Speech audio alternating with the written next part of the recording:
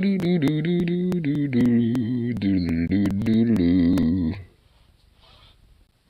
on.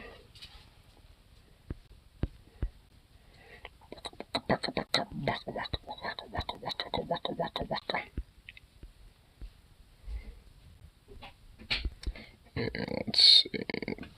Turn this on and get some tunes going. Start that off. Let's see.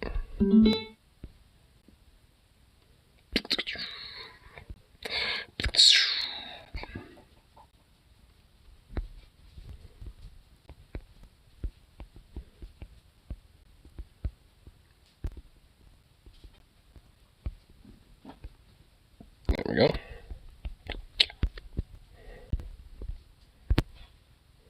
Cool. Okie dokie.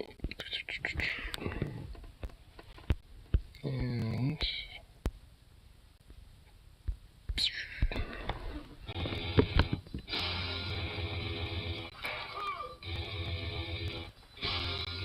alrighty.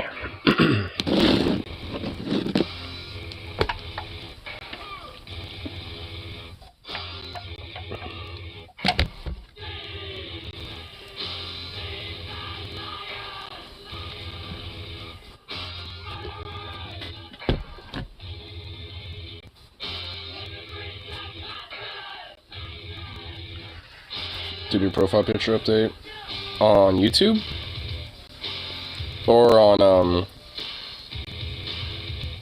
Discord? Because I saw on Discord, but I don't know if it is on YouTube or not. I don't see profile pics on Streamlabs on this end of things.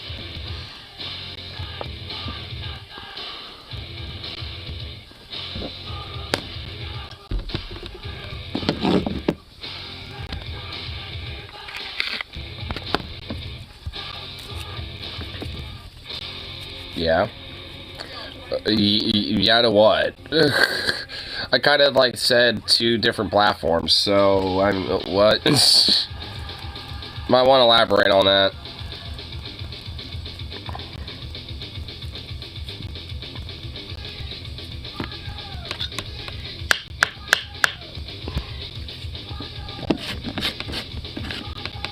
I have a headache from hell.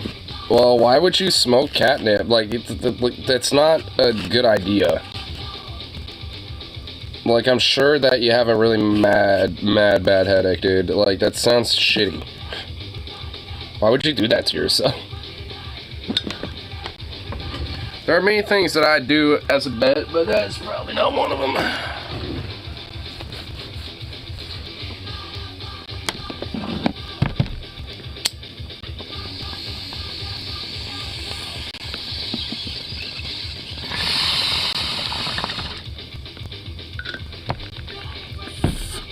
For $20. There, $20.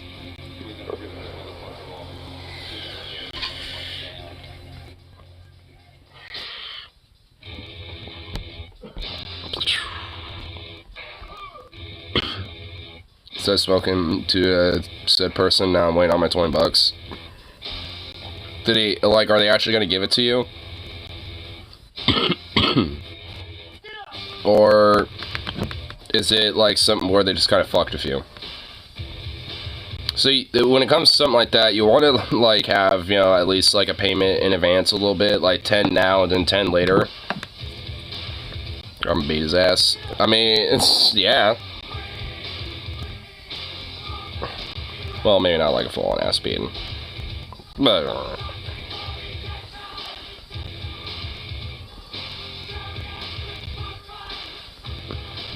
here. Let's see what little things we could go for today.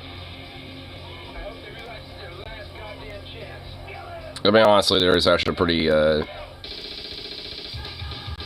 actually is kind of a, you know, a lot of interesting shit that is going on, though, so.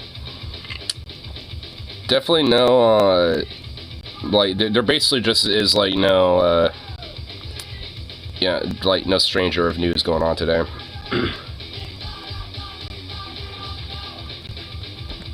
Starfield's fucking pronouns didn't stop me. Well, yeah. as much as learning how to fly did. Yeah, I'm sure, like, learning how to fly probably is more likely to prevent you from playing the game more so than, like, fucking pronouns. Fucking gender ambiguity.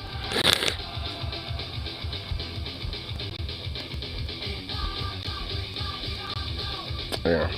Let's see. Let's see if there's, like, any specific things that we can kind of look at, you know, for some of the shit going on.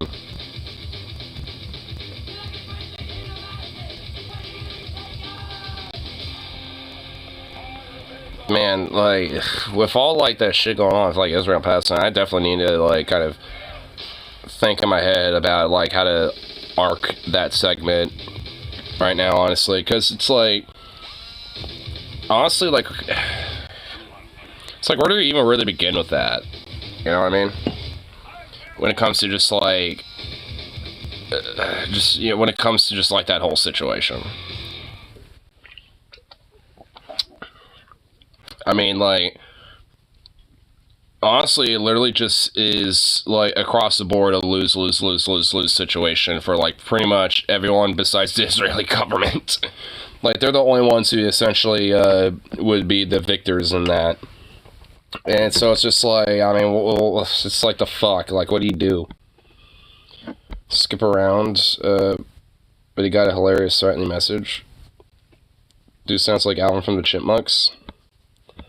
Oh, with this guy? Oh, yeah, you sent me this dude before. Here, for some reason, YouTube is being dumb.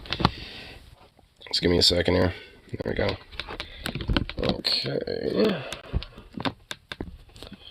So, do you know, like, specifically where the message begins?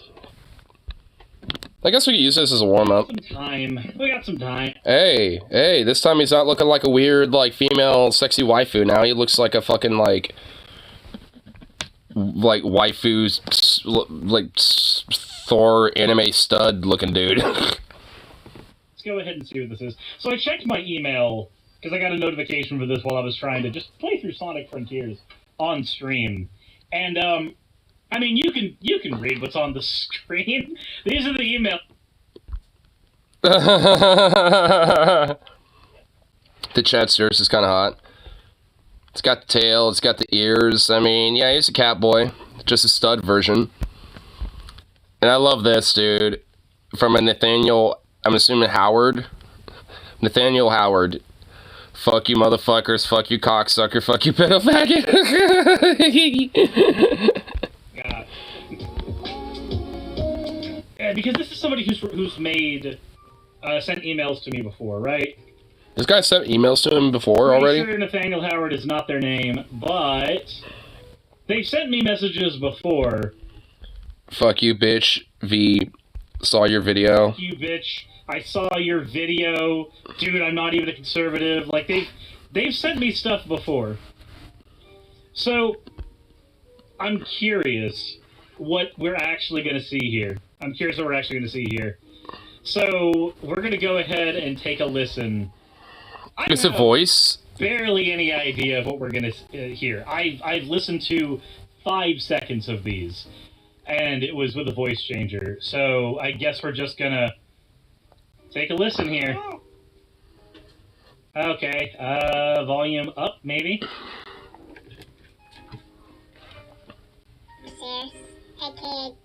Hello, Cirrus, aka the atheist cocksucker. Okay, I guess I have to turn the background music off so I can focus on this a little bit. It's kind of hard to hear with the background music, yeah. It said, oh, it's like I don't have the metadata of those emails. Would you like it? I like how it's just like, would you like to have some? Why the baby-ass voice? Is the baby-ass motherfucker? I don't know. It's a chipmunk. Set it on fire. Oh my god. Dude. Dude, he does these on Twitch, doesn't he? So I unfortunately don't think I could catch his streams, but oh my god. Let me tell you something, boy. Let me tell you something, boy. You out here, going out here talking about Dude, I could hear the hick southern drawl in the Alvin Chipmunk voice changer. It's insane. Oh my god, this guy is a southern hick boy if I've ever heard one. Had to undo the voice changer and dude sounds like his balls haven't dropped. And he also is like some weird southern hick kid. Oh my god, this kid's sheltered. It's not me, I swear. I'm not saying it's you. I'm just saying this is like some weird southern sheltered little like conservative boy, dude. Who like, you know, looks up weird shit on the Daily Wire, PragerU or something, bro. Like, I mean, I can already tell. Like, I already can just tell from that. Like, I mean, I'm not wrong in the sense that you can hear that southern drawl, yeah, like in the voice changer. People who don't agree with the trans identity are transphobic. Trans, dude. Oh my god, dude. It's oh man, how much you want to bet this guy's in like Missouri or something? Said people who don't agree with the trans identity are transphobic. Yeah, that's kind of what that word means. Or people that don't agree with. I mean, it's not really just that. I mean, it's basically just like a irrational fear and like aversion to anything that might even tangentially be, you know, related to trans people or just, you know, being transgender and shit like that. It's not really just simply disagreeing with it. I mean, it's also just simply being like having an overt aversion to it. Men that are never women, or women that was never men, or they want to be called that because they're allowed that to happen. There's a lot of words being spoken there, but you know, fuck if I can understand any of them. Yeah, because you got like Alvin the Chipmunk voice changer and like that southern hick draw voice. I mean, if we watch them, if we have time, can we watch them? Because it gets funny as fuck later on. Yeah, we'll kind of skim around a little bit here. But, yeah, we're going to skip a little bit, but I just definitely want to check out, like, these, you know, clips. Like, we'll kind of skip from, like, you know, clip to clip. Like, once he's done listening to the clip, we'll go to the next one. Because, yeah, it's a 40-minute one. Just because you want children to get mutilated because of some misunderstanding. Just because you want some children to get mutilated. Just because you... Okay, so he says that I want children to be mutilated because of some misunderstanding. All right, so... First of all, yeah, I agree with Dunaboyo. Say it with your chest. Don't use a voice thing. Here, like, here's the thing. My regular voice is used on every video that I do. I've shown my face on my channel repeatedly. Like, just don't be a coward. But let's go ahead and clear up this misunderstanding real quick. How come I've never seen your face on the channel then, bitch? I have... Use your real voice? Yeah, like, I mean, look, I could get if you want to, like... You know, maybe hide your face or whatever, or even have like a little character like this or something, you know, whatever. But at least use your real voice, you know, so we can hear what you sound like, so we can kind of at least get a picture of who you are. You know what I mean? Like, you know, yeah, like say it with your chest, you know? Like, I mean, serious is not wrong at all. Like, I mean, if you're gonna, like, you know, talk shit, just talk shit. You know, whether you have your face, you know, there or not, you know, that to me is secondary. Like, if you're gonna talk shit, just talk the shit. Ever, not once, argued that mutilation of children is okay. That includes any type of sexual reassignment surgery on children. That's not a thing that I have ever advocated for once on my child, nor is it... And nor is it, which I'm thinking he's going to say this, nor has that ever happened.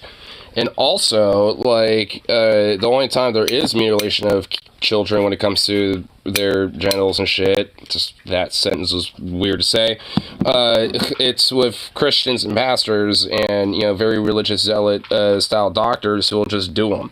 You know, and not just in Christianity, but also in, like, you know, Judaism, Islam. Like, it's very prevalent in, like, Abrahamic belief systems. So it's just like, I mean, but that never, ever, ever gets talked about, you know, from these fucking weirdos. That most trans advocates advocate for. Just because you have one brain cell, and that one brain cell is telling you that that's what people want, does not necessarily mean that that's reality. The medical consensus is that the way that you handle a kid that says that they might be trans is very, very simple. After I sneeze with the mute button, Jesus. But the way you handle it is very simple. If a kid under the age of 10 says, hey, I think I might be trans, also, yeah, we're ignoring the whole circumcision problem. We're ignoring the fact that we actually do this shit already. We do genital mutilation to kids in America. It's called circumcision. But Yeah. When a kid goes like, hey, I think I'm trans, and they're under the age of 10, what we do is we go, okay, you are allowed to socially transition. You cannot get HRT. You cannot get puberty blockers. You cannot get anything. You are allowed to change your name if you want, not legally, but change how people refer to you, like you can at any point whenever you say, hey, you want a nickname. And you can dress differently if you want. Again, something people can already do. None of that requires mutilation of any part. Once a kid hits the ripe old age of puberty, which can be 11, 12, sometimes earlier, then we are to use puberty blockers. Again, not mutilation of children. And puberty blockers can be reversed by simply no longer taking them. The effects of puberty blockers are basically identical to the effects of late stage puberty, which happens in a lot of people normally anyway. If you want a good example of this, just look at Yu-Gi-Moto. I'm kidding. I mean, also, like, I mean, frankly, for me, like, I kind of, you know, probably hit puberty a little bit later than average, but I couldn't really tell you, to be fucking frank. I mean, because I don't know. I'm not necessarily, like, you know, that hyper in tuned about, like, oh, yes, this is the exact date my body hit puberty. It's like... We actually met somebody in your life who had a very, very late puberty.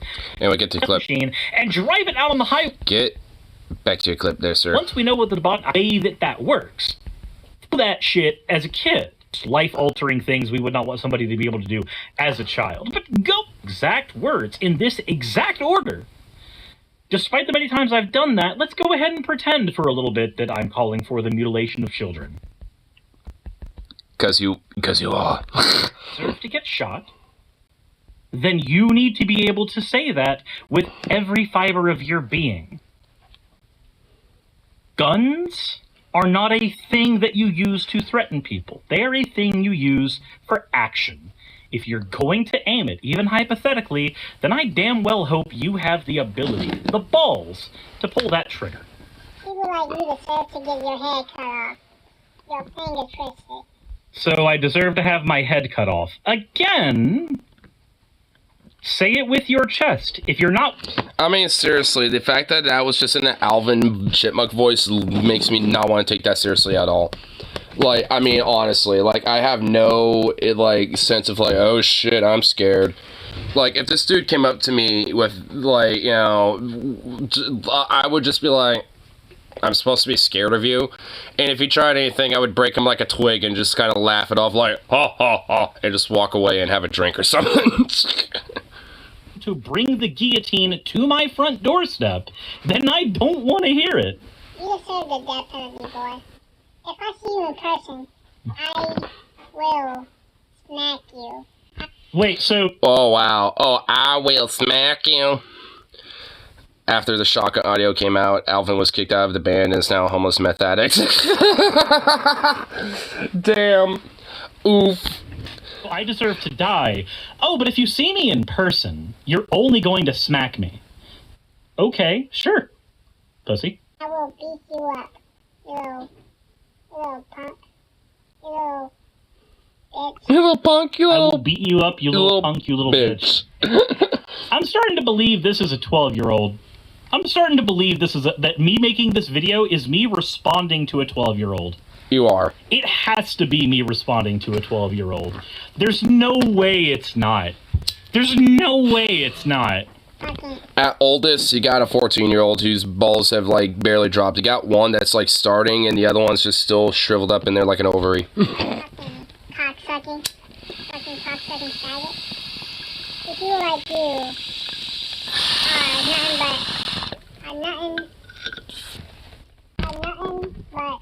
Use a script next time, my guy. If you're not, like, what? Please consider using a script next time. If you're gonna do this whole people like you are nothing, are nothing, no. You want to give a threat, you need to sound like you can actually give a threat. If you're going to do this, then I'm just gonna sit back and laugh at you. Because you don't sound like you have the confidence to say the words you're saying. You've got some of the words down, but you flip between, on one hand, going, you deserve to die, and on another hand, you deserve to be smacked. You deserve me to smack you. I think you deserve to step on a Lego and then choke on it. There. That's as far as I absolutely have to go. That's as far as I have to go. Ever. Step on a Lego and then choke on it. But here's the thing. If you're gonna threaten somebody, don't stutter. If you're going to try to threaten somebody, at least sound threatening. I'm trying to help you here. I'm trying to help you understand that if you really want to go through your villain arc, then you need to actually act like a villain and not like a little kid's idea of a villain. Trouble. I mean, considering that, like, I wonder if he got the persona out like this just for this video, because, like, yeah, I'm gonna have, like, this, like, mildly threatening looking, like, sexy tomboy, cat boy looking dude. People like you deserve to get your ass beaten. I don't care. Did he just, like, chuckle? I just don't care anymore. You don't care anymore. Okay, well, you cared enough to stutter your way through a child's threat. See, people like you want to protect rapists and criminals. What? Protect rapists and criminals? When have I said that? When have I said that What? rapists need to be protected? I don't know when I've actually said that. To want to protect people that want to rape women. Want to protect people. Do I want to What? protect people who want to rape women? Rape women? That is so confusing. Like, what? No, not really. Unless you are trying to argue that all trans people want to rape women, in which case, I don't personally know any of them, nor would I try to defend them in any case. But Nor do I think that really happens. Like, I'm sure there's probably, like, an exceptional outlier case where that's happened, but I highly doubt, you know, that's, like, the norm, you know what I mean? that's Or a child. I think it's just a child. I have a strong feeling this is a kid who is just sheltered and is just trying to be an edgelord. Stumbled upon a YouTube channel that they don't like and is trying to be a little edgelord, basically. Like, that's my assumption, honestly. trying to steel man this. Bragwin, thank you for the resubscription. I mean, this just, like, reeks of the energy of just, like, a sheltered kid, you know? Like, this just kind of reeks of an edgy, sheltered kid. That mostly crazy. So you okay with these trans women, or I say these men being on women? No. I can't get over this voice. Trans women being on real women, right? Yeah, I'm okay with trans women being real women. I mean, I happen to be dating one, and my... Honestly, it's funny, because not one person in my family has said anything about Saki, and most people that I've hung around have had to actually be told that Saki is trans. Like, they... Yeah, like, funny enough, when it came to my friend's sister, like, I had to, like, kind of double check and confirm, be like, that's your trans sister, right? And he was like, yeah. I was like, because honestly, the total change was like, goddamn. Like, in a good way, though. Like, I was just like, wow. Like, I mean, she got, like, hot quick. I mean, honestly, I was just like, whoa, dude. And yes, absolutely does pass, like, so to speak, you know, in a sense of, like, yeah, she just looks like a metalhead goth punk girl that you would see on the streets around here, basically. Like, like, you would have to be told overtly that, you know, like, oh, yeah, she's trans or something, you know, for you to probably be like, oh, really, oh. You know, because, honestly, like, I mean, it shouldn't be a really big deal anyway, but, like, I mean... When it comes to just, like, you know, just a little garnish of confidence and just, like, you know, a certain style that you like and just putting yourself out there that way, like, it generally does kind of go a long way to just, you know, with that. Like, I mean, regardless of if there's, like, you know, an element of being trans or not.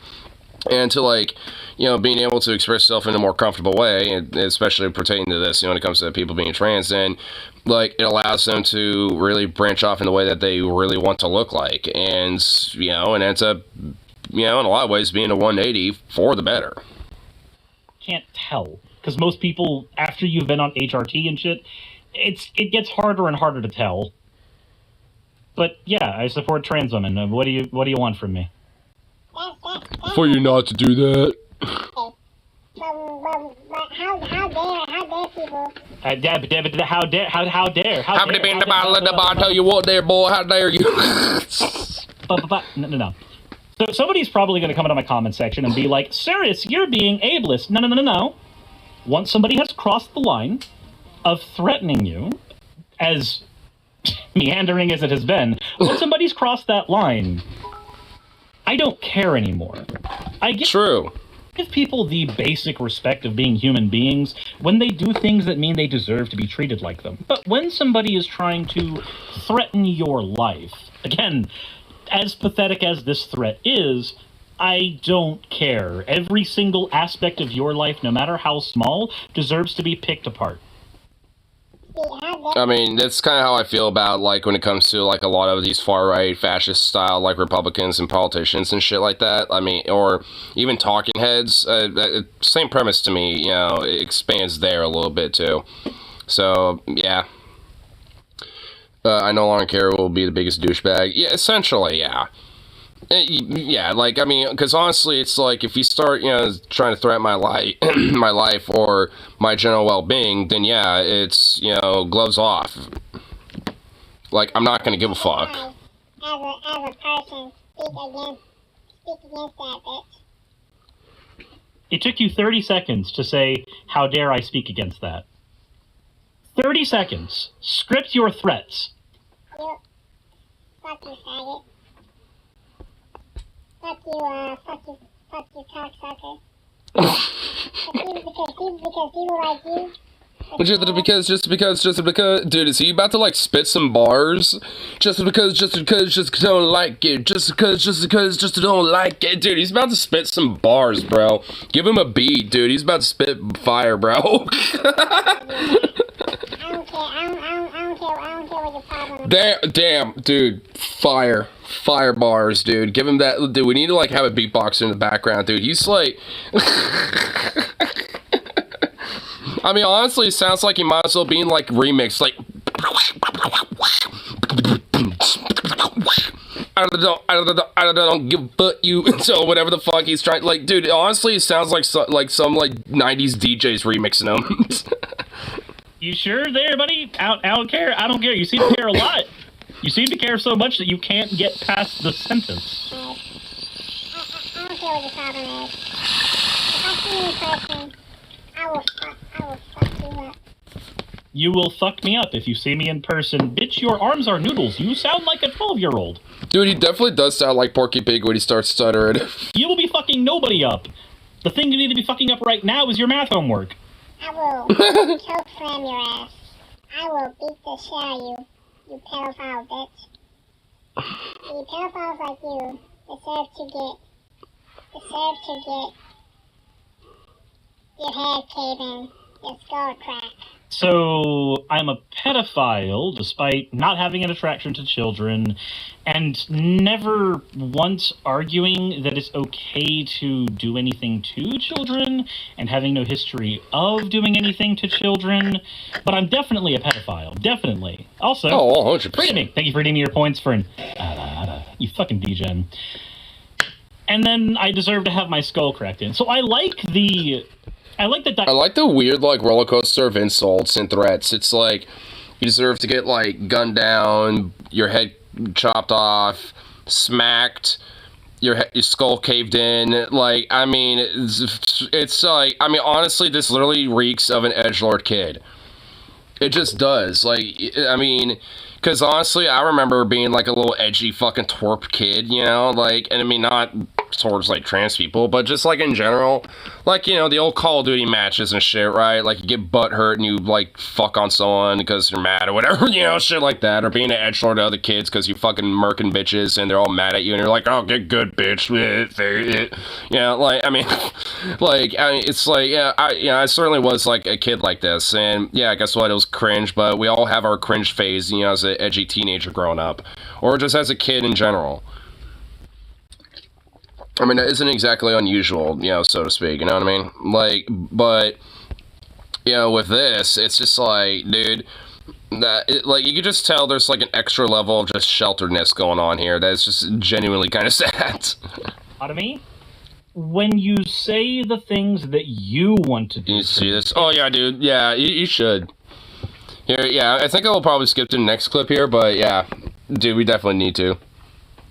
All right, looks like it looks like he was kind of pretty much done with that clip anyway. So let's get to this next one. An adult, written by an adult, spoken by an adult. Look, he says, I know you're ripping them apart and all, and we're mocking them, but also, I'm sorry you get stuff like this, Cirrus. It's still messed up. Make sure to take care of your mental health if it ends up bothering you. Shit like this doesn't bother me. Shit like this is funny. I mean, it is. Like, the only time it would bother me is if they actually, like, started, you know, fucking with me in my personal life. You know what I mean? Like, when it comes to online shit like this, like, you know, maybe I just have a different philosophy about it, but I don't really take it, you know, as serious, really. Like, because, I mean, if anything, you know, at the end of the day, it's just fucking words, you know, on a screen, you know, it's like, yeah, obviously, you know, especially if it's over and over and over and over again, like, you know, it's gonna be, you know, especially if you can't necessarily, like, you know, escape it because you try to block it or whatever the fuck. I mean, yeah, it's gonna wear you down to an extent, of course, but, like, I mean, at the end of the day, it's not really that, like, you know, big a deal, at least to me, because, I mean, what I do is just, I don't interact with it. Like, I just don't, like, you know, look at it at all. Or I just don't go on those platforms, like with Twitter, you know, for example, I don't even think about it, and I basically only go there if someone sends me a link there. That's it. Like, beyond that, I don't go to platforms like that, essentially. Like, I barely use Instagram, for fuck's sake. Like, so, I mean, at the end of the day, I tend to, you know, like, you know, if anything, you just kind of avoid that shit, 'cause it's just bullshit, and the only time I do see it, especially if it's directly pointed at me, is I just kind of laugh at it, because, like, oh, whatever. You know, it's not that big of a deal. Shit like this is hilarious. These are the types of impotent people that think they deserve to be in power. I'm done with you, bitch. So I like how this begins by saying, "You think I'm done with you, bitch?" These two emails were 3 minutes apart. You recorded this email, sent it, sat on your ass like you took a quick shit, came up and just went, "Oh, you think I'm done with you?" Like, no. It's like, oh, you know what? You think I'm done? I just had to take a shit, you know, I was kind of looking, you know, like, you know, for my Daily Wire subscription video feed, and I was like, you know what? Fuck this. This son of a bitch hasn't heard the last of me. Understand, you had to circle a couple more of your problems on your math homework, and now you're back to say more, but let's see what you got. Let's see what you got. I'm curious. Hell yeah, dude. I know people like you, man. People like you always want to molest children. I know people like you always want to molest children. No, I can't say that I actually have any particular want to do that. I don't see the appeal of a child. I just don't. Ignoring the fact that it's a completely monstrous thing to do, just pragmatically speaking, I don't see the fucking appeal. Yeah, pretty much. And also, they tend to be fucking annoying half the time. Like, they're either just, like, to me, kids are pretty much, like, neutral or annoying. Like, they're, like, that's how I feel about them. Like, I tend to not want to be around kids at all. Like, I mean, if they're, like, teenagers and they tend to be, like, you know, asking questions or just, like, hey, you know, like this video game or something or whatever, like, then, you know, there might be a level of being like, all right, I can at least talk to you like an adult a little bit. You know, we can have at least a casual conversation like I would if literally anybody else. But at that point, it's like, I'm just treating you like a human being because you're being mature and acting like a human being. You're not being an annoying little twerp. So, you know what I mean? It's just like, you know, at that point, it's like, whatever. You know, like, and then, you know, and I've met plenty of kids, you know, and, like, teenagers that can be pretty bright, you know, and stuff, and that's where they go. The neutral category, you know, where it's like, all right, you know. But if not, more likely than not, they tend to be kind of annoying little shits. So...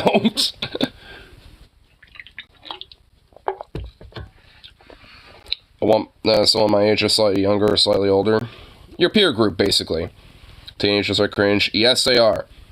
Like I said, I've met a few, you know, that, you know, tend to be pretty bright and can be pretty cool. But that's the thing. A few. Like, I mean, you know, not like, you know, it's like, oh yeah, I see like, you know, pretty cool kids all the time. You know, it's like, no, it's like very rarely, and usually just because like they're part of my family, so I might see them at like family gatherings or whatever, and they'll talk to me and hang out with me and shit. And you know, and of course I'm gonna not be a weirdo, and I'm gonna talk with them too, be like, oh yeah, you know, blah blah blah blah blah. And you know, and that's, and you know, and a lot of the kids, you know, that are in my like extended family shit are, you know, pretty cool. But like on a general level, kids are annoying. For like a whole 12 seconds and several yards away. Yeah, pretty much. Also, what were you watching? Cirrus, a guy that a VTuber that fucking like Venom watches. And yeah, he got threatened by Alvin of you know, of the Chipmunks, dude. Alvin is secretly a transphobe and freaked the fuck out of Sirius, and now is yelling at him. You defend the LGBT going after children. I see your big I defend the LGBT going after children? No. We just have a very different idea of what going after children looks like. videos about, oh, you know, drag queens at schools ain't that bad. Huh? You're telling me that it's okay for these disgusting degenerates to go to kids, to go to libraries and schools, dressing up as... It's okay for LGBTQ people to exist in libraries and schools? Yeah, absolutely. Just like anybody else can exist in a library or a school. Just like anyone should be able to exist just in general. Sirius in your state, he's a Georgia boy. You're right, Pernia. There's a thing we can do. There's a thing we can do. We can actually go here, skip, skip, skip, voice changer. Let's throw this in here. Effect, pitch, and tempo. Change pitch. Oh, let's lower the pitch down. Oh my god, whoa, he just unleashed Cthulhu. Whoa. Oh, dude, he just unleashed Cthulhu. Effect, pitch, and tempo. Change pitch. Can we hear that again? The pitch down. Oh my god, dude, he just like unleashed Cthulhu for a minute. Oh no. Not that much. Cthulhu tried to reach out for the ether. Effect, pitch, and temp.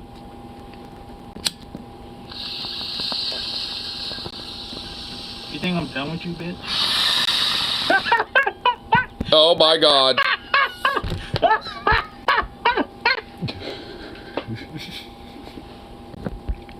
Hold on, what?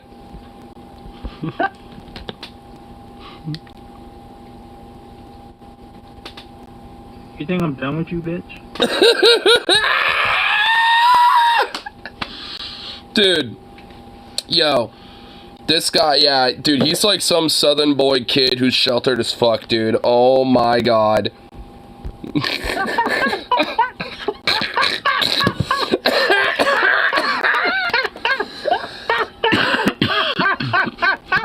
Oh boy, now we get to actually hear your voice. Let's take a listen.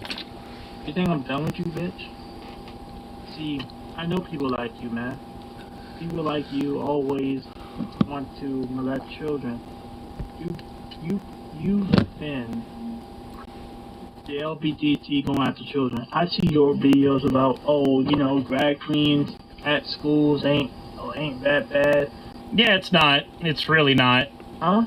You're telling me that it's okay for these disgusting degenerates to go to kids, to go to libraries and schools, dressing up as the way they dress up, and to teach them about sex, teach kids about sex? Well, hold on. If we're talking about Drag Queen Story Hour, we're not talking about sex.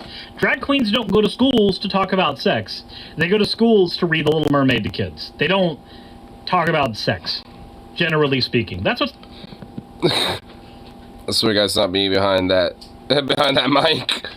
I mean, honestly, it's like this dude, you know, whoever this dork is, just honestly sounds like just straight up a sheltered kid. And I find it funny. It's like, oh yeah, they're trying to teach about sex. It's like, okay, you know, let's grant that. bad's happening when it comes to these story hour things. Like, I mean, you know, like, is sex education a bad thing? Like, I mean, for fuck's sake. I don't know, people read at libraries. Have you ever been to the library? Yeah, I've been in the library before, I tell you what. Cool dude, dressed up to get the kids to pay attention better. Yeah, and honestly, I'm sure it does. Wow, what an innocent but pragmatic and normal thing for a drag queen to think when setting up story hour. It's like, hey, I'll be able to help kids, you know, stay focused because they want to look at me. Yeah, look at me, all looking all pizzazzy and fancy. You know what I mean? It's like, I mean, good lord. That is for it. But, you know, continue. Oh, please tell me ain't acting like a fool. Look, I'm just gonna say, like, if you're gonna use a... Wait, hold on, what? You know, continue. Oh, please tell me ain't a brother acting like this, acting a fool like this. Oh my god, you know what? I mean, now that we have the voice changer off, or I guess at least, you know, about as best we can get to the real, you know, unchanged voice. Dude, oh my god, you know, is this like a black southern kid who's sheltered as fuck? Because honestly, I do hear some southern drawl.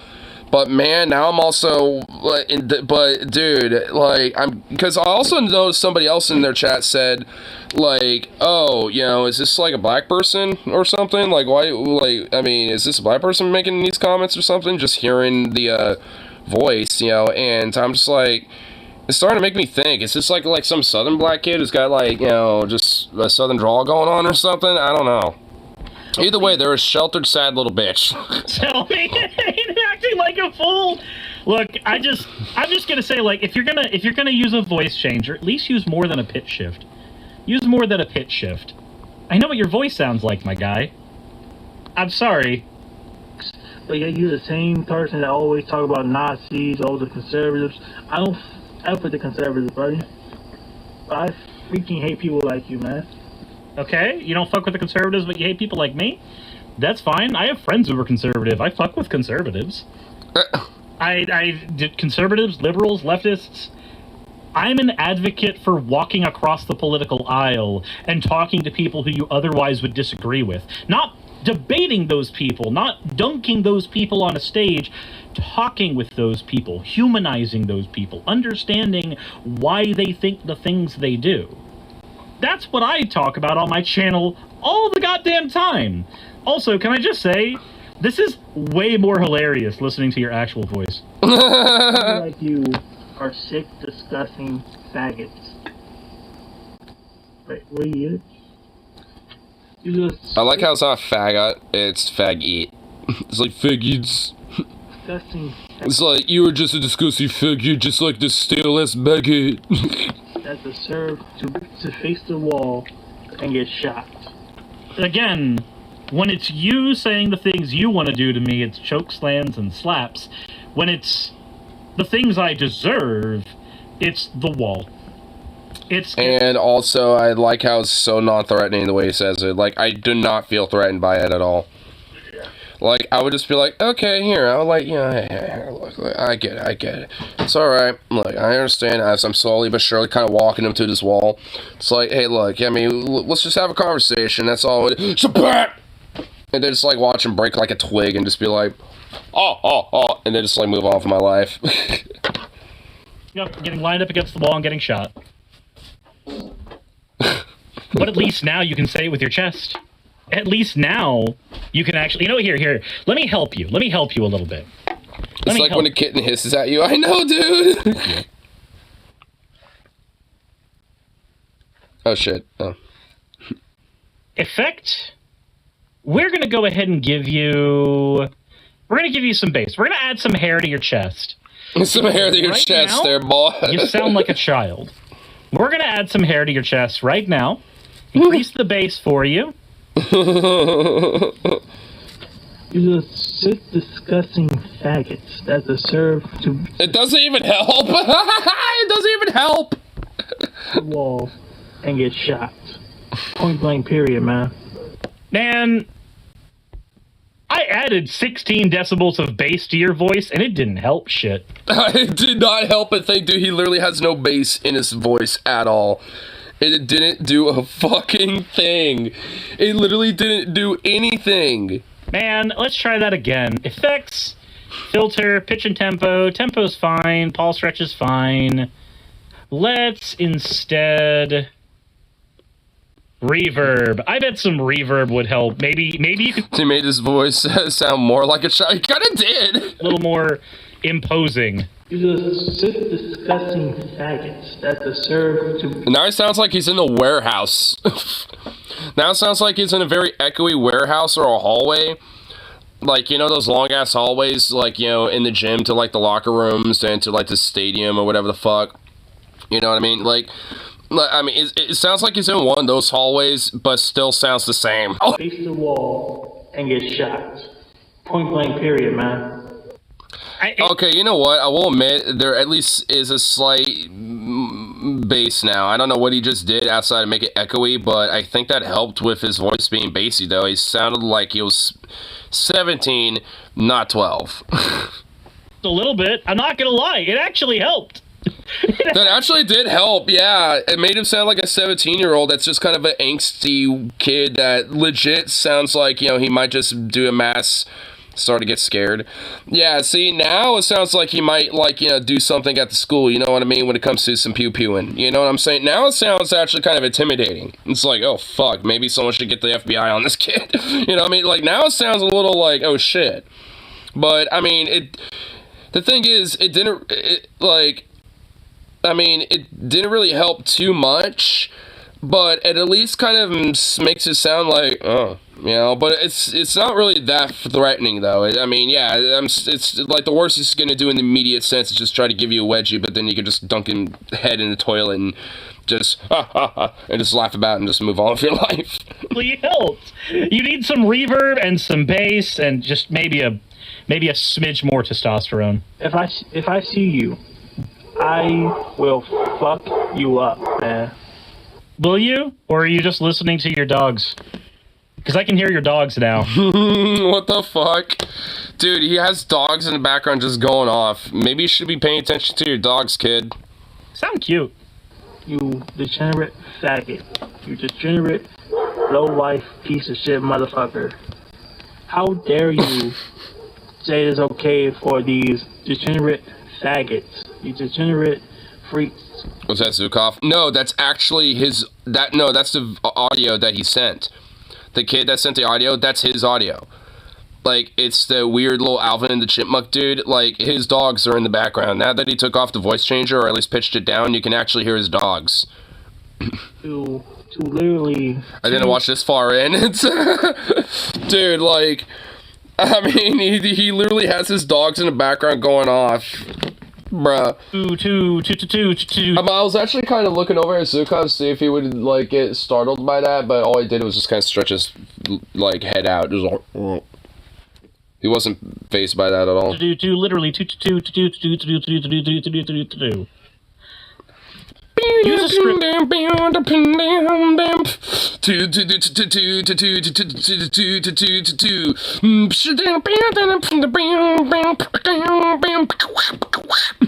Dude, I mean, honestly, it still feels like, you know, with him stuttering, you know, with his insults and shit, like, you could remix it into, like, some weird, funny beat. Guy, please use a script. The next time, I implore you, the next time you want to threaten me, I will just simply let it happen. I will even play it on my channel. Use a script. Please. If you're gonna do your villain arc, use it well. To literally hard children, you fucking... Are you yawning in the middle of your death threat? The fuck? What? Please. If you're gonna do your villain arc, use it well. To literally hard children. Oh my god, he's yawning. Are you yawning in the middle of your death threat?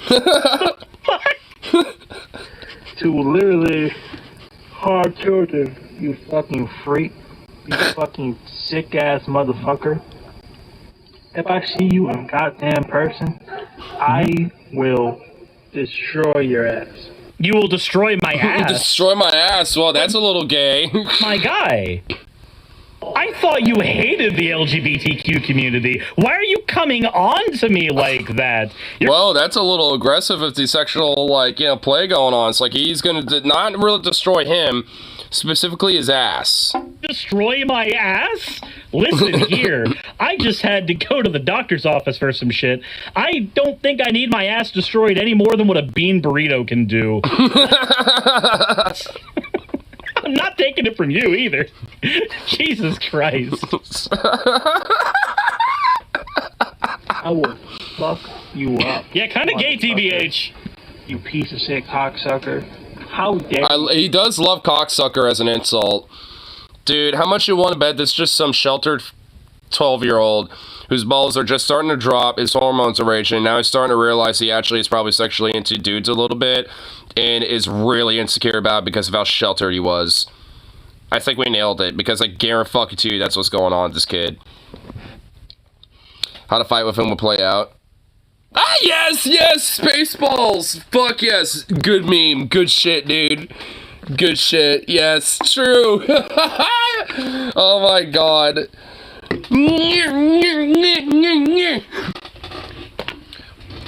Oh shit, I hate when our Schwartzes get tied up. Here, we gotta just, you know, I'll just put my leg over here and then just do this, and then, right, and then 1, 2, and 3. It was a fucking awesome movie, dude. Dude, you just unleashed like that whole entire scene in my head right now. Fucking, dude, that movie's so good. Dude, just excellent meme. Quality meme. Quality. say that it's okay for these fucking For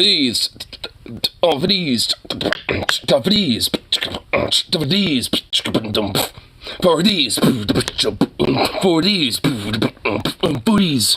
Dude, like, I mean, like, you could just remix his stutters, bro. When he keeps repeating himself, you could just literally remix it into some beat.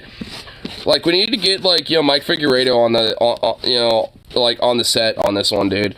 We, like, because this shit's funny. For these HIB shredders, for these. What? Huh? What is that word he used? HIB shred. Wait, what? HIB shredders, for the Shredders? HIV shredders. I think he meant to try to say spreaders. Dude, the HIV spreaders, I'll tell you what, when he just literally sounds like he's, like, you know, saying shredders. Keeps reaching out, no one gets back, I'm doing collaborations. I bet I could hit up the Leftist Mafia where Mike Figueredo's on. I bet I could hit him up. I've always had dankest memes. When I'm on my walk, I'm like, hey kid, you want some dank memes? But my parents said dank memes are bad for you. Nah, man, they're legit shit, bro. I got the dankest of the dank memes. Promise you. ACIB's feathers? I don't know what that was. For these fucking freaks, these people that deserve to be put into a goddamn mental asylum to go after children. An asylum now? Fuck you, motherfucker. People like you deserve to get your head. Hey. I think that was just the audio, okay? Like, chill. Knock the fuck off, you bitch. Interesting. So, we have one last one. Bruh. Get over here. Come here, you goof. Oh, HIV spreaders. Okay, yeah, that's an old one. You have one last one. Is this going to be the redemption arc? This is the third act. This is the third act in your attempts to threaten me. Smells kind of like a projection. Oh, don't it? Oh,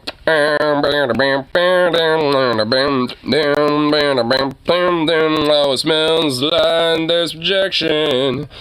In this room is fumigating. Just start, you know, just like going into a jazz piece. I don't know why I'm in a musical mood tonight. Just kind of am. Honestly, I think, you know, the fact that like this dude, when he stutters, you know, sound like a remix beat or some shit. You just need like someone, you know, to drop a few beats in there. I think it's just got me in the music mood now. I'm just like, just thinking about that.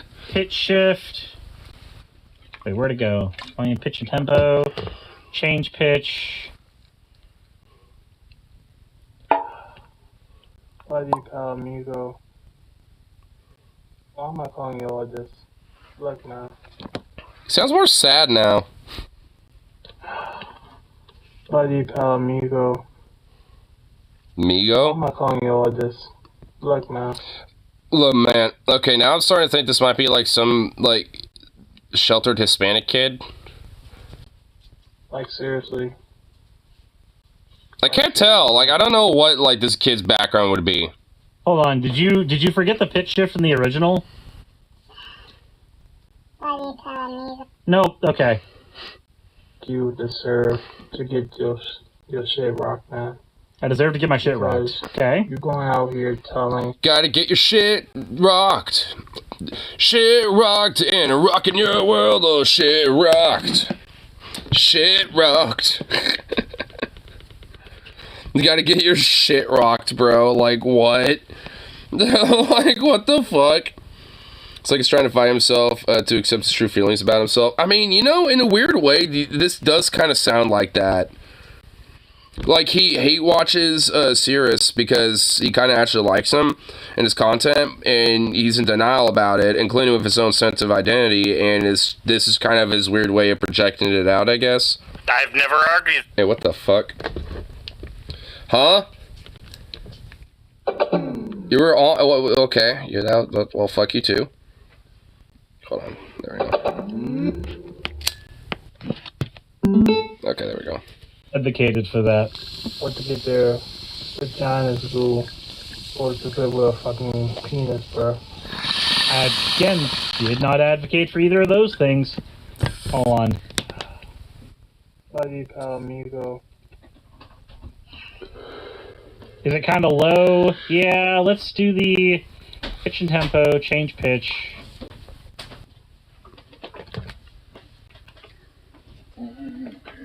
Come on, Bubby. Why do you call me?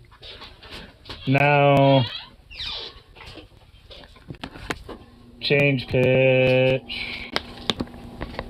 No. I feel like he needs an editor to kind of crunch this shit down. People like you deserve to get your shit rocked, man.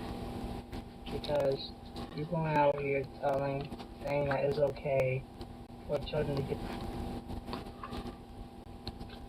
Said maybe normalize it. His girlfriend's the editor and she's sick. Nah. Yeah, because, like, I kind of feel like, some of these, like, little in-between bits can kind of, like, be crunched down a bit. Saying that it's okay for children to get their balls cut off or to get their vaginas glue or to put with a fucking penis, bro. This is some sick ass shit, bro. People like you are nothing but fucking faggots. You disgusting cocksucker. Like, people like you deserve to get destroyed. Just deserve to get fucking... Just destroyed, dude. Your shit smack. You gonna actually complete one of those sentences one day? See Snake Jerry, thank you for resubscribing. Curve something to fucking brown. Like, how fucking dare you say it's okay for a child to get their... He's on his phone because he's, like, shuffling around. Is he, like, on his bed or something? to get hormone therapy. It's not, buddy. It is okay for people to get hormone therapy. We do it for cis people all the time. It's Yeah, not Joe Rogan does it. Way, but like, buddy, you are a disgusting human being. I can't wait. If you ever answer my email or send me a goddamn box, I will fuck you up, man. Wait, hold on. What will make you fuck me up? If you ever answer my email or send me a goddamn box, I will fuck you up, man. What is this one right here? Or send me a goddamn box, I will fuck you up, man. A whack? Is that like some weird mafia term? It's like, if you send someone to whack me, say. Send me a goddamn box, I will... or send me a goddamn whack, I will fuck you A up. whack? I don't know what that meant. Or send me a... Did he say send me a goddamn wife? Send me a goddamn whack, I will fuck you up, man. I'm fairly certain that says send me a goddamn wife. No, I think it said whack. Send him an email, please do. Send me a block. Send me a goddamn butt. I don't know. What Wait. does it sound? What? I don't know. The butt. Send me a goddamn butt. He did say he would destroy my ass. He did say that. That's true. Buddy, I would destroy you, man. Uh-huh. Sure thing. I would destroy you in the ring. In the ring? In the ring, dude? Is this like WWE now? People like you deserve to get their skull cracked or to get caved in. You punk. You fucking faggot. You sissy. Sissy? Real man. Dude, this guy is definitely projecting. You fucking piece of shit. You a goddamn pedophile. You have porn on your hard drive. You fucking... Probably have porn on my hard drive? Yeah, probably, but it's probably not the kind you're thinking. You fucking piece of shit. You a goddamn pedophile. You probably have porn on your hard drive. Yeah? You fucking... faggot. Pedophile. You fucking, yeah. I've said cocksucker like a million times. Really want to suck cock. You know what? He's fat. Yeah, I'll do that one again. Faggot. So he probably has porn. Yeah, like I do. You probably the same. Us furries like to collect, the good ones. The quality, the quality yiff. Okay, we like to collect the good ones. You know what I'm saying? Jew loving sucking. Wait, whoa, what? Jew loving sucking. Whoa! Oh, there it is. You're gonna do the whole like I'm not a Nazi, bro, and then you just do the whole oh you're a Jew lover.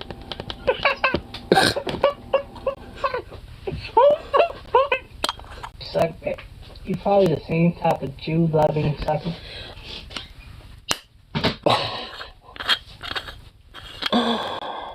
Edgy kid is edgy, dude.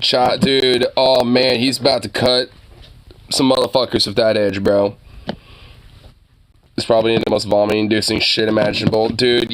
I bet you this kid's probably got like tentacle scat peg porn, bro, or some shit, dude. Like he's got some weird fucked up shit on his hard drive. You know it.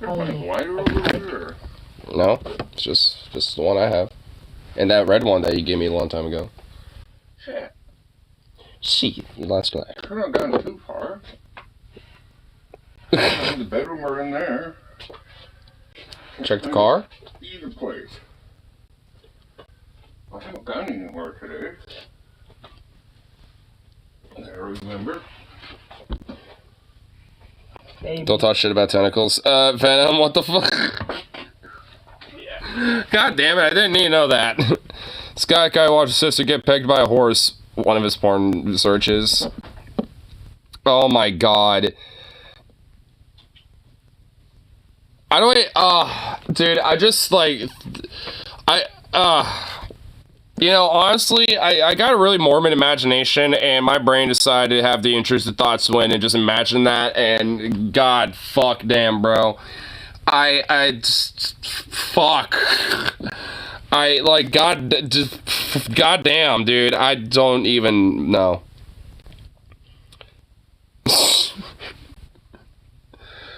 Oh my god, we're moving on. Motherfucker. Cause you look kind of Jewish. But you look kind of... You look kind of Jewish? What the fuck? Wish. Oh boy. Oh Oy vey. boy.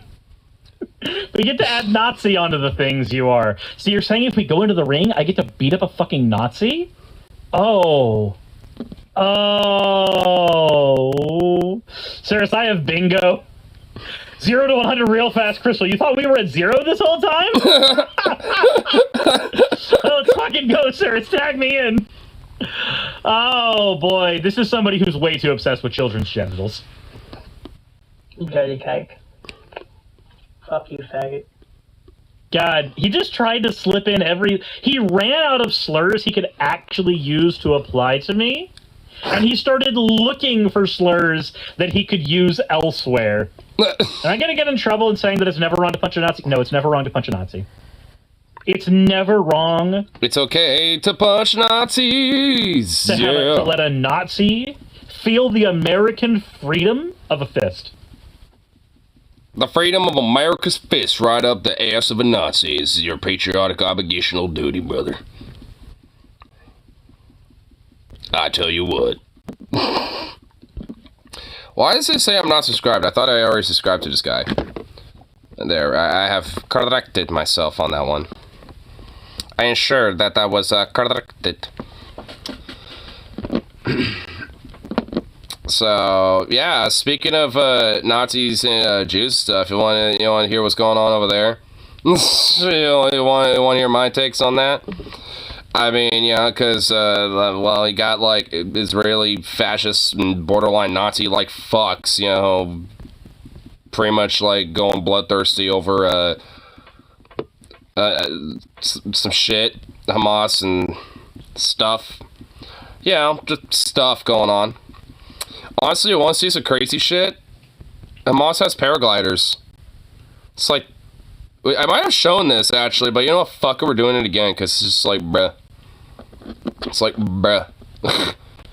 Where is it? I want to see our boys, dude. Let's bring the mood down from the hilariousness that Alvin and the Chipmunk threatening someone. Well, maybe we should have used that to, like, bring us up to the sadness. I mean, I don't know. Well, I mean, honestly, you know what? I mean, we'll fine. We'll put a pin on it because I actually have another thing we could look at. A Jubilee, if you be. But dude, we should look at this though, because this is just like a bruh moment, dude. Like fucking paragliders, dude. Like, look at this. Has to be from like 3 years ago. Somebody in Estonia did a goof or whatever. Someone from Estonia done a goof. Okay. No, it's just Hamas paragliding. Zoom, baby. I like how someone's just whistling. Probably thinking it's just some dude on a paraglider, not realizing what's going on. Or maybe they do, I don't know.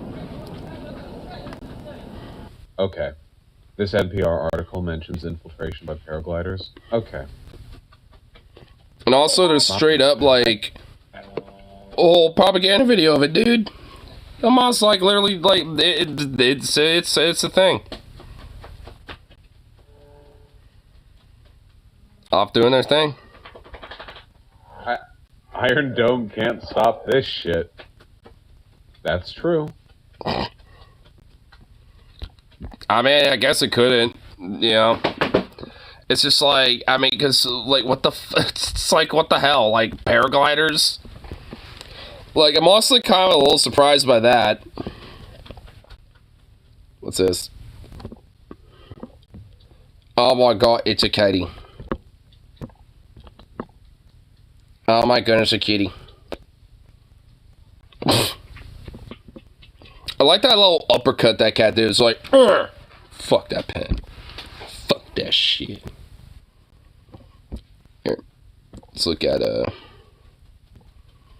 this. Because this will probably be a thing where I think there will be a lot of like ups and downs, but probably mostly some ups, I think. And funny enough, at least it is kind of tangential to us. Sirius's like dude being a weird anti-trans freako.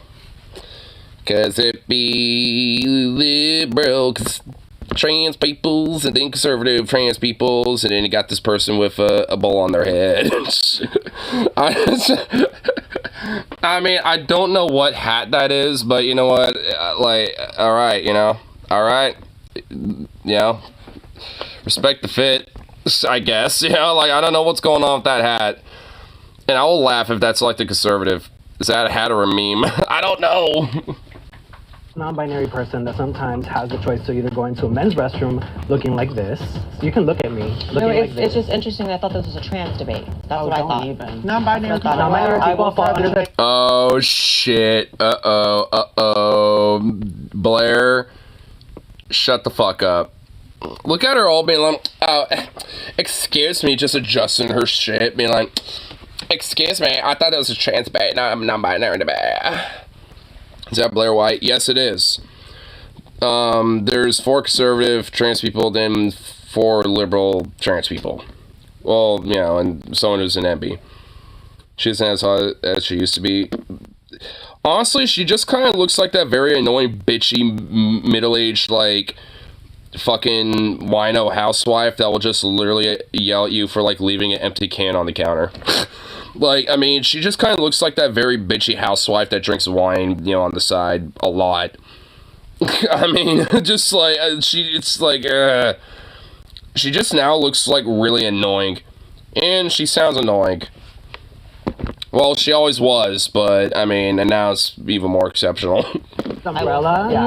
So, I don't know, maybe you can educate yourself a little bit on that. I think I could educate then you would figure out, educate know, you. Oh my god. I think I can educate you, bitch. Oh my god. Oh shit, dude. reality is. Whoa. Alright, you know what? Yeah, we'll do it 1.25 just because this is kind of a longer one. But, oh boy, I am kind of liking what we're seeing so far. Middle round. Honestly, I'm not gonna lie, like, I kind of like these things. I mean, they tend to be kind of annoying because Jubilee is kind of like a, you know, liberal organization, but, you know, like, I do like these because I do think it's kind of fun to kind of react to and, you know, offer kind of like an analysis of things and see what people say and shit, you know, and all that. Like, but, you know, at the end of the day, it's just like, I mean, like, I don't really know what ultimate good it really would be doing, I suppose, but hey, it's good content fodder. I mean, it's good content in my opinion, and honestly, from it seems like in the comments, you know, that I see in these type of videos, I mean, it does seem like there are people that do kind of look at them with consideration of, you know, maybe taking something out of it. So, I don't know. Seems like one of those things where, like, I mean, like, I don't really think it does that much, you know, when it comes to, like, what potential good it could do and stuff like that. But at the same time, I mean, I guess there are some people that do just, you know, that do kind of take something from it, so. I mean, I take something out of it as content. Because it's a liberal centrist organization. Well, yeah, I mean, that's kind of what I'm saying, but more long-winded. Wait, hold on. I'd like to think there's a way, at least one person in these has no idea what's going on. They have to pretend they know what's going on. Shut, that's just going to be discussed about gourmet popcorn, and they have to walk out feel awkward because they're like, damn, that's crazy. Here. Oh, I see Blair White right there on the top. So these are the conservative trans people. So we got Blair White, obviously. We got dorky, weird, nerdy McFucking nerd kid over here. We got a meth-addled, like, we got, like, a former, like, meth-addled, like, Christian church lady who looks like she's about to relapse any second. And, the same thing. Oh, boy, here we go. And, you know, an IT tech bro nerd-looking guy. Lemon hat person. She looks like an administrator at a hospital or something, or a clinic. So, our nurse clinic lady. And an indie punk kid who looks like he would play, you know, like the bass or something in an indie punk band. So, that's basically how I'm just going to be looking at these people. At least that's my, you know, just general, like, you know, like, seeing who, like, you know, these people are. Being like, alright, you know, my first impressions, you know, what do we got? You know, and honestly, you know what, yeah, I've noticed that the more liberal-looking trans people, outside of, like, Blair White, pretty much, and I guess this nerdy kid over here, like, yeah, they're passing way more. And honestly, this person just looks, well, they're non-binary, so, I mean, they can go either way, you know, so, and they decide to just pop the fuck off with what they got going on with their fit. So, I mean, you know, I don't even think they count necessarily at that point, but, you know, yeah. Like, these two just straight look like meth Karens, I'm sorry. It is a safety concern for trans women to share a female restroom. Can the agreeers please step forward? Before we begin this episode, we know there's been a lot of Blah, blah, blah, blah. It depends. Yes. So I think. I like how every conservative trans person walked right the fuck up, and none of them did. In fact, they're indie punk kids just like fucking idiots. And I like how like Blair here is just like, so I'm the authoritative bitch here, and I'm about to slay like the queen I am. Like, dude, she literally just, oh my god, dude, she honestly really looks more of an annoying, like, middle-aged wino bitch than she already was. Like, oh my god. It's really gonna start driving me nuts, honestly. I'm gonna get desensitized at a certain point, but fucking hell. Part off though too is it's not necessarily saying that trans women, it all comes down to self-ID. When we moved into a self-ID process, there are a lot of people, there are a lot of men just simply self-IDing into being trans women to utilize the female restroom and to harm women. Or just be there. They're getting arousal from just There's some box on waiting for her at home. Yep, 2 of them too. She has one a day, and she wants to make sure she has the other one ready to go, like, just in stock. So she'll always have like a few of them. So she'll have like one ready to go for that day. She'll start off her morning, you know, have a coffee next to it, you know, and then like, you know, she'll like go for that the entire day, and then, you know, she'll have that next one ready to go for the next day. And when she demands her man to go to the grocery store or whatever the fuck, you know, or God forbid she does it herself, you know, she'll go like stock up on like 2 or 3 more. Like, she always at least has like 3 at minimal, like, in that goddamn fridge, guaranteed. Photo, or it was a video that went viral, I think like just 2 weeks ago, with some like whole man with a boner in the women's restroom. Okay, I'm not gonna lie, where is this person's chin? Like, they are chinless. They're literally chinless. Like, hold on. You know, there's a photo, or it was a video that went viral, I think like just 2 weeks ago, with some like... And why is he wearing grandma glasses? Like, chinless and like got the most absurd biggest glasses for your head. Like, what? Like, and with a boner in the women's restroom, and there's just some poor woman filming it. Like, am I just supposed to like accept that this is here? So I think there's levels to it. I think that trans women who are actually... And also, like, what's the source in this weird story that she's talking about? You know, we're talking gender dysphoria, transition. That's the Crimson Shin from Inferior Odd Parents before he got his powers. Oh my god, you're right. It's the Crimson Shin before he got his powers. Oh my god. Dude, pull up a pic. Pull up a pic. Dude, we gotta compare. We gotta fucking compare. Oh my god, I think he nailed it. Dude, we're in the Crimson Shin timeline. That means we're in the Fairly Odd Parents timeline. Oh my god. Holy shit, dude. That means, like... Dude. Bruh. We got the Crimson Shin arc. Who knew there would be a conservative trans person, but you know what? Fuck it. What can you do? The effort, you know... Oh my god, I can't unsee it. I cannot unfucking see it. Holy shit, dude. Venom's right. Oh my god. Oh my god. Once you reach a certain point in your transition where you can actually assimilate within that space and not cause a disruption, that would probably be the ideal time to start doing that, right? Whereas, you know, a cross-dresser who is emboldened to, in this current climate, say that they're trans, because now anything is trans if you say so, that person should what? Probably stay absolutely out of women's restrooms, because you're there to get your rocks off, and the women are there to take a poop and a pee. So everyone's going to the bathroom to do that. You know, the bar that I go to for karaoke, there's 2 bathrooms, and they're both literally the same thing. The only difference is on the door, one of them says ladies, and the other says men's. But the thing is, like, I mean, if one of the bathrooms are occupied, and there's somebody waiting to go in that bathroom, they will literally just, like, they'll just go in that men's bathroom if they're a woman, or someone like me, a guy, will go into the women's restroom because, like, they're both literally the same restroom, basically. And yeah, that's, like, because no one cares. No one gives a fuck. Like, it's understandable that it's like, yeah, sometimes, you know, when you have some drinks and stuff and, you know, you gotta take a piss, you know what I mean? So it's just like, just do your business and get out. There you go. Pretty self-explanatory.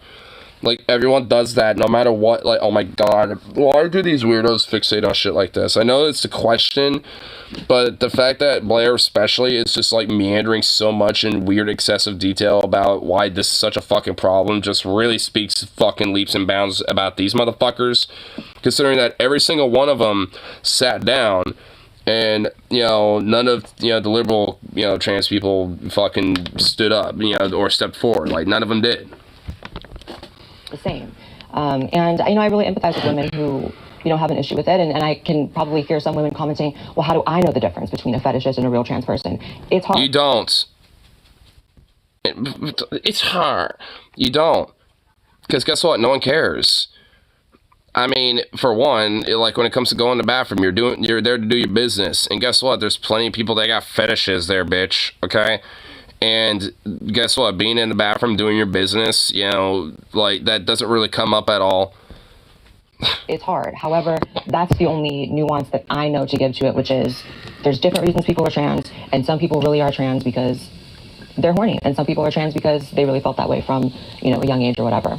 See, I agree to an extent. Like, when you go to transition, and this is a fairly universal experience, you know, once you get to a certain point of passing, that... I want to see the Crimson Chin, dude. Where is it?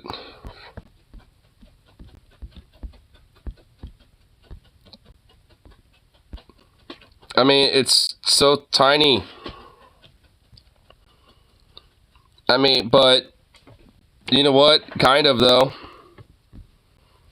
You couldn't find a better clip or a pic. The time that you would start going into the other bathroom as opposed to make the same sex uncomfortable. Mm-hmm. The problem is that he doesn't have any chin, you know, like, you know, to be bitten on, you know what I mean? One person is trans because horniness is Christian. Well, maybe. And even then, bro, when did the Crimson Chin get so intense? Oh shit, bro. Damn. Dude, the Crimson Chin just got fucking Giga Chad up, bro. See, now that's the Giga Chad meme right there. Damn. Whoa. I like how we've just evolved this into being about the Crimson Chin. Anyway, but, like, when it comes to, like, Christian, I don't even know if, like, that is either. Ironically, make a Crimson Chin movie. You know what? Yes. I'd watch it. Dude, I would too. I fucking would. You know what? Fuck it. Fuck it, dude. Let's do it. What's fucking, like, Pitch Hollywood, bro? You know, strike. You know, WGA is off strike now, so, I mean, you know, hey, you know, they need some fresh shit to work with, you know, now that they're going back to work, so let's help them pitch some shit out there. He's transitioned to attract more girls. Well, it's been said in his videos. Well, I mean, is that because of, like, you know, people fucking with him, though? But see, like, okay, that's another conversation. Let's not get into it too much. Like, I mean, it's just like, it's just a whole fucking other conversation right there. I mean, let's just put a pin on it. I honestly don't even really like bringing it up anyway. Well, I guess, you know, you and I, so yeah. Anyway, yeah, whatever. Anyway, moving on. A lot of things change, but, you know, you start to see things from another perspective. You start to see things from the perspective of a cis person. Yeah. And I actually offer some solutions to this because I believe the free market can handle all of this stuff because... Oh, God. I believe free market. Oh, Jesus Christ. Well, guess what? You know, hey, I propose this for the free market, you dingbat. You dingbat, okay? Free market, bro. I know, free market, bro. Like, you know what? How about we just, like, eliminate this whole, like, trans bathroom debacle bullshit that we decided for this video to bring back up to the fucking grave? And I don't know, let's like do the crazy thing of just having universal bathrooms where like, you know, you have a big room where like, you know, where you have like, you know, you're washing your hands and stuff like that main room, and then like you have private like little small little rooms, you know, where, you know, you got, you know, the basic necessities of, you know, going to the bathroom with and shit. And then, you know, once you're done, you unlock the door and you're out of that private little room, you know, and then you go wash your hands and you leave the fucking general vicinity of that whole restroom area. And there you go. Boom. You solve the problem, because then if this whole big ordeal, you know, about people potentially, you know, getting diddled or something in the bathrooms, at least in the washroom area specifically, you can have a camera. Because, you know, the bathrooms specifically, you know, where you're actually doing your business are going to be totally sealed rooms that are private. That can be ventilated and shit like that.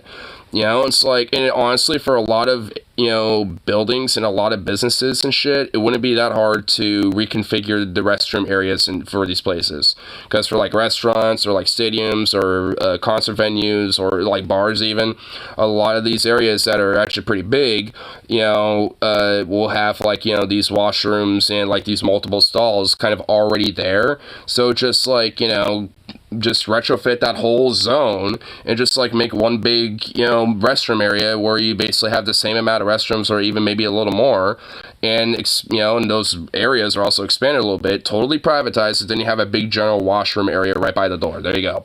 Boom. And then, like I said, you can set up a camera right there where it's set up to where it's not in view of like the restrooms themselves when the doors open and stuff like that, but at least in view of the whole washroom area. So, you know, if something happens, then there you go. With the pissers, it's in the bathroom, like that private room, you know, that whole stall room, because, you know, then you have the toilet and a urinal right next to it, and whether you're a woman or not, you know, you don't have to pay any mind to that. You can just use the regular toilet. There you go. Like, or if you're trans, you know, then you could use whichever one that you need the most, or whatever the fuck. And if you're a guy and you need to piss, there's a urinal right there in that room. You know, it's like every bathroom would be the same. Like, I mean, there you go. Or just have it specified, like one half of the bathrooms, you know, can be specified on the door where it shows like, you know, toilet and a urinal, and then like, you know, a couple of them could be for like, you know, family, you know, like restrooms if you need to like, you know, change your kid's diaper or some shit like that. You can have that specified on, you know, some rooms, and, you know, just shit like that. I mean, you know, just not, it's not that hard, you know, it's a pretty simple fucking solution. Government-run and government-funded buildings, there should always be a third space for us to use. And I do. When I go to the Capitol and stuff like that, I always use third spaces. But I think that private property owners can make the rules for their establishment and figure out how to enforce those rules. I mean, I wouldn't say third spaces for trans exactly. people. Like we're in a state right now. We're in a state right now where you have to allow anybody to use whatever restroom they want. If you're a decent human being, you do what causes... Wow, what a problem. The least disturbance. So, for example, I filmed a YouTube video a few years ago where I entered a men's restroom just because I was responding to comments who were like, well, maybe you should use a men's restroom if you really feel like the way you feel. And so I said, okay, let's do it. Let's put a camera. And I was kicked out within seconds of the entire establishment, and it was a whole ruckus. So that's what I mean by, if you're a decent person, you do what causes the least amount of problems for people around you. And if you're, you know, a moral person, you're going to be conflict avoidant in general when it's something like that, right? It's like, you know, honestly, I think you were probably kicked out of the establishment probably because you were, you know, taking a camera into a bathroom. That's probably why. You're probably violating people's privacy and shit. Kind of causing issues. Not the fact that you're a woman in a, you know, misgendered bathroom or whatever the fuck. You're really just trying to pee. Just get it done. Go in, get out. Right. Can the disagreeers please step forward? I want to comment on Blair's point. The one thing I kept hearing through all of the nuance is passability. Because ultimately, when we talk about passability, it determines how you get harassed in the bathroom. Because honestly, if you don't look so passable or whatnot, people are going to say, oh, that's a man with a dress on, and then there's going to be discourse. But the reality of it is, honestly, who cares who's trans and who's cis going in the bathroom? You should be minding your own business, being able to pee and do your business in peace. For the most part, that conversation around this man with a boner on or whatever like that, I saw that picture and I thought to myself, that's really a right-wing talking point and conservative propaganda, because that's their ideology. How is it? When it comes to trans, I'm speaking. That's their ideology when it comes. Ooh, shut them down. Ooh, sister, damn. Hey, girl, all right. Dude, I'm already loving her. I also like her name too, Blossom. That's actually a beautiful name. I like that. Is because conservatives have a basic level understanding of what transness is in the first. Well, hell, the black trans girl. I'm dude Venom simping. Dude, he's just, dude, he's like, I have found my true queen. My trans black queen, yes. Oh no. Oh my god, Venom. And with all due respect, I do not think any of you are basic, but they use you as the baseline to amplifying this propaganda. How is it propaganda if it's a thing that really happened? It was caught on video. Like, it was an actual occurrence. It wasn't. Because, well, I'll answer that for you, Blair. Not that obviously you'll hear my answer, but because you can cherry pick specific, events that are more outliers, to a situation that tends to be scapegoated and has a more bigger, massive problem than it actually is. So when something like that happens, it can be used as a talking point for right-wingers to say, see how big of a problem it is? Look at this. Like, I mean, it's basically trying to, like, exemplify, the whole issue. Like, I mean, honestly, Nazis did this when it came to Jewish people back in the day. Like, if, there was someone who was Jewish, that happened to be caught, like, stealing, like, a loaf of bread or some shit, even though, like, stealing shit, like, and shoplifting and stuff like that was pretty high in general, during the Great Depression era, like, the Nazis and, like, overt Nazi, or, like, far-right, journals at the time, and, like, newspapers from that time, would specifically highlight, cases when, someone who was Jewish would steal shit. Not, like, the general problem of, crime going on in general, like, overall. Like, but just when it came to specific outliers, when it came to Jewish people specifically, stealing things. Which, yeah, that probably happened because, well, it is a Great Depression and Germany got hit fucking hard with that, and a lot of people resort to stealing shit, to fucking, like, try to, like, supplement whatever food or income or whatever the hell they can do, to survive. Like, I mean, duh.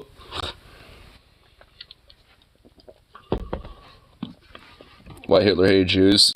I don't want to devolve too far away, but here. Mom, my lips are too thin. Can I please get collagen injections? Meg, you don't need to change the way you look. Most of the world's problems stem from poor self-image. Das Jim.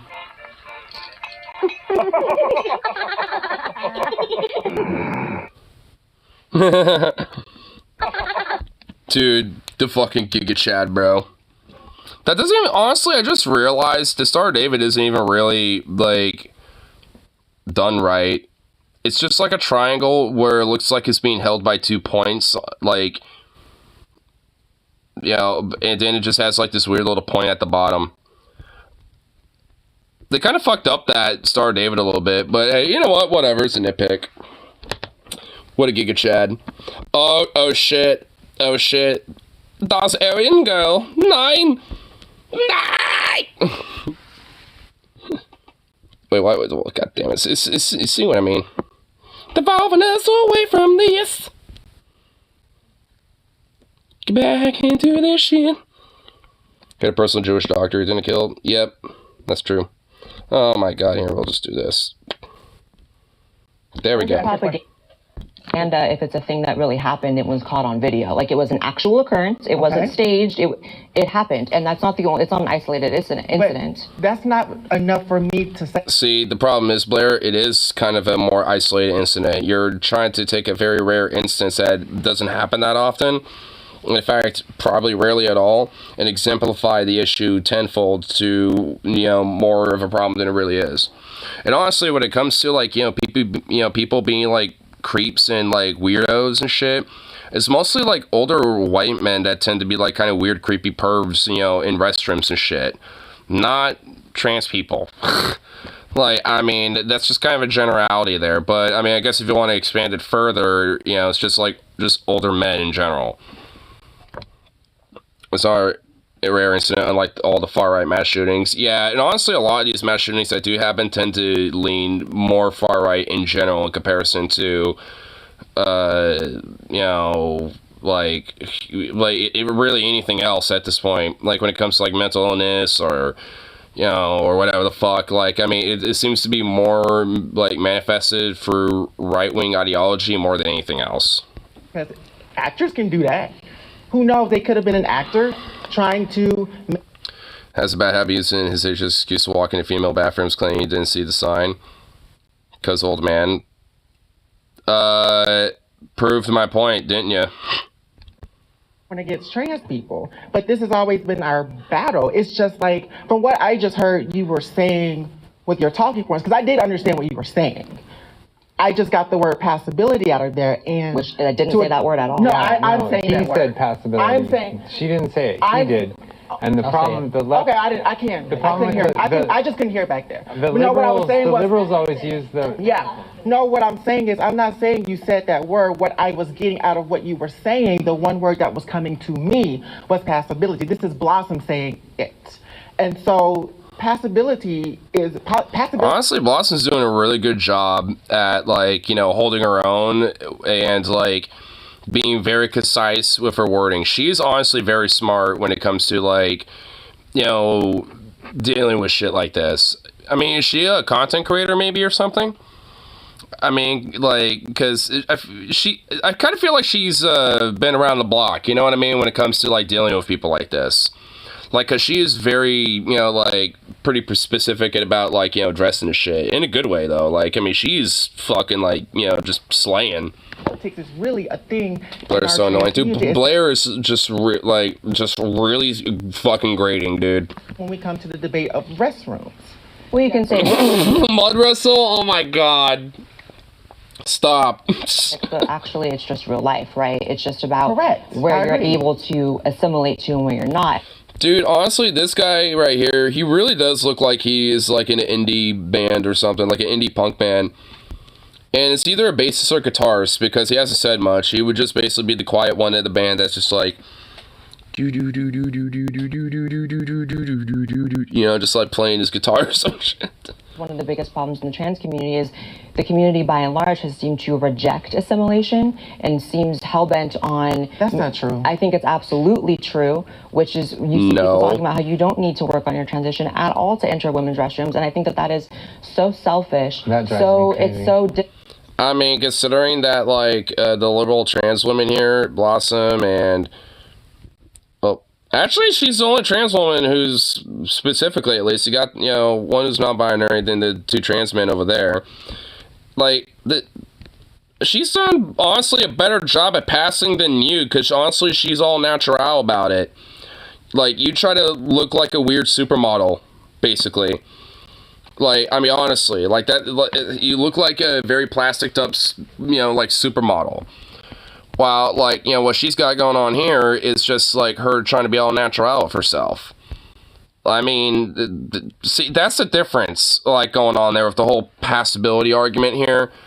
It's like some people try way too much because they're just that deeply insecure about themselves, you know? And then some people, they just want to feel happy about who they are, and that's her. And she's reached that point, and that's how it's all, like, well, natural, in a way. And, like, obviously, there's...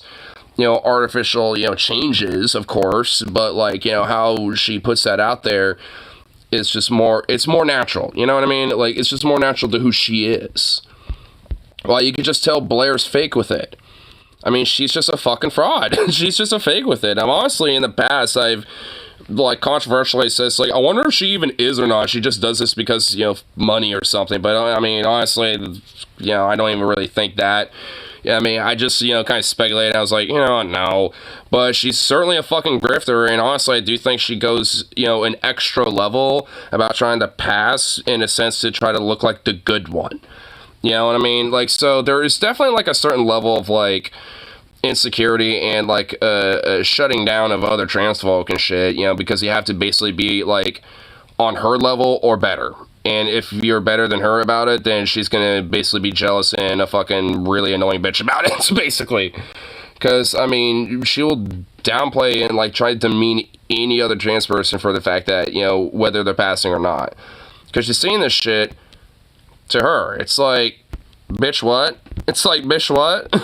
Guarding of women who may or may not feel uncomfortable. But the trans woman experience is not monolithic, so who are we to police transness? Why are we policing other people's transness and how they show up? Yeah, exactly.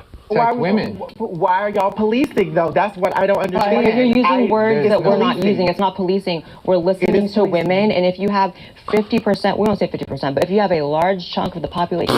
Wow, changing your fucking, shit right there real quick. Women saying that they are uncomfortable with a certain thing. A good person leans in and listens. So why they don't are you just not reject listening to it. other trans women, Blair? I think do all day. I am right now. Not really. Oh, but fuck you.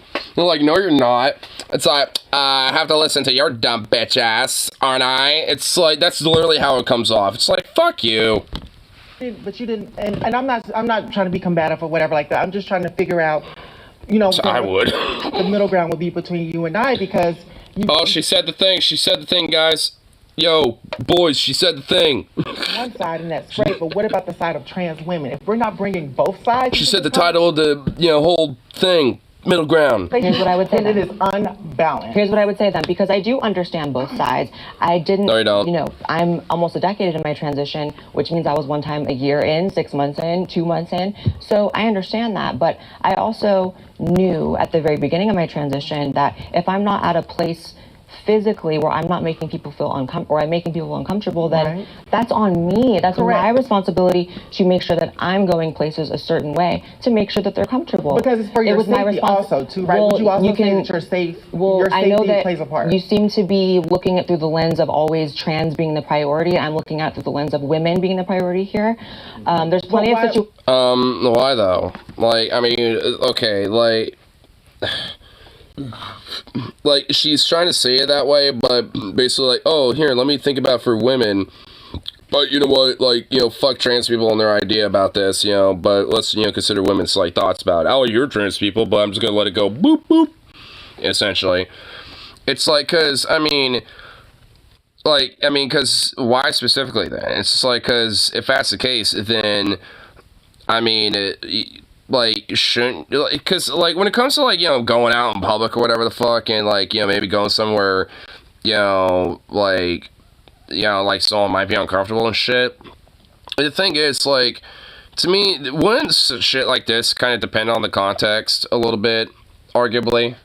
Cause, for example, I go to the bar, every Friday and Saturday for karaoke and shit, and, and there's, and when it comes to going to the bathroom or some shit like that, it's not, there's me basically dressing like this, has it's not some weird uncomfortable factor. There's been plenty of people that honestly dress far differently and are, maybe trans, maybe not, or whatever the fuck, I don't know or care, and there's women and shit that, dress differently and do their own thing and stuff, and there's not this weird sense of uncomfortability unless your behavior is doing something overtly that makes somebody uncomfortable. There's not been a time, that I, have made somebody uncomfortable at the bar at any metric, just because, what I do is, I don't try to make people uncomfortable. I just hang out with people like literally everybody else.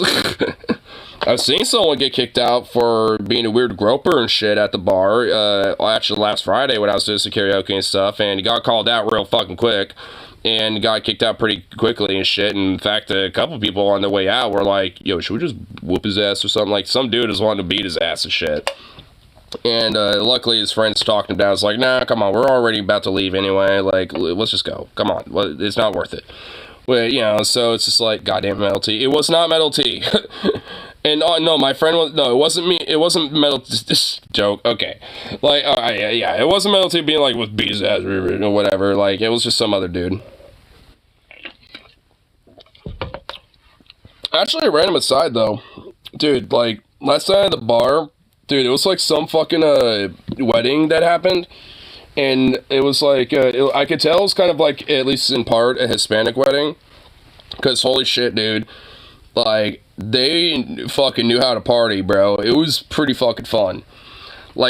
Saturday night was pretty legit, because it was just an after party of a party, basically, and it was kind of a pregame before the wife and groom came in, and when they showed up, dude, everybody was like, whoa, just freaking out. I was I don't know what we're cheering about, but you know what, I looked over, I was like, oh, that's probably the wife, that just got married. Yeah.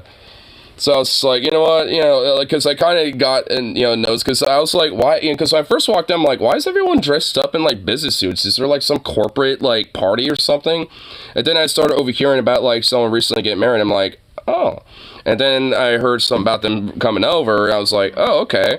And then I looked outside and noticed this large group of people showing up, and then, a few of them were like, oh shit, they're here, and everyone just started cheering when they walked in. They're like, ah! It was a pretty good night, dude. It was pretty fun. There was like a few Hispanic karaoke songs being played. I even did a couple of them too. I was like, I know a few of them, so fuck it. Let me whip a couple up.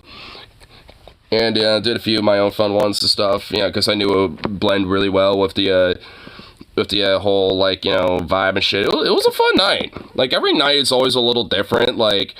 And to have like a little wedding party, to show up to just kind of randomly, I was like, all right, fuck yeah. Why? But anyway, no longer being stoned. Like, let's get back into it. I want to know because why it's them who around would that. fall victim to not actual trans women, as I said, but people posing as trans women. People who are But trans actually women are also victims of that as well. I'm sorry. I would love it if the two of you have said your piece, and I would love to hear. Yeah, everybody. Yeah. I just want to make this point. I just want to make this Wait, what? point as well. But trans women also experience violence and also need that doubt. protection. And so that's the thing. doubt. Like it should be an even playing. Blair said that like she really understood about that. Like, Blair, like, I can kind of tell that hit a nerve. Like, it sounds like you know about that. So why do you downplay it? Because this whole conversation that you are exacerbating the fact that this whole question was really asked in the first place, and you are definitely a major fucking role for it, Blair. Like, if, downplaying, violence against trans people is like, doesn't that kind of exacerbate the problem? Especially when your talking points of what you talk about seem to elevate the likelihood of potential violence against trans people? And yet you will acknowledge it because you probably have had that happen in the past to you. I'm not saying you're wrong, but what I'm saying is I would like to challenge you to expand to make sure you're being inclusive of both sides or whatever, because we have to have these important conversations She can't. She's a grifter. between cis women and trans women. I mean, and I'm just gonna say, and I'm not gonna just say cis women. I'm gonna say women, biological women. I want to make it inclusive of everyone. I think the middle ground, though, is, and I feel like I'm not coming at this from an extreme place. I feel like an extreme place would be like, no trans women in the bathroom, ever. That's the extreme position. I'm saying... Oh, wow. What a centrist. Wow, what the enlightened centrist she is. Wow. On your transition, take it as your responsibility and be respectful. And that's the middle ground, right? So, what about people who are, like, mid-transition? Like, they're still kind of in their rough phase, so to speak, where, they might still have, like, a little scruff here and there, like, things are, things are, in the motions, but they're not, like, there yet, so to speak, you know what I mean? Like, what about that? Like, what about those people? Or, like, people who are non-binary or intersex and shit like that. Like, I mean, these people exist, too. I mean, and this, I'm just saying, it's like, I mean, there's more to it than just simply, like, oh, you're passing, that's it. It's like no other way. I understand that there's, like, a transition phase, but it's like, well, yeah, curious that you're not talking about, trans people especially, too, even, that might be going through that, for that process, especially someone like you, knowing that, being trans yourself. This is a self-preservation issue, right? Is she just like, here, I need to, like, fix my hair a little bit. Have a ball. And when our community's not calling that out and not saying that this is wrong. How about you just highlight the fact that that individual was probably a weirdo and a creepy perv and just leave it at that?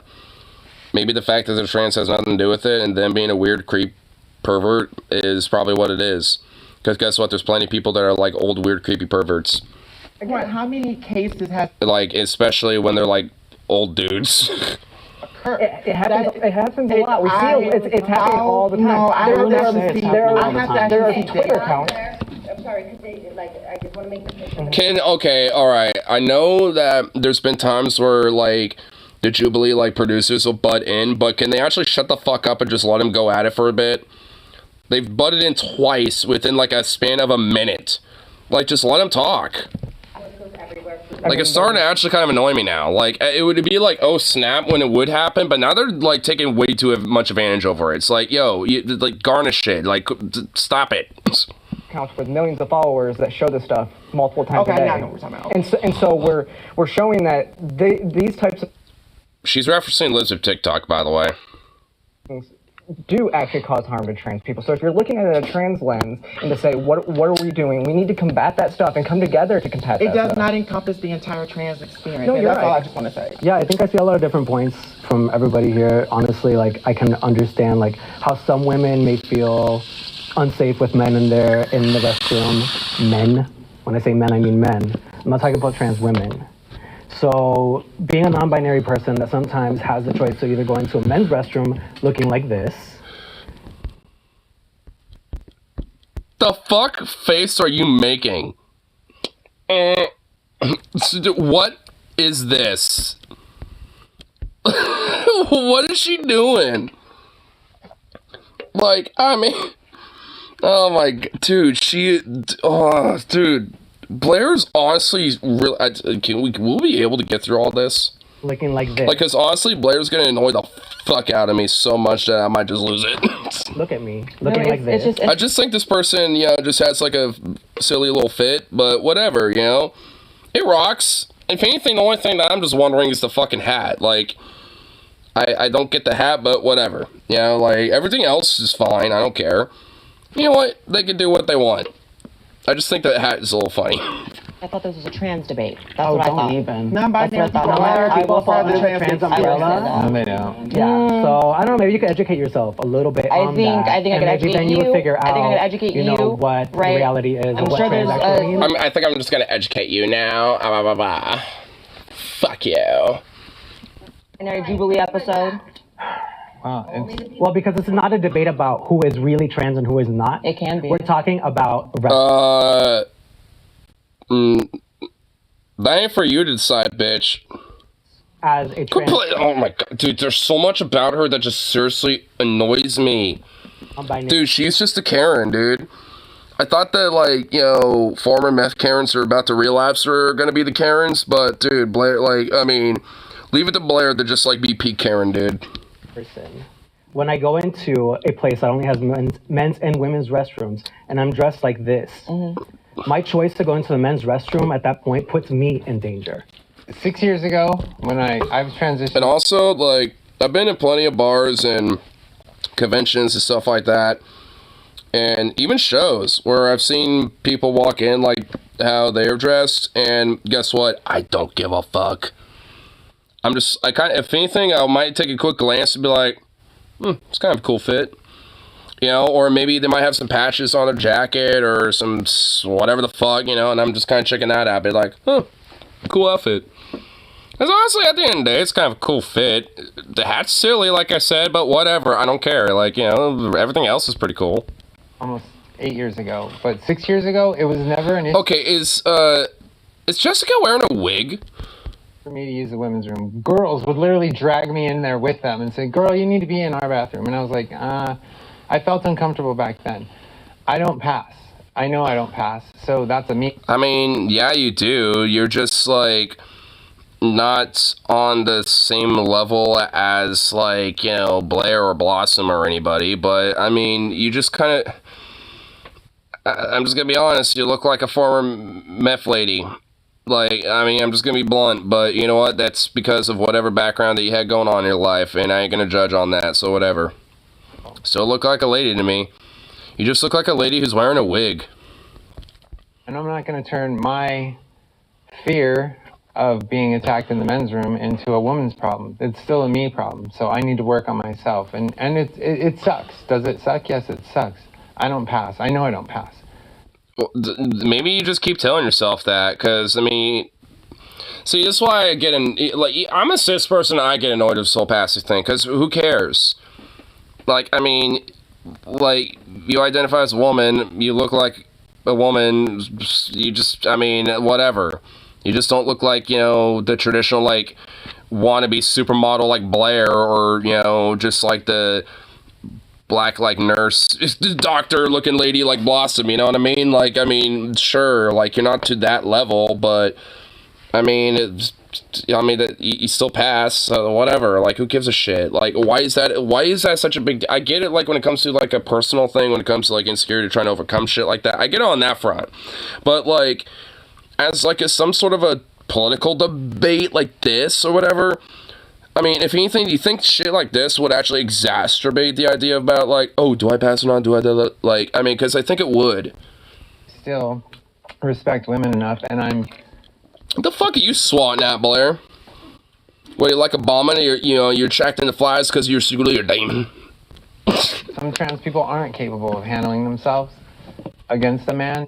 What does that mean? But I am confident in my ability to do that. And not everybody can, I get that. But it's just now, 6 years ago, I used to use women's room.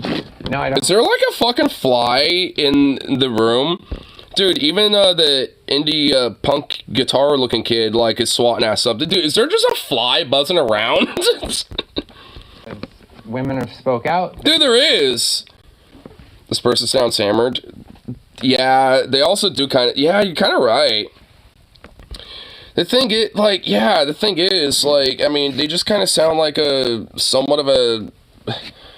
I think she's like a middle-aged wino, like housewife mom who just like is using it as a crutch instead of like being meffed out. She's just using box wine, to just like instead. And yeah, I don't know. Like, it's just like, I don't get it. I mean, it's still a lady to me. Just literally looks like a former, like, method is now basically using box wine as a way to, like, to be a crutch, basically. It's like, I shall use this substance instead of another one. It's like, oh wow, like that helps. Said we're not comfortable. There's too many self-ID'd people out there just taking advantage, and I choose to use the men's room to protect them. I can definitely actually. What does that even mean? Like, also, like, when it, like, again, whatever. Empathize with a lot of trans women and their experience in the bathroom, and a lot of the turmoil with going in, and especially with passability. But the layer that I feel like in the conversation that's missing here is actually trans men, and also the fact that I was born biologically female, and a lot of the things that trans women. By the way, like, especially when it comes to these two, because I could tell that they're the trans men here when it comes to this shit.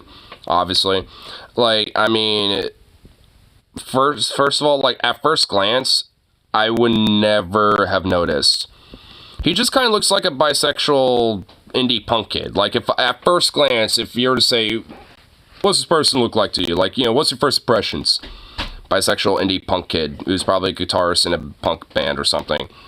Yeah, that would be my first impression. Like, and like I said, like an IT, tech bro, at like, some sort of, like, little local fucking, like, assembly factory or some shit. I don't know, you know what I mean? Like, they just seemed like, just two different branches of just regular dudes.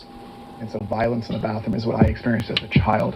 So the reason why my education here is... Which also just kind of shows that, like, the more that we just get over this bullshit and just, like, accept the fact that, yeah, trans people exist, and just, like, let them affirm to how they feel and shit and how they identify as, especially early on in their lives. Like, would it really fucking matter?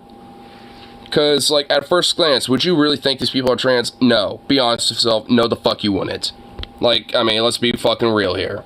Really to create an idea that I need to conform to Eurocentric standards. Myself, I'm a 6 foot tall trans man, size 13 shoe, so I don't fit into... Dude, his shoe size is bigger than mine? Holy fuck! Dude, I'm like 11.5 to 12. Like, I got some big feet myself, but like, holy fuck, 13? Damn! Centric standards of what a woman is, and I never did as a child. I was, bullied relentlessly for this and isolated from many spaces. So this discussion about trans women being in the restroom also affects biological women, because guess what? Biological women come in all shapes and sizes. There are, a lot of lesbian women that deal with this issue that I've related with and empathize, because we both get pulled out of the restroom and thrown, and guys try to beat us up because we're 17. My shoe size. Your shoe size is fucking 17. You're bullshitting me. Are you fucking serious? What are you, dude? Do you have like hobbit feet? Like, holy fuck! I'm not even trying to be mean, but holy, dude, that's even bigger than my friend Logan. Because my Logan has my friend Logan has a hard time trying to find shoes because his shoe size is like a 14 or some shit. Like, it's like one size up from this guy. Like, I mean, you know, he needs like those big ass shoes, you know, because they're, you know, comfortable for his feet and shit. And that's the same thing for me. Like, realistically, I probably would be more like a size like just like an 11, but I go for like 11.5 to 12 and try to find wides because like those are just more comfortable on my feet. You know, like I kind of like the little bit of extra space because I don't really like my feet all crunched up. Because I mean, actually, it's not good for your feet to all be like, you know, all crunched up because it kind of causes slight deformities and stuff. If you want to look at a very extreme example of this, look at like those like little Chinese like mini dress shoes or whatever the fuck. I think DFF might have done an episode on like bizarre like traditions and shit like that, and that was like one of them. And it's like the most extreme example of what I'm talking about. It's like, what the fuck? With women, and then on top of it, to add that layer that it's not even being discussed in any mainstream, that this is just completely wiped out, and that you're standing up for women, but you're not standing up for women children. You're not standing up for biological females that are children. You're only standing up for what really affects you. And it's kind of sad that the idea that passability is you need to work on your transition. A lot of folks, especially in our community, have no access to finances, resources, jobs, to even get their foot in the door to get access to hormones. So you're putting all of these barriers just for them to be able to go to the restroom, which is a natural thing that we all have to do. So what do I need to do? Piss outside? Because that's how I was treated my entire childhood.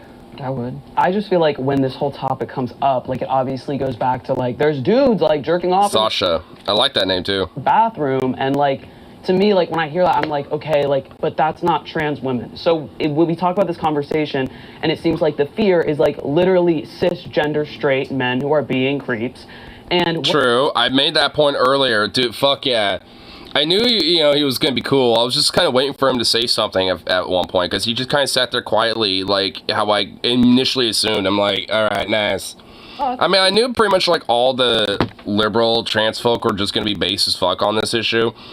Because let's just be real, like when it comes to like, you know, like trans people, like unless they're like conservative weirdos like these types, like I mean, you know, like they're going to generally be not really like liberal, so to speak. They're going to be like full on like progressive or like leftist or even full on like, you know, socialists and shit like that. Like, I mean, they, you know, it's kind of, I mean, it's like you could find one who might be like liberal and stuff, but realistically, especially because of like, you know, how progressive they are when it comes to like, you know, social norms and shit like that, obviously, you know, breaking down gender norms and shit. Like, I mean, it just makes sense that they would be a lot more progressive and left-leaning on a lot of other issues. And noticing how they're like really, you know, especially with fuck, I just forgot his name, but the IT tech bro guy.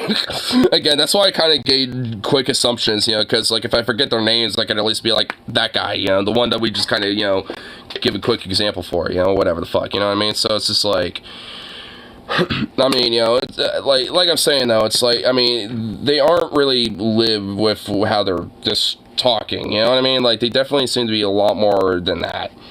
Because like, and because of that, they're just nailing it. Like so far, everything they're saying is just like, yep, yeah, true. I made that point earlier. Fuck yeah, nice, true, based, slay queen. Fuck yes. Cis straight men can be like creepy, and then it's like trans women, trans men are like paying the price for that.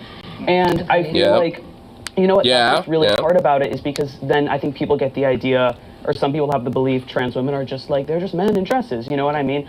But at the end of the day, like, for so many trans women and so many trans men, the safest place for them is the bathroom that aligns with their gender. And if you go to a place where it's illegal to do that, or you have to go on, like, what's your ID, or, like, your birth certificate, it puts you in an objectively unsafe situation. And for me, like, I'm like, if I walk in the women's room, I mean, I know I, like, look like a lot, like, I look 12, but, like, I feel like someone would be like... I guess they admit that they kind of look twinkish. I mean, that is fair enough. I mean, I was gonna say that earlier, but I was like, I would just say bisexual or something. You know what I mean? But like, that's the vibe. Like, I think you gotta remember, like, when we're talking about it, and we're talking about like these creepy dudes like in the bathroom, Here's They're the not middle trans ground. women. Here's the middle ground. Y'all ready? No, because your middle ground sucks, Blair. Fuck you. Here, is this your shoe size? Oh, no, that's just food. Wait, oh. Wait, what's that? Wait, hold on. Wait, where is it? This is from the 29th. For some reason, huh? I saw you sent something to me and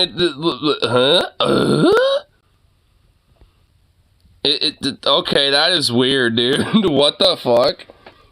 Send it again. Maybe it'll pop up if I, I don't know. That's odd and strange. I'm so happy with this. This is the middle ground. We all actually agree. It's men that are the problem. Yeah. It's not trans women, real trans women. However, the problem is... That you're talking because you're about to spew bullshit that undermines your whole fucking point that is agreeable. Community has really eroded any barriers to actually being trans in the sense of your average cross-dresser can Why do I feel like she was just kind of glaring at this guy or, this person over here?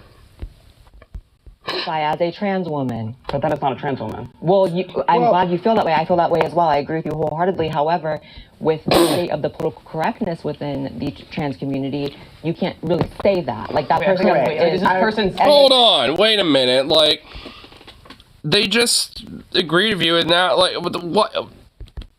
ID is being No, they say that they're trans, but they're not. I actually do agree with you, Blair, 100%. Take my back. Wow. That's one of those things. Yo, I told you. Let's go. Oh, fuck you with your smugness, bitch. Like, Blair White, you goddamn smug. Dude, that's so annoying. It's like, oh, wow, I never thought that would happen. Let's go. Oh, wow, you agree with me. Wow. I never thought that would happen. It's like, fuck you. God, dude, she's gonna drive me up the fucking wall. God. And the reason why I say that is because sometimes when we Alright, here, yeah, let's try this. Let's try it again. Hey, there we go. Oh my fucking god, you are not kidding. 17 right there. And you got UK 16, 52 and a half, or 52 2/3 in France.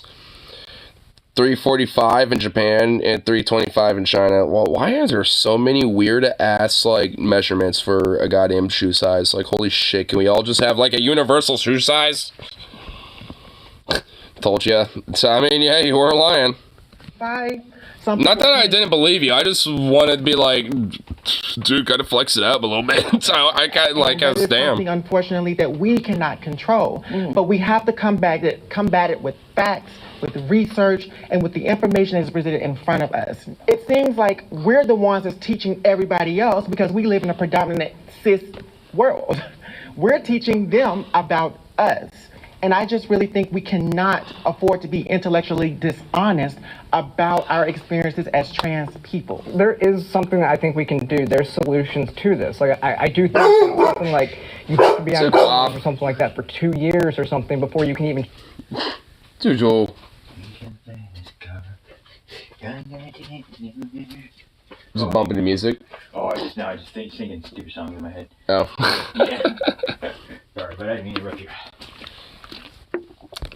Your ID, like across the board, that would eliminate the cross-dressers from being able to go there because then you can say, hey, my ID says this, and you can, and so it shows that you've actually taken steps. It does. I mean, okay, it doesn't matter that, like, someone happens to be cross-dressing or not. Because honestly, there's been plenty of times where, people have cross-dressed in different bathrooms and stuff. Well, not in bathrooms, but they'll go to the bathroom while cross-dressing and stuff. And if anything, they'll just go in the one that, like, passes for them. But they'll just go in the stall and just, like, pop a squat, basically. You know what I mean? Just so, because then people are, they can mind their privacy and people can mind their business and shit like that. Because they're just, oh my god. If it wasn't to the very end of this segment, I would have just said, fuck this segment. But we're moving on to other ones here. How long you've actually been taking the steps to transition? I support the trans. Finally. And, oh, fucking Christ. Are you serious? This is another whole ass long segment. Military ban. Agreeers? Honestly, if I'm not trans, but if I was like any one of them, I would step forward and say, hey, how about we just ban people from going to military? Fuck the military. And just go like, you know, hardcore flex, you know what I'm saying? And just say, you know what, I'm going to go the extra level and say, just fuck the military. Like, we're just going to be like, no one should go in the military now. Like, hot take galore out that bitch. That'd be kind of funny. I think that oftentimes when you talk about trans... And wait, you send me another one? Dude, holy shit. Dude, it's like I mean, goddamn, dude. I mean, for real. Dude, you're basically like my friend Logan. You have to basically, like, find, like, sports shoes and... Like, you're pretty much, like, limited to, like, sports shoes and, like, boots and shit, basically. Like, because those are, like, the only things that are available for, like, people with just, like, big-ass gargantuan feet. It's like, you might be able to find some work boots that are going to probably be gargantuanly expensive. And you're going to be able to, like, you know, find sports shoes. Like, that's pretty much just what you're limited to. And it kind of sucks. For thrift stores, online, or Ross. Yeah, that's literally how my friend Logan has to do it. Dude, oh my god. Man, I feel like I'm on, like, the teetering edge. Because it's hard for me to find some in my size. But at least, like, it's not that, like, uncommon at stores. But... I mean, it's kind of hard to find sometimes. Like, I mean, it won't always be available. And I don't know if that's just because there are a lot of people that, you know, or a lot of dudes that have very similar feet size or whatever the fuck. But I can find, like, 8s, 9s, and 10s all day. But, like, anything beyond that is, like, hard as fuck to find. And I try not to get 11s, but if that's all that's available and there's nothing really else that's affordable or really up my interest, and, like, alright, you know, I'll get these or whatever the fuck, then I'll just say, fuck it, grab those. But, like, I always try to find 11 halves or 12s because, like I said, there's at least enough space, you know, for my toes to kind of breathe and move them around a little bit. On the milk. I mean, I got a lot of shoes around Christmas, so I'm good for a while. This Logan also have one pair of shoes he wears all the time because he likes them. I'm sure. Like, my friend Logan also has, like, a lot of shoes as well, like you're saying. Of different types, you know, for different things, you know, like he has like a pair of work boots, a few, you know, sports shoes, and I think, you know, some casuals that he wears all the time. I mean, you know, like, I don't pay attention, to be fucking frank. I just know he has multiple pairs. Honestly, I need to kind of just say fucking expand a little bit because, I mean, the boots that I have right now, or the shoes I guess I have on right now, I mean, they're good, but they're not really good for work. Like, I noticed that when I'm mopping up, you know, and stuff like that, they tend to kind of slick and slide a little, and I'm just like, I don't want to accidentally hurt myself. So, you know, next paycheck or, you know, paycheck and after that or something like that, I'm going to get some, like, oil slick resistant type of boots, you know, and shit. People forget that I'll take plain white shoes are trash. Yeah, they are, because, I mean, every little stain, every little, like, bit of dirt and everything, it's like you actually have to go out of your way to clean them and shit. And it's just like, yeah, fuck that. That would be annoying. I kind of like, you know, like, kind of browns, grays, or, you know, black style shoes and stuff. You know, ones that you can kind of, like, you know, use for different, like, you know, styles, you know, like... The ones I have right now, like, they're pretty, like, I can use, like, these are the ones I just got, these are my new kicks. And, like, I mean, you know, like, these could be used for really any type of style I want to whip up, you know what I mean? Like, it, you know, it doesn't really stand out if I'm, like, wearing all black, or, you know, if I'm wearing something like this, it blends really well with what I'm wearing, you know, like, I try to find colors like that, just because, like, in a way, it's... You know, it just makes it more easier to just kind of, like, whip up whatever the fuck I want. Shoes are mostly red for some reason. The red blood of the proletariat and socialism, my comrade. If we're talking about feet on the ground and really going into war zones, are really dangerous for trans people. And so it's dangerous for everybody, Blair. Like, give me a break. Really an extra risk. You're talking about the culture that exists over there. Yeah, the Middle East, you know, it's like that's not exactly trans-friendly. It's actually the opposite. It's also not very woman-friendly either, but we have women who are in the service as well that are out there in the field, too. medications that we take sometimes put us in conflict with being able to actually be combat ready. Not true. But there is some nuance here, obviously. Like if there was a trans cook or a trans medic, I'm not exactly going to be upset, but or a medic. When it comes to combat, I hate supporting, like what you just said. I hate supporting it because it goes to the narrative of the should athletes compete in sports, you know, but trans athletes? Yeah, the drugs we take do weaken us, you know, so we're not, like you just said, combat ready, but we're also not. Huh? I mean, maybe for trans women, I guess, but that's kind of negligible to an extent. I'm pretty sure there are, like, studies out there that, you know, are saying that, like, that, you know, the hormone therapy and all the stuff like that, like, it doesn't play that big of a fucking role. Like, from what I understand, I mean, I haven't really gone on my way to see, like, the full details of all that shit. That's just from what I've understand from what, like, Dean Mama or, like, Vosh or, like, some other people that have, like, you know, were talking about these things, you know, said. You know, but obviously I need to, you know, check it out myself at some point, but I mean, it's like, from what I understand, though, it's kind of negligible. Like, yeah, sure, there's probably, you know, some people here and there and stuff like that, and I think there are probably maybe certain factors that might play a role, but it's not on the virtue of them taking, like, hormone therapy. Like, that in itself is pretty negligible. It's physically strong as the guy counterparts standing right next to us. And I will say, like, as a person with HIV, I was diagnosed at 18. I couldn't go into the military. So shit. Whoa. Like, because I couldn't get Biktarvy overseas, you know? Yeah, so Biktarvy, fixed dose combination tablets for treatment of HIV-1 infection for adults. Say, as probably the only person that served in the military on this entire panel. You should have spoke first. Oh shit. Sarah was in the military and she's trans, so why did she fucking step up? Okay, the thing about it is, I think there is a lot of nuance in this. I actually have friends that are currently serving in the military.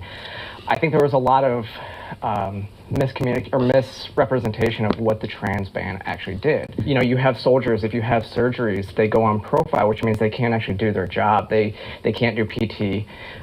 Yeah, because they're recovering from a fucking surgery. I mean, it's basically like medical leave in a sense.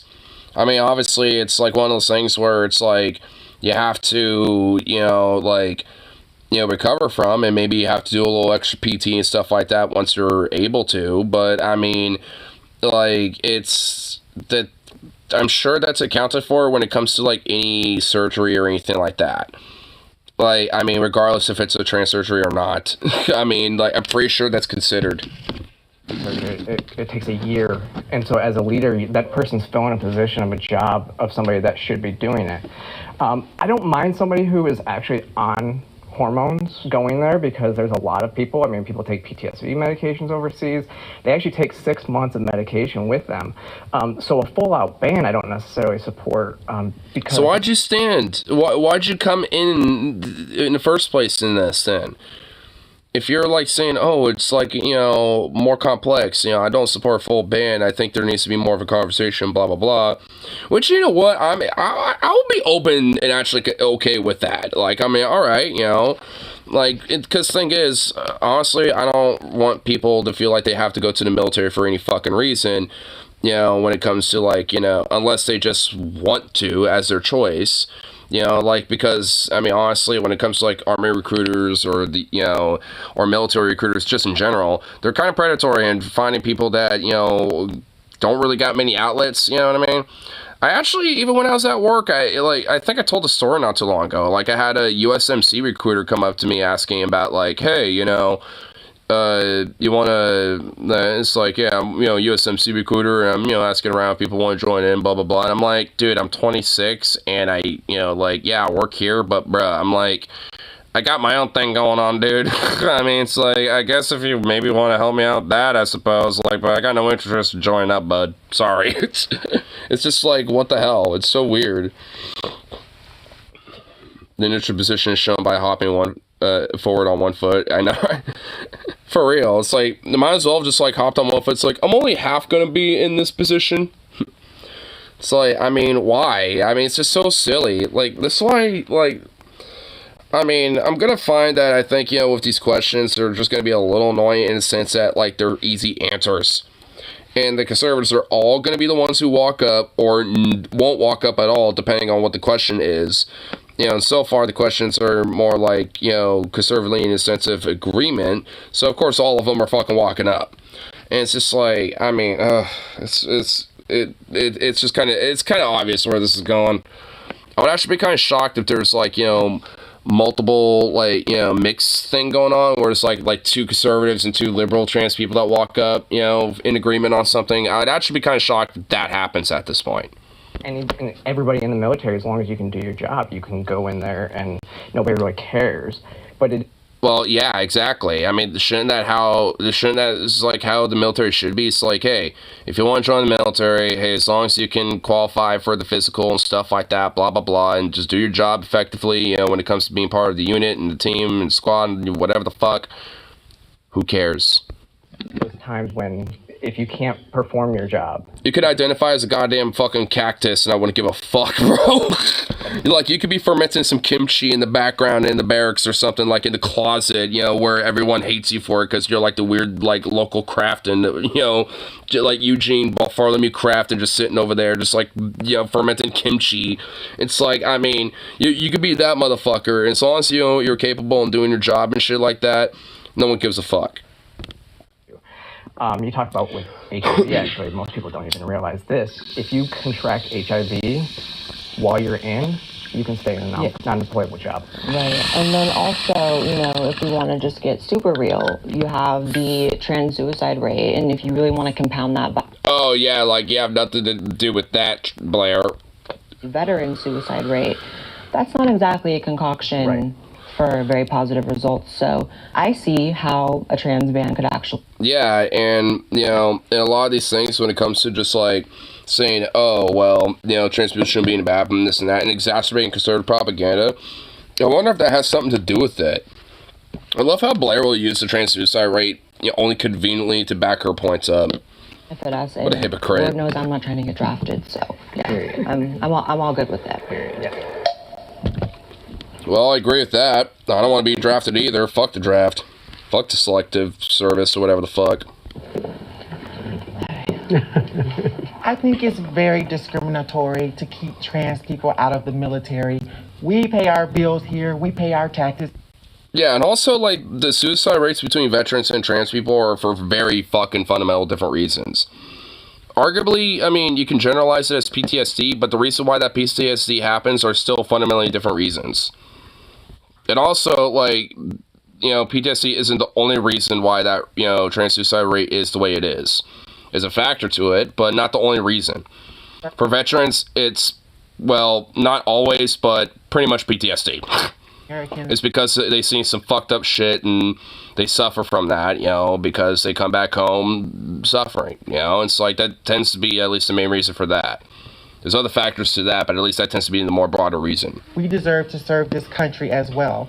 However, you all did raise some great points about the concern and safety of trans people. And I do agree that something does need to be done about that to protect us. Who's protecting us in the military? Who is? Nobody. I mean, there's a reason why the whole don't ask, don't tell rule is there. It's like, I mean, it's basically like, hey, because the reason why that existed, at least for gay people especially, was like, hey, don't say that you're gay or anything like that. We're not going to, like, incorporate any policy or anything like that to accommodate you. Just shut up about it. Like, don't ask, don't tell. Like, I mean, it's like, you can be gay all you want, but just don't make it a point. Don't make it a thing. Because, like, I mean, because, even prior to this whole debacle bullshit, like, I mean, there was an argument about whether gay people could serve in the military.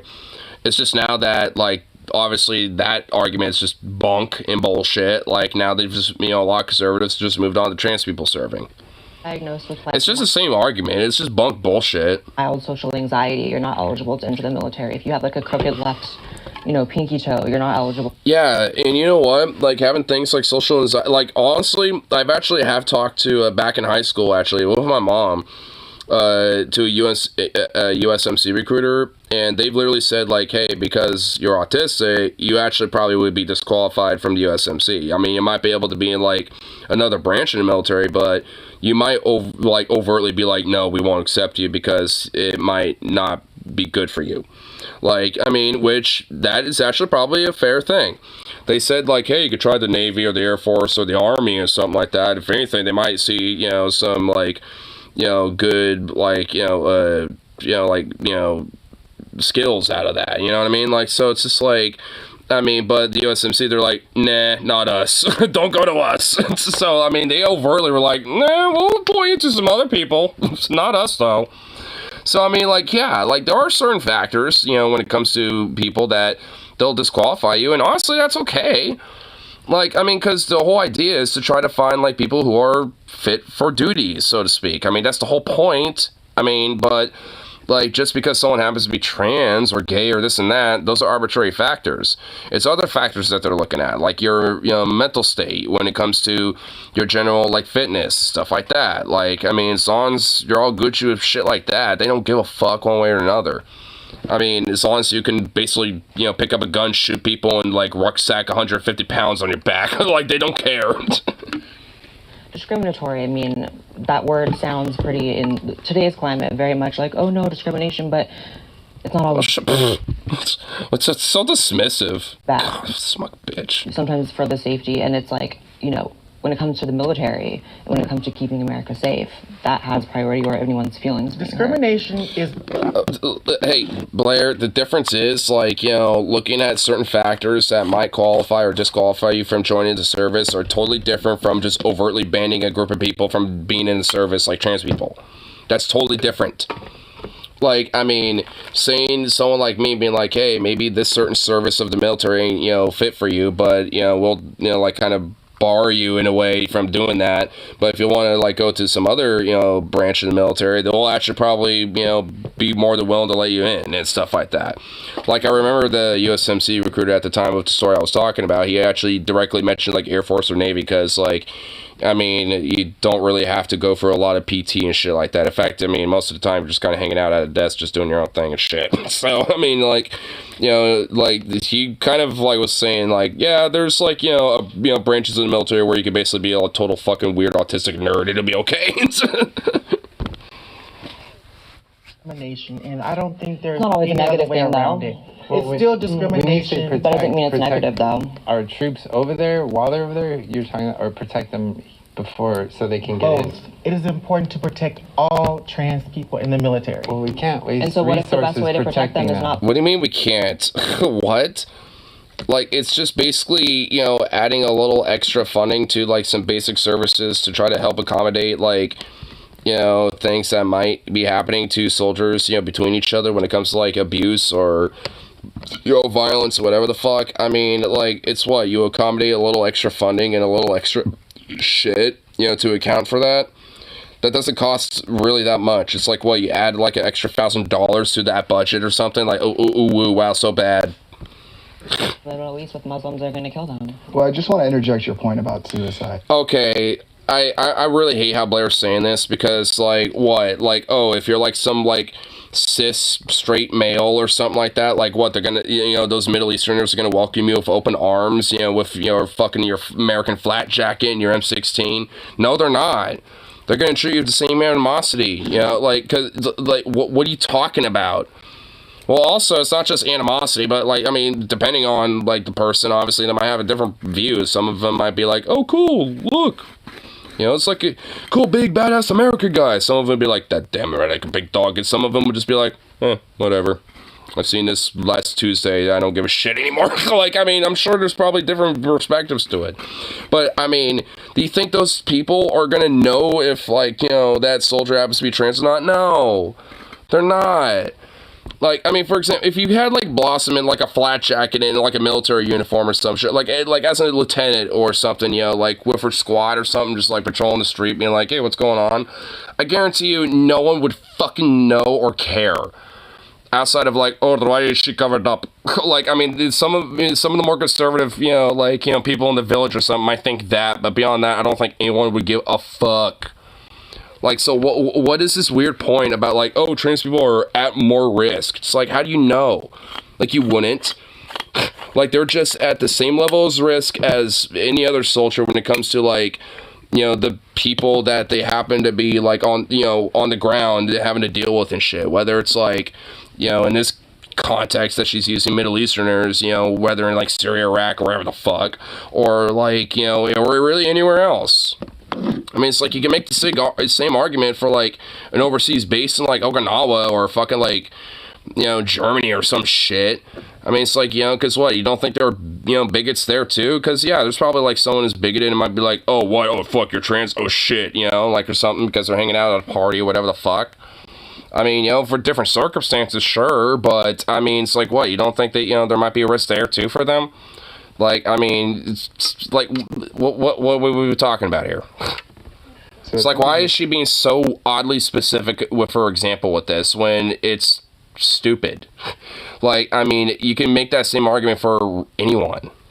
And community service with community members directly, a lot of their suicide issues actually revolve around access to finances. And the military is one of the highest employers of transgender people. So we actually see the suicide rate drop. And for me personally... but it's one of the highest employers of anybody. But if you're suicidal... Yeah, because it's pretty predatory about that shit. Like, oh my god, I know that's probably not going to get brought up, but I mean... go into a job that has a higher likelihood of PTSD, causing PTSD and all these other issues, then it becomes a big issue because then you already have a one... Could that be due to, like, you know, working conditions and, like, maybe work-to-life balance? Like, I mean, basically, like, the labor talk, essentially. But now you're adding the extra level of it being in the military. I mean, it's just like, it's the same type of argument, though. It's just like, wouldn't you want to try to just, like, improve the conditions of the military, not just for trans people, but for everybody, so this isn't a problem? Like, I mean, like, wouldn't that be the solution to this? See, again, it's like, you know, when it comes to these, like, honestly silly fucking questions, it's like, there's easy answers to it. And then you're compounding it with more. And when you're on, you know, a very strict regimen of, if, you know, if you're trans and if you're really trans, and we can get into who's really trans later because I'm gonna have to... Huh? Oh, people are trans and people are like really trans, like me, bitch. Like, what? This is like the same argument that Ben Shapiro uses, you know, as kind of an aside. This is like the same argument that, like, Ben Shapiro uses for, like, you know, Jews, you know, or Jewish people that might support, you know, Palestine, for example.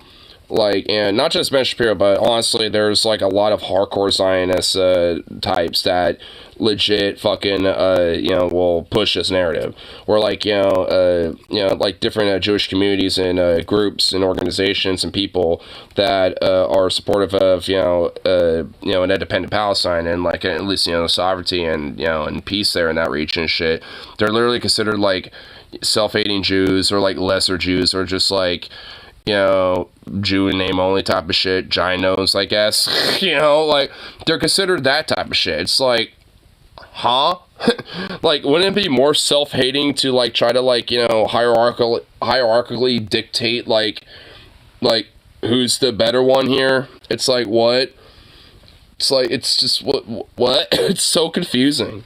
It's so, honestly, just such a projection. It's like, wait, it's like, I mean, the only way to be a good one is to be a certain, like, level of factors and that are arbitrary as fuck. And you basically have to abide by those things to a T or else you're not the good one. It's like, huh?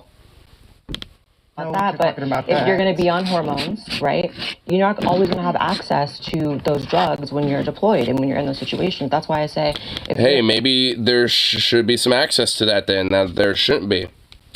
Shouldn't that be the solution to it? It's like, hey, you know, if you're going for HRT and stuff like that and you can't get it while you're overseas or something, whether deployed or... you know, like sent to an overseas base or something like that, and like, you know, in a friendly nation or something, then make it so it's accessible. I mean, like, there you go. Like, wow. Such an amazing, crazy concept that was just never thought about before. Just make it accessible. Shocker. You know, a line cook or something, if you're whatever, that's one thing. But if we're talking about combat, you're not exactly... Hey, trans person in the military, just be a line cook. Fuck you.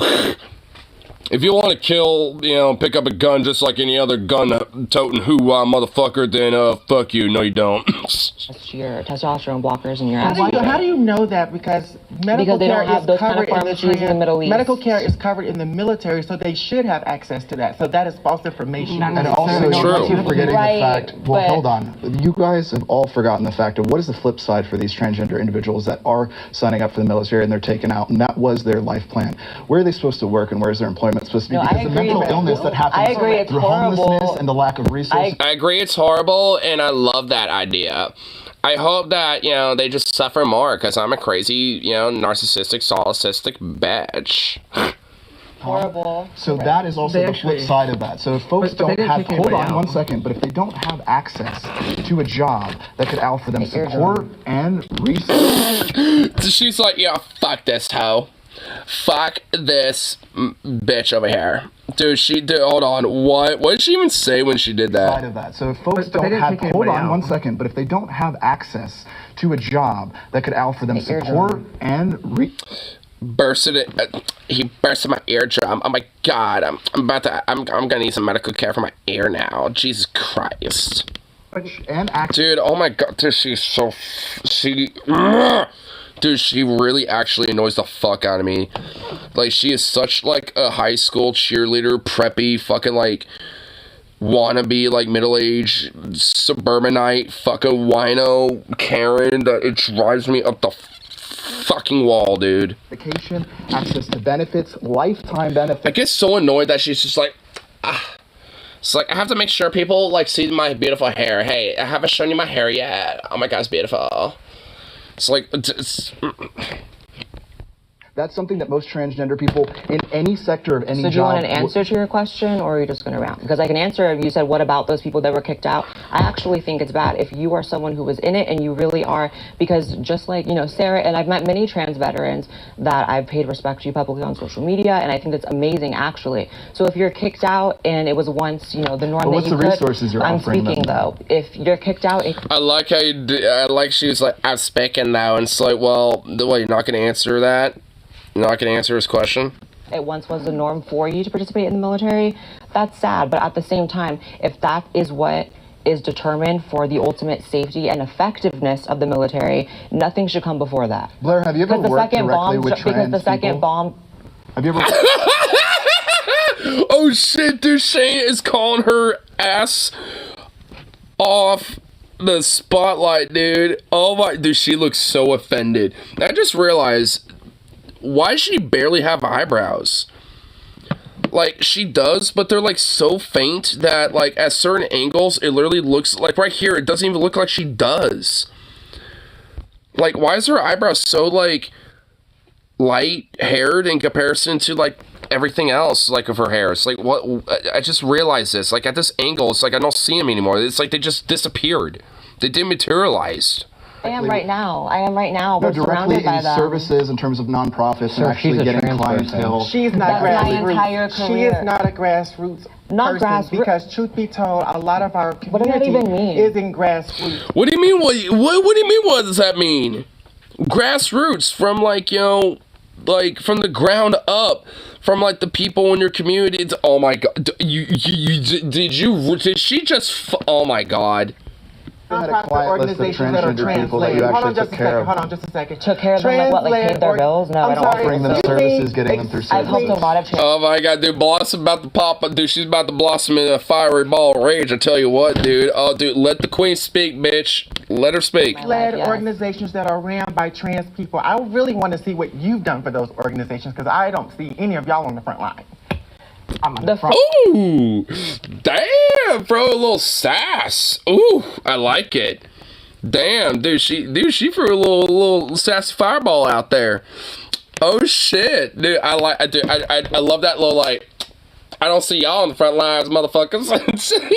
Dude, I like her, man. Like, what are you talking about? I'm dedicated. Hold on. Oh shit, dude, Blair was offended by that. Oh I've shit. dedicated my entire life to, in my own way, and you can disagree with that because we all have our vehicles and our methods towards promoting trans acceptance and the ultimate progression of the quality of life of trans people. I've dedicated my entire life to that, right? I access millions of people every single month on all my social media.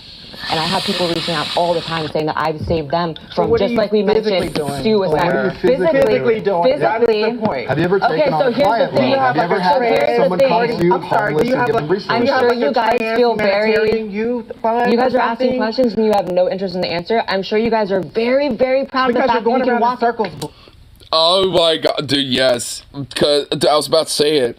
I was about to say that. It's because you're literally are walking around circles and just trying to say your stupid talking points because you're a fucking paid actor.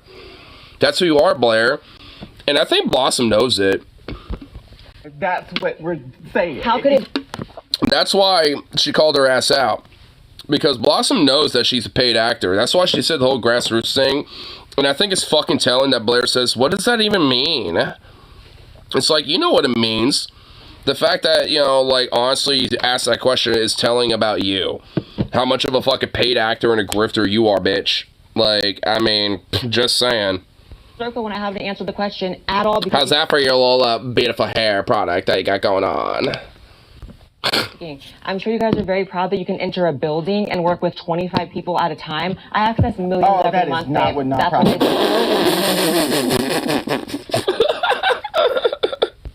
It's really disappointing that you would ever equate community services. This is disappointing, actually. This is so disappointing, actually. Fuck all of you. I am, like, offended that I'm being challenged on my talking points. Oh my god. That you would disrespect all of the people that are in community service and all of these social workers that actually do help trans people. And it's really disappointing that you guys are disrespecting what. Dude, okay, dude, some of the producers in the background are trying to, like, you know, be like, yo, hey, like, they're trying to, like, rein it in a little bit, but it ain't working. Dude, they're not, I don't think any of them are giving a fuck. Like, and yeah, honestly, because maybe those people in the background who are, like, you're trying to rein it in, need to shut up and just let it pop off. Like, seriously. Like, honestly, the last few times they've done it, and the past couple times we've seen these, I'm like, oh shit, because it only happened like once or twice.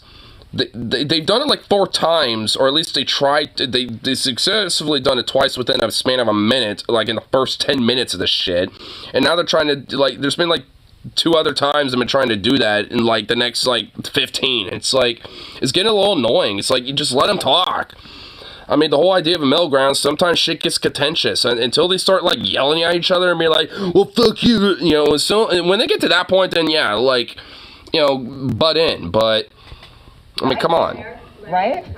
When you say something about what is grassroots, that's the problem that I feel that some trans using a influencers metaphor are for disconnected. something that's That is not a professional. metaphor.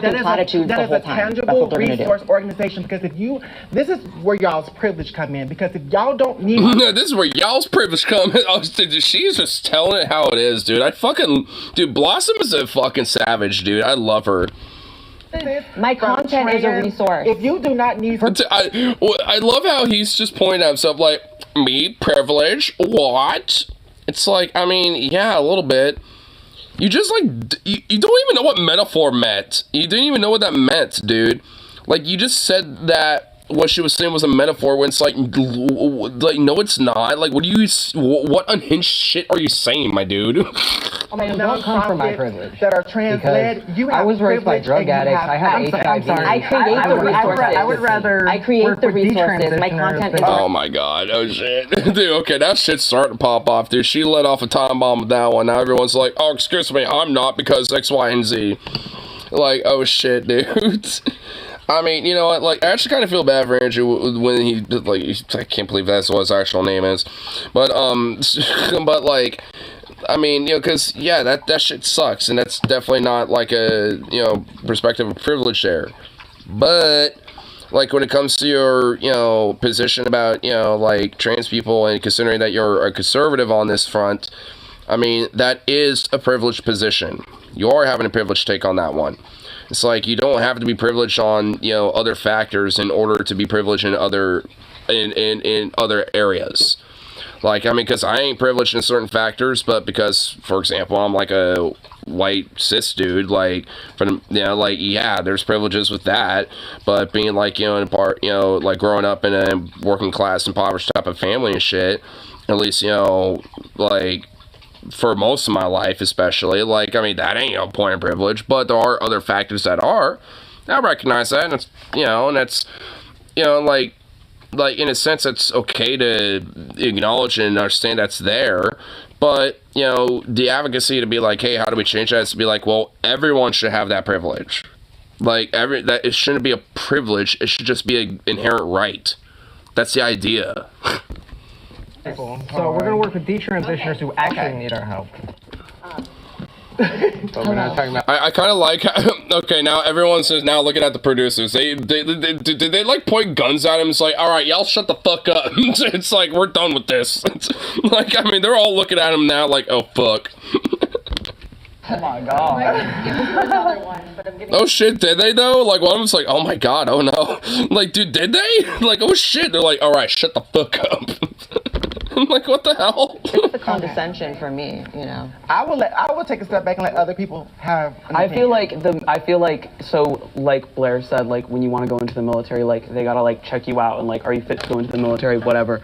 For that reason, I don't feel like a ban on trans people in the military is necessary, because I feel like who's ready to go to combat and who's ready to go in, like they'll get in. I think there are people who are like able to do that. Maybe people. Exactly. I mean, dude, I'm noticing that like Sasha, like, or indie punk band looking kid, like, I mean, honestly, like, I'm noticing that, like, a lot of points that, I've said earlier, like, once he finally gets a word in edgewise, like, he is making a lot of the points that I'm saying, essentially. A lot more, less long-winded, but, he's saying the same things, basically.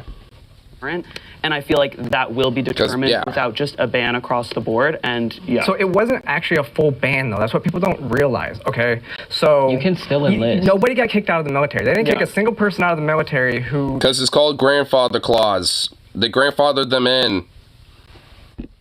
Came forward and had gender dysphoria. 2, it was actually easy. It's more open to serve under the ban than it was under Don't Ask, Don't Tell. Yeah. Okay? So you can... Honestly, okay, look, I don't know exactly all the details to the whole, like, trans ban that Trump did, but, like, I would like to kind of look at the, side-by-side comparison on that, because look, I don't know if that's true, but, I mean, because, look, maybe that's arguably, technically, maybe the case. But, I mean, that's because, again, of the whole idea of the grandfather clause. Like, if she's saying that, like, oh, well, no one was kicked out, well, yeah, because they're banning new people who are being recruited who might be trans from coming in. The people who are already there, they're not just going to kick out, because they're already basically, qualified to deemed, combat ready, whatever the fuck, which kind of invalidates the whole fucking stupid ban in the first place. And they were allowed to stay because they were grandfathered in. So, I mean, like, and because of that, they were probably a little bit more open and able to get accessibility to healthcare and shit because they happened to be grandfathered in at that point. That's probably why. If I had to take a guess, I mean, again, I don't know the exact details, but if I'm going to take a hunch, that's probably why. Actually be a trans person and present however you wanted off duty. You could go to a ball in a dress and nobody cared, and they couldn't kick you out. And serving in the military. So basically, as long as you didn't like affirm your care in the service specifically, like if you're on base or shit like that. But if on off duty and shit, so there's like some technicalities. It sounds like that's still kind of a ban, though, isn't it? Because if you can't affirm that care on base or, or whatever the fuck, then that is kind of a ban. Even if you do grandfather the people that are already trans that are in service, you're still banning their care, and like that basically is kind of like the Don't Ask, Don't Tell thing. Not a right. They can disqualify. So basically, yeah, maybe maybe there is like a technicality in a sense, of like, yeah, sure, you could get care or whatever, but like not on base, whatever. Basically, it's like, what? I mean, that basically sounds like the Don't Ask, Don't Tell, but just like with extra steps. Physical. What the fuck are you doing over there? All the time because they can't pass PT test. Right. And overseas, yeah, you don't necessarily have access to refrigerators for your testosterone or any of that other stuff. So if you're taking injections, it's a lot different. I'm supposed to refrigerate it? I don't know. I don't take testosterone. And that's going to melt in the Middle Eastern sun, believe it. I kind of find it funny that the other conservative just said, I'm supposed to refrigerate it. It kind of looked a little like, what? Honestly, I don't even think that's... I think she just said that as like a way to just be like, yeah, it's what you have to do. It's like kind of it's just like a talking point. But that question, like, hold on, like, I mean, injections is a lot different. I'm supposed to refrigerate it?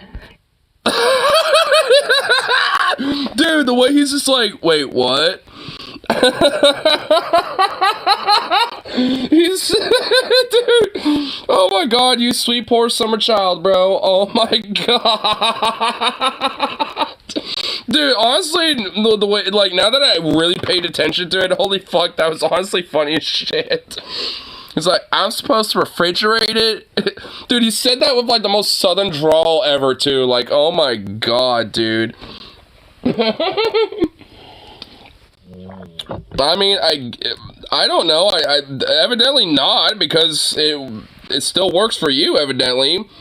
Maybe not enough to get your chin back, but I mean, it works enough. So I don't know. I mean, I guess it kind of is a smack in the face in that whole talking point, though. I mean, maybe, I don't know, though. I mean, maybe, are you supposed to? Like, nah, it's making me question it now. But even the conservative dude is just like, wait, what? I mean, if he's saying it, then yeah, that's making me a little suspect. I don't know. I don't. And Sarah literally comes back saying, yeah, I don't know. And believe that extra dial is going to be Female blue hormones goo. are not always refrigerated. Let's just make that clear. Well, my concern would be that, like, who's joining the military not to serve in the country, but only to get the cheaper drugs and the paid-for surgery. And I don't want that trans person. Okay. Literally, who would do that ever? Trans or not? Like, what? Like, honestly, the only argument I could see of that maybe being meritable is with drug cartels. Because there are U.S.-based and regional different cartels and shit that do exist where they have infiltrated the military just so they can kind of expand operations overseas and stuff, you know, by selling drugs and, you know, like, to different populations, places like Iraq, Afghanistan and shit to kind of, like, make a little extra buck. Like, I mean, that shit's happened before. And, you know, in places like in Iraq, Afghanistan, there's been different, like, you know, signs, you know, of, you know, these different cartels and gangs, you know, in these different areas. So it's not like there's, you know, a bunch of weird bullshit with that. I mean, that has happened. But, I mean, it's like, if anything, like, they're not going in the military for the drugs. They're just using that as, like, a mode to, like, you know, transport it to another country to sell it. Like, I mean, that's basically what's going on. I mean, like, so, like, it's not, like, really anything else beyond that, really. It's still not a good thing, you know, but I don't really know how severe the problem actually is. I know it was back, like, at the peak of, like, you know, the Iraq War and, or, you know, involvement in Syria and Afghanistan and shit. Like, I know, like, at the peak of that shit, you know, back in, like, the 2010s, you know, from, especially, like, during, like, the mid-2010s, stuff like that. Like, I know it was a pretty big, you know, issue, but I don't know if it is now at this point. Maybe it still is, but not as much. Because the thing is, if you've got those dudes, like, you know, in Iraq and Afghanistan, then, you know, they're going overseas, places like Okinawa and, like, England, Germany and shit, and selling drugs there, too. So, you know, it's like, I mean, so it's just a mode for them to transport their drugs to sell. Like, I mean, that's basically, it's just what's going on there.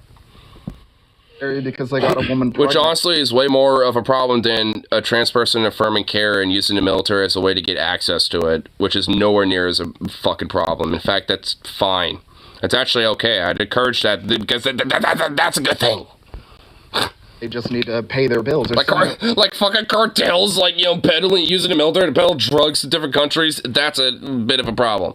But granted, I think, you know, drugs should just be legal across the board anyway.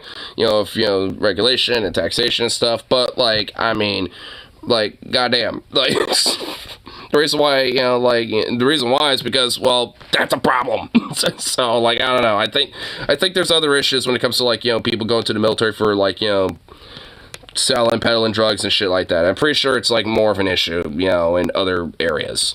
reasons why person people either, join the because I military. want And also, there are easier I ways want to get dedicated people that want to defend the country that I live in. There are and easier protect ways to get drugs. us. There are easier ways to get drugs than to join the military. That's a big commitment to Let's get just drugs. put it this to- way: to- there are to far join. less for high school, debilitating too, or things that will education. disqualify you from access to the military than trans.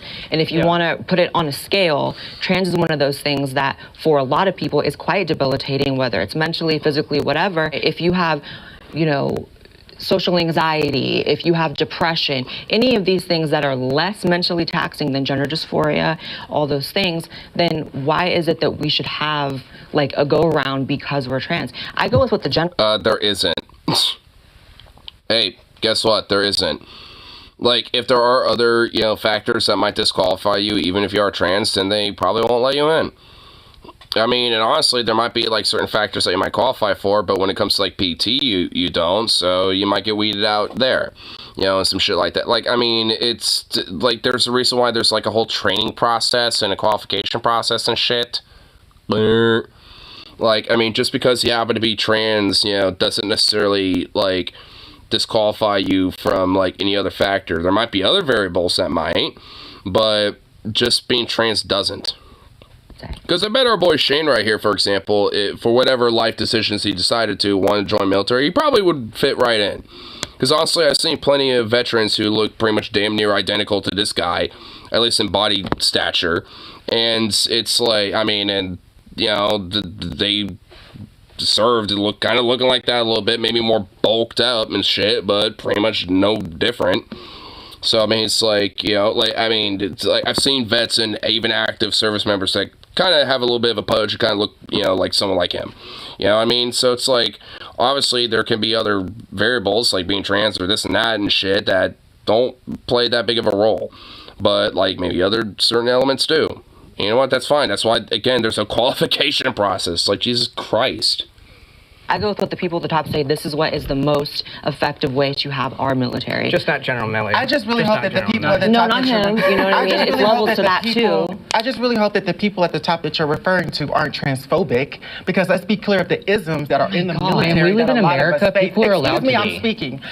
Do not interrupt a black trans woman when she's speaking. You've interrupted. Shit. When it comes to isms. Did the interrupter just say if you use are her black, skin tone if to you say are you could black- interrupt? Oh my god, dude. Blair literally is interrupting her even more than, like, the other dude did. And now they're, oh my god, this is getting ridiculous. Dude, Blair, just shut up. Like, oh my god. Like, Blair, the only reason why you piped up about that, because honestly, she's interrupted you a couple times. Because you're a bullshit artist. And I think Blossom recognizes that. And you know what? She's going to assert her authority right all up in your ass, whether you like it or not. So get over it. So, like, just shut up for once.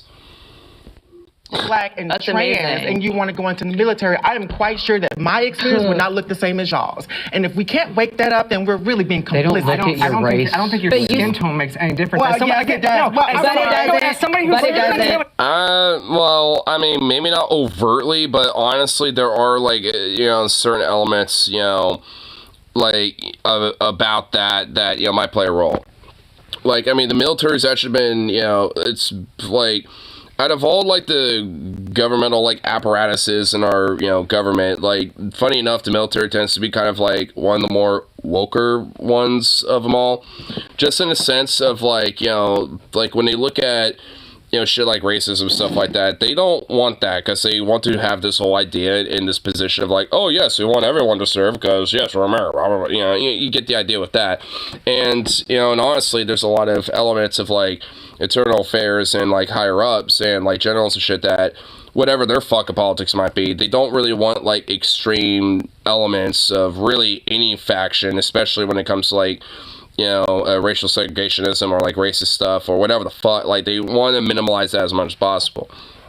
And especially in the, even, like, prior to, like, Trump being in office, there was, like, efforts, to try to, like, minimize and kick people out for having overt, like, Nazistic or, like, fascist, racist type of views and shit.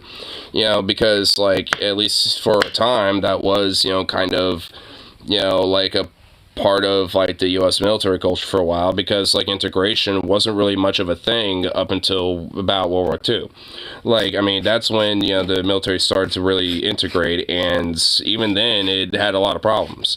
Not because of integration, but because of, you know, a lot of people, you know, who are in the military that, you know, were racist as fuck, you know, who kind of had animosity about being like, what the fuck, I don't want to work it on my tank or whatever, or whatever, you know, shit like that. You know, so it's like, I mean, it's been a thing that weeded out kind of for quite a while. It eventually taken, you know, the last like decade or so, you know, some pretty ostensive efforts to try to minimize that shit.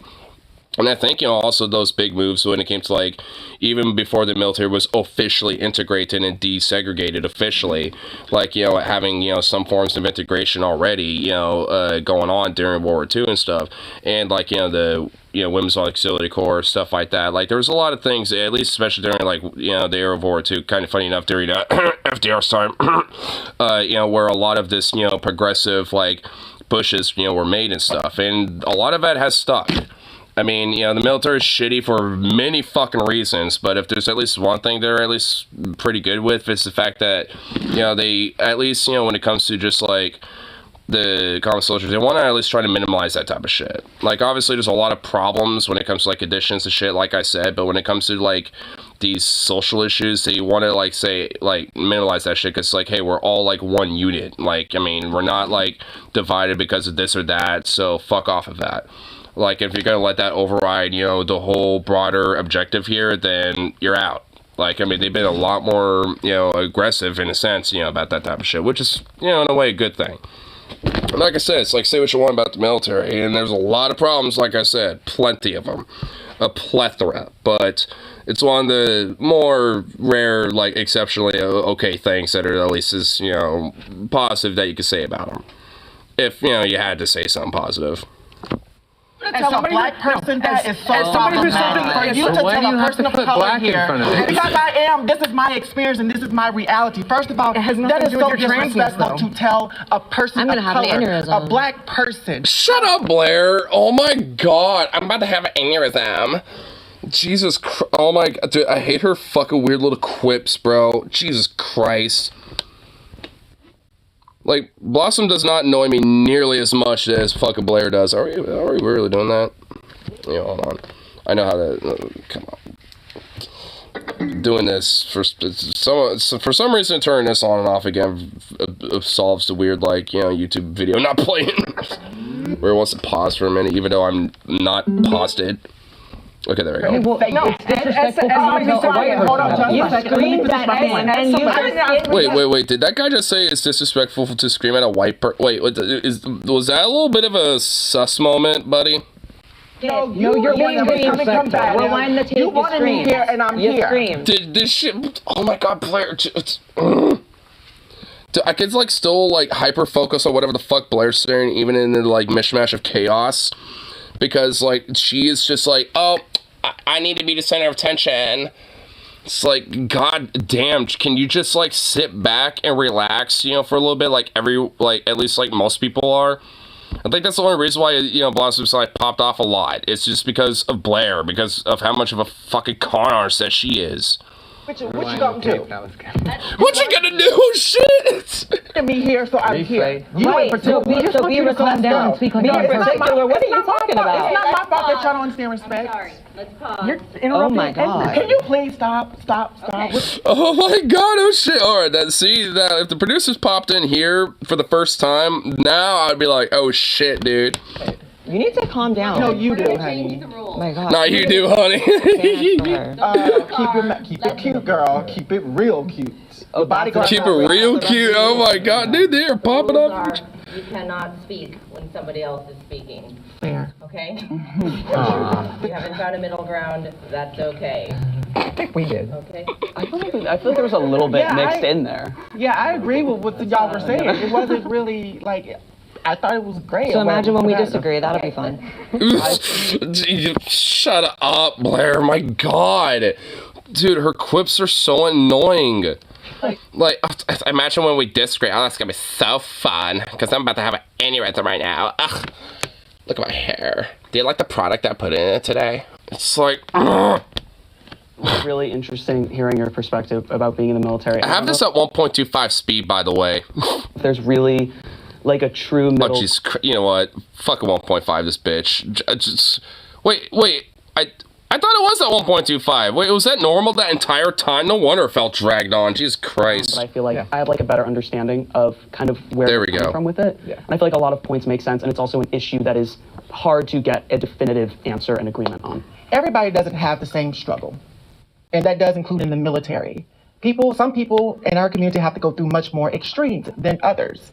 And so for me, my question becomes, how are they being taken care of? Especially when a trans person comes out in the military. Yeah, we have these things enacted, but that doesn't mean that in reality and in physical time that they're being treated under what is in the law that's supposed to protect them. So that's where I'm coming from or whatever, because reality and what's on paper are two different things. But they are. So this is, again, the culture of the military. This is a debate that we have as civilians that the military doesn't have. Okay? Just plain and simple. If you can do your job, nobody cares who you are, what you do, what your extracurricular activities outside of the military are. All they care is that they can count on the person to the left and right of them. And again, like I said before, and yeah, in the very beginning, if you can't deploy and you can't go do your job, then there's really not a big reason for you to be there. And to agree with your point, I'm not in the military, nor am I a military general, but I trust that military generals know how to get their troops deployment ready. And if someone is able to go through all the rigorous steps, take out the trans, but they've been able to meet medical, health, all of the hoops that need to be met, I don't see any reason to take away someone's opportunity to serve this country and to be proud of serving this country, because being American is something to be proud of. Yeah, and like the trans ban didn't actually do that. Like I said before, you just couldn't go. Why do you keep pointing that out, even though it still kind of does a little bit? Actually, like take hormones and transition while you were in, and it was a lot different because I served in 2010 to 2011 before Don't Ask, Don't Tell was repealed, so I know what it was like before that as well. And I totally agree with what you're saying. So there's some middle ground. Let's go, people. School. Dude, I like how, dude, I noticed how, like, Blair just immediately yoinked herself out of that, dude. Look at this. First one to stand up, and she's like, alright, I'm out. She literally just, like, walks the fuck completely away, like, from everybody, dude. She was done. Schools should include trans conversation in sex ed. Join our Milgram Patreon to watch this exclusive prompt. It's okay for minors to get top. Wait, hold on. Did everyone walk up to that one? Is that why everybody just was like, okay? Get top surgery. Really? You guys wait a minute. I mean, yeah. I mean, seriously, really. I feel like the vibe is like I like, as someone who had top surgery and went on hormones, like it's a very emotionally intense experience. I think in terms of like minors getting surgery, like the reason why I'm not like no to that is because I feel like maybe someone's like 17 or something. I honestly feel like it is a really okay. So I think this is all like kind of tangential to the surgery, but I feel like if somebody's like 17 or like late 16 and like feels like it's right for them, I mean, like people are really different. I know for me, like top surgery when I was like 16 would have been like so good, and it would have literally like saved my spinal cord from like binding all the time. That's why I'm like, yeah, like I feel like in instances like it can make sense. So I'm not a trans man, so I don't have the experience or whatnot, but I do think that it has to be done safely. There is a process when it comes to having these types of gender-affirming surgeries. You know what I'm saying? Talking with your parents and then going to endocrinologists and going through therapy to make sure this is right for you. People have a choice to their autonomy. Now, I know that everybody does not, but those that do or whatnot should choose with the right medical education. Yeah. They should choose with safety and with full understanding of what is a benefit and what may not be a benefit. I agree with the caveat that there does need to be some sort of process, which there is, by the way, in place. Yes, sometimes does it slip through? Yes, things happen because, again, as I said earlier, this is a big... Pretty much so far, I'm not disagreeing with anything they're saying. That's why I'm just kind of letting them talk. Again, negate people. I mean, honestly, I mean, we've been going back and forth with with all the other shit that, you know, we kind of need a little... We need the space. Walk through a door that you don't walk through. I'm going to say this again, and then close it behind you. It's a little bit of a slap in the face for anybody who's seeking a transition. Yeah. And as somebody who has experienced top surgery and also waited quite a bit of time, a lot of severe damage actually was created to my rib cage that my wife, who is half my size, actually has the same size rib cage in the back as mine. And these are permanent damage to my body because I've binded for about 8 years, and there's even still issues that I have with breathing and certain issues that I face. Man, like, is that really a fucking thing that, like, trans men gotta deal with, is this whole binding thing? Is that basically just, like, an upper chest corset or something? Like, where you're trying to, like, compress, you know, the booba, you know, so it doesn't look like you got the booba, essentially? You know what I mean? Like, because that just sounds fucking horrible. Like, I mean, just have them removed. You know, like, what the like, man, it seems like a simple surgery. It's like, suck out all the fats and all the stuff that's, the glands and shit, whatever the fuck, and just like, like, take a little bit of skin off and then just like, boop, just like let it be sewed back and there you go. I mean, I don't know. Like, I mean, it's like, what the fuck? Unfortunately, if I had that surgery a lot earlier, I would have a better posture. I'd have a lot of pain that is not within my body that I have to deal with on a daily basis, while simultaneously the idea that... I'm honestly, like, it seems like so far, like, I mean, the Patreon exclusive question that they just kind of skipped over, about, like, sex ed being taught in schools, like, or to kids, like, it seems like there was, like, a mixed agreement with that one. But they didn't show it, which kind of annoys me. But I get maybe under 16, top surgery would be something that would possibly even make me a little uncomfortable. But I also know that I was homeless at 16, paying my own rent, and left my home at 16 and had to live my life as an adult very early. So I was able to make those decisions for myself. But I think it's weird that others can't seem to see that I could make a medical decision for myself when I had to physically take care of myself. And I look at some of these younger kids, and there's a... And I honestly think this is why I feel like there could be an open discussion about maybe, like at least certain surgeries, like top surgery, for example, maybe at least, like, being a little bit more case by case, like, for someone who might be 16 or 17, I think, there can be an argument to be had with that, just considering from, the stories I'm hearing, at least, from what they're, from these two guys' experience are about this, or at least, with what Alexander was also saying about it. Like, I mean, with what makes me said, it kind of makes me think, like, well, maybe there really can be, like, maybe an open, like, conversation about that. Like, because, because considering, like, the idea of, like, binding and all that shit, especially for someone like Shane, for example, obviously it sounds like it does, like, genuine long-term damage, to your spine and ribcage if, like, done long-term. So it's like, why not just, like, cut out the middleman with that and just have the top surgery, you know what I mean? Like, it makes more sense at that point. It's a lot more pragmatic. Jealousy there and excitement for them at the same time, because they now have access to memories and being in the space and being in a comfortable body that, I had a lot of isolation growing up in my childhood because I didn't feel comfortable to present in a female space or a male space. I was isolated constantly from school, from the outside world, from my family. And my transition, my top surgery, has done nothing but take physical pain off my body, especially with as large chested as I was and having to bind for as many years as I did. I don't think any minor should be having life-altering elective surgery or life-altering elective medicalization, period. And so... the thing is, at least when it comes to, like, a top surgery, at least for, like, a trans man, for example, like, I don't really think that's necessarily irreversible. At least, not that I would think. Like, I mean, I guess you would still technically have the scar, I suppose, like, or scars, I guess. But, I mean, like... those could, like, stretch out over time. I mean, right? Like, so, I don't know. Like, I feel like, something like that would not necessarily be irreversible. I mean, I guess it wouldn't necessarily be the same, I guess. But, I mean, whatever. Bills across the country that do ban this for minors. There's a couple things I point out. I point out that I don't think a 16-year-old female who wants breast implants should be able to get that either. When we look at what we allow minors to do, like... So, okay, I guess Sarah's just across the board, just like, fuck that. Even if, like, a teenager wants to, girl wants to be like, hey, I want some implants, like, in her 17 or 16, she, Sarah's like, no. I mean, I guess she's consistent, I'll give her that.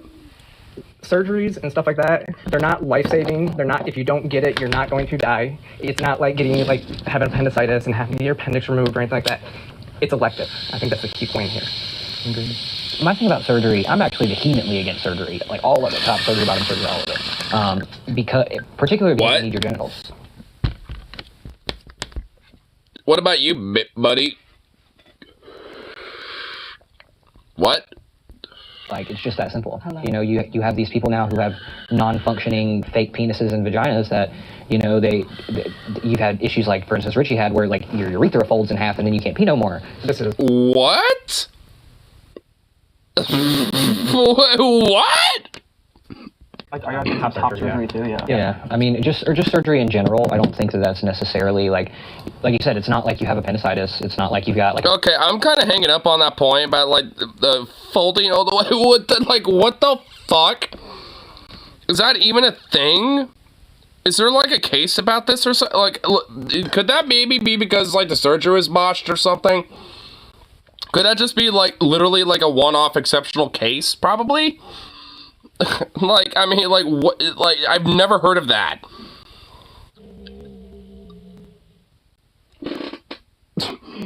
Sukov groans just really immensely over that. Or it's, you know, like you don't. I disagree with that because I was in physical pain, and then the moment that I got that top surgery, the pain was. Well, that means you needed a breast reduction, my friend. No, it's just breast reduction, my friends. Dude, this guy's got like a little bit of a draw on him, dude. It's like, but hey, guess what? Breast reduction is an elective surgery, buddy, and aren't you against it across the board? A little bit of hypocrisy there, isn't there? In general, I mean, I binded for 8 years. I know, like it sucks. I know, but like if you just keep binding, like honestly, like my ribs are like, I'm like, ew, I hate my ribs. Like they're all like messed up. Is that an issue with safety of binding though? I'm actually curious. Yeah, like honestly, but the thing is too, like I I think it comes with like the size of your chest. So like I had a big chest, so like I had it was the only way. You know what I mean? And I did try and like bind like safely, and I did buy like reputable like binder brands, but it is a lot when you're doing it for a really long time and also like 3 days straight. I know, me too. Like, and that's what it's like. You're not supposed to. Was your doctor telling you that that's not safe because you're not even supposed to wear it for 24 hours? My doctor's old school. Yeah. But you know, and I had Doctor's old school to go through like for top surgery and testosterone. Weirdly enough, I'm actually kind of learning a lot, you know, about like what some trans people have to kind of go for a little bit. At least when it comes to like trans men about like binding and stuff. It's like, bruh. It's like if I mysteriously had like booba and I tried to like bind it so it's back to like how I look now. Like if I suddenly got like some bees or something like, and they kind of like, I don't know, like they kind of like just boop, kind of popped out like that, and I somehow tried to force them back to like how it like now. Dude, honestly, like that was, I can't even fathom that. That would fuck my back up so much. It would be ridiculous. I can already imagine that just being horrible. Go through like a really big process, and I think that's my thing is like instead of an age thing, I think there's like there should be a process. You should have to like live as that gender and be seeking care and be having like a therapist for long term and a psychiatrist for long term and an endocrinologist for long term, and like it's really like specific to the person, and I think would be like really rare anyway. But that's just my stance. That I agree with to an extent. This is definitely the prompt that I am the most passionate about because I think there are few things more vile, more irresponsible, more, dangerous than saying a child can consent to permanently removing a body part that serves an extremely important function. So what about circumcision then, Blair? I've honestly noticed that hasn't really been brought up yet. I mean, maybe it's just because it's not inherently a part of the conversation, I suppose. I mean, if they really want to, if I had to guess, it'd probably be Blossom or Sasha that would bring it up. But, because the thing is, there are a lot of, children that have that happen. And wouldn't that be a problem? Because that's a culturally normal thing for a lot of different, places in this country. All over the country can never breastfeed their children if they can even have them, because if they did other things, that can take them kids at all, right? The idea that a child can consent to a sex change, to a gender-affirming surgery, if you believe that, there's really nothing that you can believe they can't consent to, right? Because that's pretty extreme. That's What? Did she just fucking equate this whole fucking argument to pedophilia? Are you serious? Oh, well, if, if you're saying they consent to this stuff, then what else can they consent to, huh? Body modification under the best circumstances. So you want to move aside all the complications, all the things you can't do, the sterilization, not being able to feed your kids. You can even set that aside. Just the permanent body modification. I mean, you have to be so demented to believe that a child fully understands. I heard a few conversations about, well, if the child fully understands, they don't. They don't. It's like, hey, you know what? Maybe they do. Hey, maybe a 16-year-old understands, at a certain point, what the fuck they are when it comes to their identity. Maybe not all the way, but they probably got a general gist at that aspect, you know, at that point of their life. Because they're children. That's like how being a Like child a works. 17-year-old, like if a 17-year-old's like living as male for like 5 years. The prompt was it's about like- minors, and Yeah, but 12-year-olds 17-year-olds are getting is top minor. surgery. So it's easy to say, well, if it's 17-year-olds, okay, well, In my state, that's actually there's a legal nuanced age. conversation about even 17-year-olds, I guess, because the age of consent in some places is lower, but that's not what's happening, right? It's 12-year-olds. When we talk about minors, it's like, what age range are we really talking about here? Anyone because over 18. the thing is, when we talk about detransitioners or whatnot, all I hear is a lot of regret, right? Regret that they got these surgeries, regret of the complications, regret, and that's fine. I'm not taking away anybody's experience because these things do happen. But let's also remember, again, there is a process. Now, I have a lot of empathy for those detransitioners that have gone through the process and they are suffering. But I it's do not have just empathy for detrans that. people. It's But not just but that's detrans what people. I'm just talking about in the conversation, for this particular conversation. And I understand what you're saying because you're absolutely right. There are more people. Even that are among doing adults, that. we all But- do different things in our but- transition. Some of us correct. want bottom, some of us don't, some of us want top, some of us don't. I So understand, you but- need a lot of time as an adult to figure out what you want to do. But see, the thing is, And that's the choice of the individual, isn't it, Blair? Like, and I think maybe that's what Blossom was also trying to say and trying to get through your fucking thick noggin of a head. some adults don't even understand what they want to do. Exactly, that's the so how kind can of a thing. child? But the children, wait a minute, let's not Planet. underestimate the power of these kids today, okay? They are very much more educated because they have much more resources and access than we did coming up. So let's be So very they're clear about advanced that. and they can when we consent. talk Who about else says that? detransitioners, that has been the main topic here or whatnot, because we want to it's bring not now. detransitioners Dude, she in. keeps implying that, like, you know, Blossom or, like, this whole broader argument can be a slippery slope to something like pedophilia or something. She's literally trying to imply that, dude.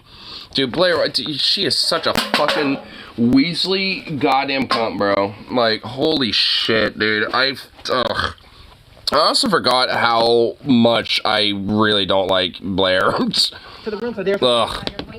Thank you. To your point about the reason why I'm against it is because, like you said, the children need to go through the proper steps, the parents, the doctors, but in the state of California, if you, as a parent, tell your minor, no, you're not getting this, I'm not affirming your gender, I'm taking your kids away, and California's gonna raise your kids for you. So how's that? That's not right. We also know that. Oh, California's gonna raise your kids. Like, literally the entire state of California is gonna raise America's children, dude.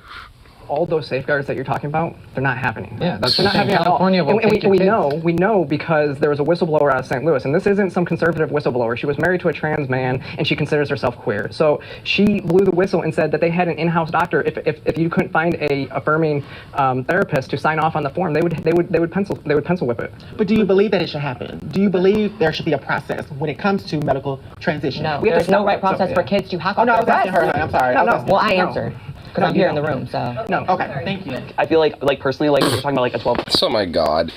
I mean, like, hey, you know, at the end of the day, it's okay for there to be a process about it. I mean, like, good grief.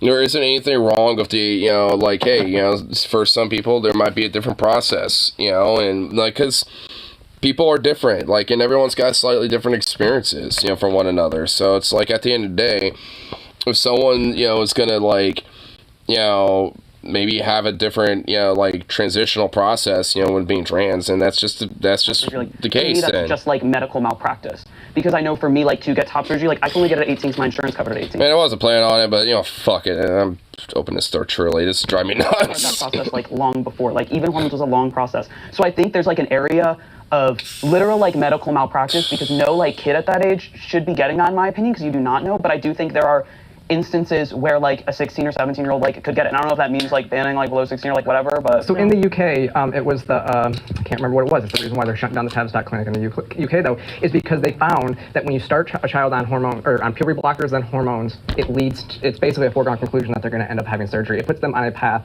to, okay. It's called gender affirming care for a reason.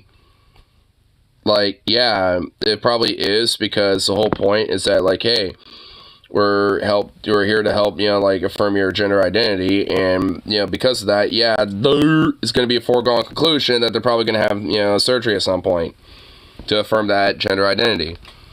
Duh. it's a sunk cost fallacy. I just, again, I don't understand this obsession with other people's children. It's about caring about kids. I'm talking. Oh my God. Ooh, Alexander. Ooh, hasn't talked much, and he's popping off now. Or they are popping off, actually. I mean, they're not binary, so I actually don't know if it's like they, them, or what. They never specified, so they, them. Yeah, I'm just going to keep with that. But damn, like, but honestly, for real, like, I mean, you know, he hasn't, Jesus Christ, whatever. Like, they have not talked, you know, that much at all, and the fact that Blair will not shut the fuck up, and the one time that Alexander's, like, speaking, you know, she wants to try to butt in and be like, no, you barely talk, so, nah, you're a doormat over here. It's like, no, they ain't. Together. I have it together. Yo, the obsession with the conservatives about other people's kids. If it is your child, it is your choice what you do with your kid. Just to talk about someone who's at 16 and the level of consent in the state of California, from my understanding, someone who's 16 can also drop out of high school, which would severely affect their life. And they have access to that decision if they want to, because say they want to get into the job market or whatever their reason is, but they have that option to make that choice at 16. I will agree with you that someone at 12, I'd be uncomfortable with somebody at 12 years old getting surgery completely, because there's still a lot of the world for them to learn about themselves, how to navigate it, et cetera, et cetera. But for us to have access to be able to drop out of high school if we wanted to, and make such a life-changing decision that could affect, I mean, you economically, socially, so many different ways. I mean, yeah, he's also kind of talking about, like, emancipation, too. Like, because there's some 16, 17-year-olds that will, like, while still in high school and obviously still being a minor, technically, will be emancipated and be able to, like, you know, technically live on their own independently, away from their parents and shit. Say, you know what, you're not old. For various reasons, but from my understanding, a lot of it's because, like, those kids are trying to kind of like escape like an abusive, you know, household and relationship with their parents and stuff like that. It tends to be stuff like that, you know, or their parents just straight kicked them out, and going for the emancipation process helps, like, you know, at least have some sort of a lifeline, so to speak, at least, you know, before they become a full-fledged adult.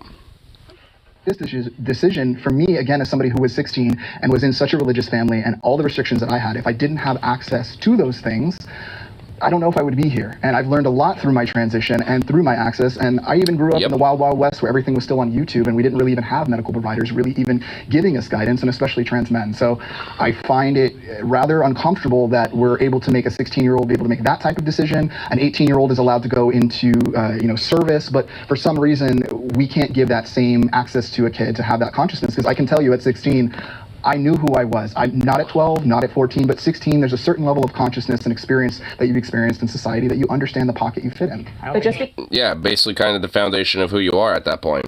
Like, by the time you're like, you know, I'd say even like, you know, 15, 16, 17, that's kind of around the time where you kind of get a general idea and a foundation about who you're going to be. And then, like, you know, between like 16 to like 25 is about the time where you kind of get solidified, you know, in those perspectives, and, you know, expand from that, you know, after basically the kind of general foundation is laid, so to speak.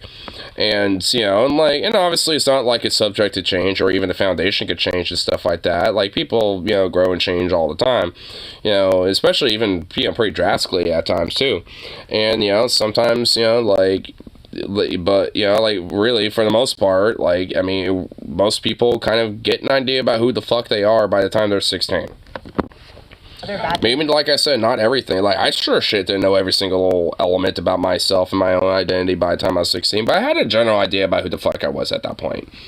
I mean, I kind of had a general idea about who the fuck I was, you know, by the time I was kind of, like, around 14-ish, 15-ish, a little bit, but not all the way. But by the time I was 16, I kind of had an idea.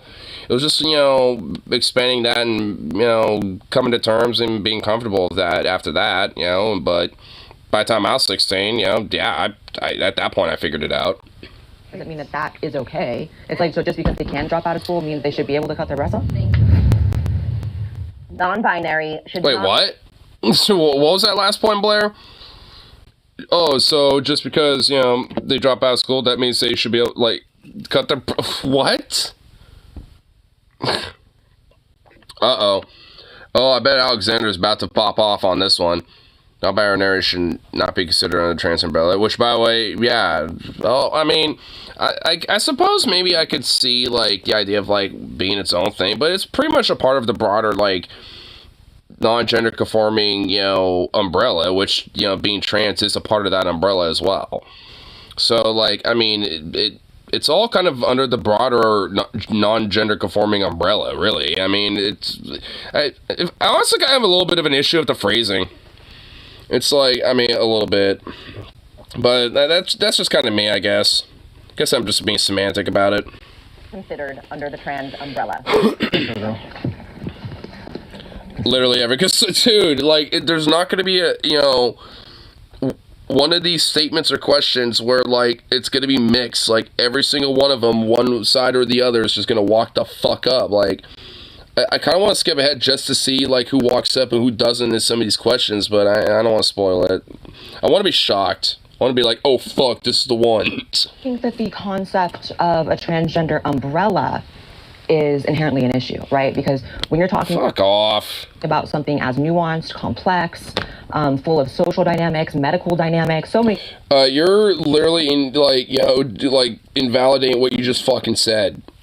Like, with that statement. Like, I mean, what you're saying here. Like, if it's so nuanced and complex, then doesn't that mean that it is more of a bigger, broader umbrella than, you know, it probably is? Or than we think? Like, I mean, you're literally, like, shooting yourself in the fucking kneecap, basically, with a fucking shotgun with this. It's like, oh, yeah, like, you know, the whole trans umbrella is an issue. By the way, here, let me list off a bunch of things that kind of validate the idea of it being more of a broader, nuanced umbrella. It's like, what? Considered when you're talking about a transsexual, you should really be specific, right? Maybe she did have an aneurysm, like, at some point during all this. When she mentioned earlier, it's like, I'm about to have an aneurysm. Maybe she did. Maybe she did at some point. And this entire concept, actually, of transgender is relatively new. Like, it came about in the 70s or 80s through queer theory. No. Like, the idea of, like, you know, gender non-conforming, you know, identities and being trans has existed well before the fucking 70s with queer theory. It's existed during the 30s. It's existed in the 1800s. It's existed well before then. It's existed since fucking humanity was a thing. Like, no, that's bullshit. That is a fucking overt lie. Like, I mean, maybe some of the more modern theories of transgenderism come from, like, the 70s and 80s, stuff like that, from queer theory and shit, but the whole foundational idea of transness and gender non-conforming ideas and stuff, at least especially in a modern sense, that is old as time. Like, I mean, that's bullshit. That's just a fucking overt lie. Originally, it was about transsexuals, which was considered a medical diagnosis, which was a medical process, and it defined something very specific. So for me, when I hear that non-binary, which, if I'm to understand correctly, means that androgynous. Right, and it means you identify somewhere in between male and female. That's not what a transsexual is. The definition of a trans person is somebody whose body has been altered. I mean, there could be intersex people too, as well, but they're, again, a part of that more bigger, broader umbrella that, you know, kind of exists a little bit. Like, oh my god, they all walked up here saying, like, no, they're in an umbrella, and now they're all describing how there's a fucking umbrella in it. Like, bruh. I'm about to have a fucking aneurysm. Holy shit. Who identifies as a different gender, whose body's been altered by hormones or surgery. And there's two genders, so if you want to say, you know... Fuck you. You identify as a different gender, it has to be one of those two, which would make you a transsexual if you're actually trans. I think it makes about as much sense as saying that bisexual is under the straight umbrella. It's like, no, that's a separate thing, and I think there's beauty in... Wait, what, huh?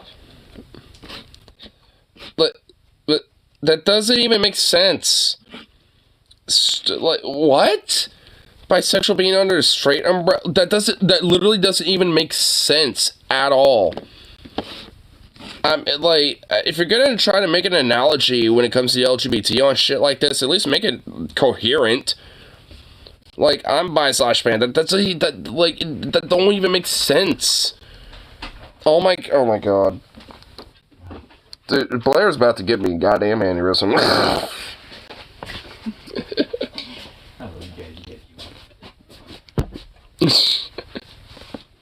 I'm sure my friend just walking back and forth is probably like, I mean, I wonder, it's like, what the fuck is going on with this?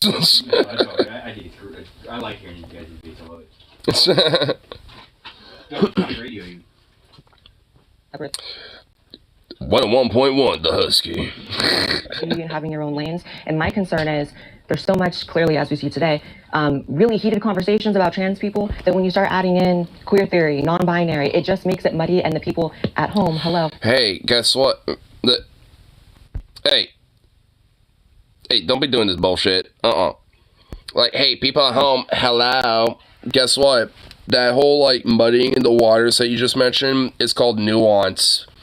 The thing that you were just describing what being trans is, which thus means there's a bigger umbrella underneath it besides just a specific thing. It's not as rigid as you think it. Oh my god, this is driving me nuts. This is starting to drive me nuts. Oh no. Oh, we're barely over. Oh, we're at the halfway mark. Oh my, this is like a gauntlet in itself. Like, I know DFF does their gauntlets, but like, oh my god, this is a gauntlet. Like, when we start doing this, like what, like an hour and a half in? So we basically, oh my god, Jesus Christ. What the fuck you're talking about? Here's the thing about a lot of the people who identify as non-binary, so to speak. When they do so, they typically don't medically transition. Right. And when you do so, and maybe they do social and like hormonal transitions, but maybe they don't do surgeries. Your point? So what? Wait a minute. You were against surgeries in any form of that. So wait, now you're okay with it all of a sudden? And trying to make it a point when what? Like, get your talking points right here. Like, oh my god, these fucking conservative types are never consistent. Like, the average Joe conservative tends to be pretty consistent. Like, but these types, like, I don't know much about, like, you know, the other three. I know about Blair a lot, you know, but, like, this guy feels like a little bit of a talking head. It's a costume. Well, it's gender nonconformity, right? And so because they can take this off. I can't take this off. Yeah, as Blair's saying, we look at gender nonconformity. You should probably take the glasses off and replace them with something better, because those glasses are like some 1940s, like, 80-year-old grandma aesthetic that, like, honestly, dude, bro, you need a new fit. Like, what is his fit? Like, you know what? Yeah, maybe you need to take off the fit, at least. Like, you need a new fit, my dude. Like, this ain't working. Like, that ain't working, bro. Like, you got, oh shit. Hi, Vosh. Bye, Vosh. But, like, I mean, you need to change your fucking fit a little bit. That's all I'm saying. Like, Sarah's got a better fit than you, bro. And all she's wearing is just a, like, spaghetti strap white dress. That's it. just so, I mean, it's like, simplicity is best, but, like, dude, you're going a little too far with it. Which used to be okay. You can wear what you want. You can present however you want, but it doesn't make you socially different. You can't, you know, as Blair was saying, it comes out of queer theory, which is postmodern neo-Marxism, which means that there's no such...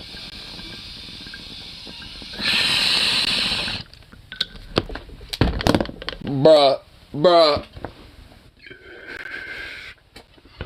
Dude, Sarah is a Jordan Petersonite. Postmodern neo-Marxism.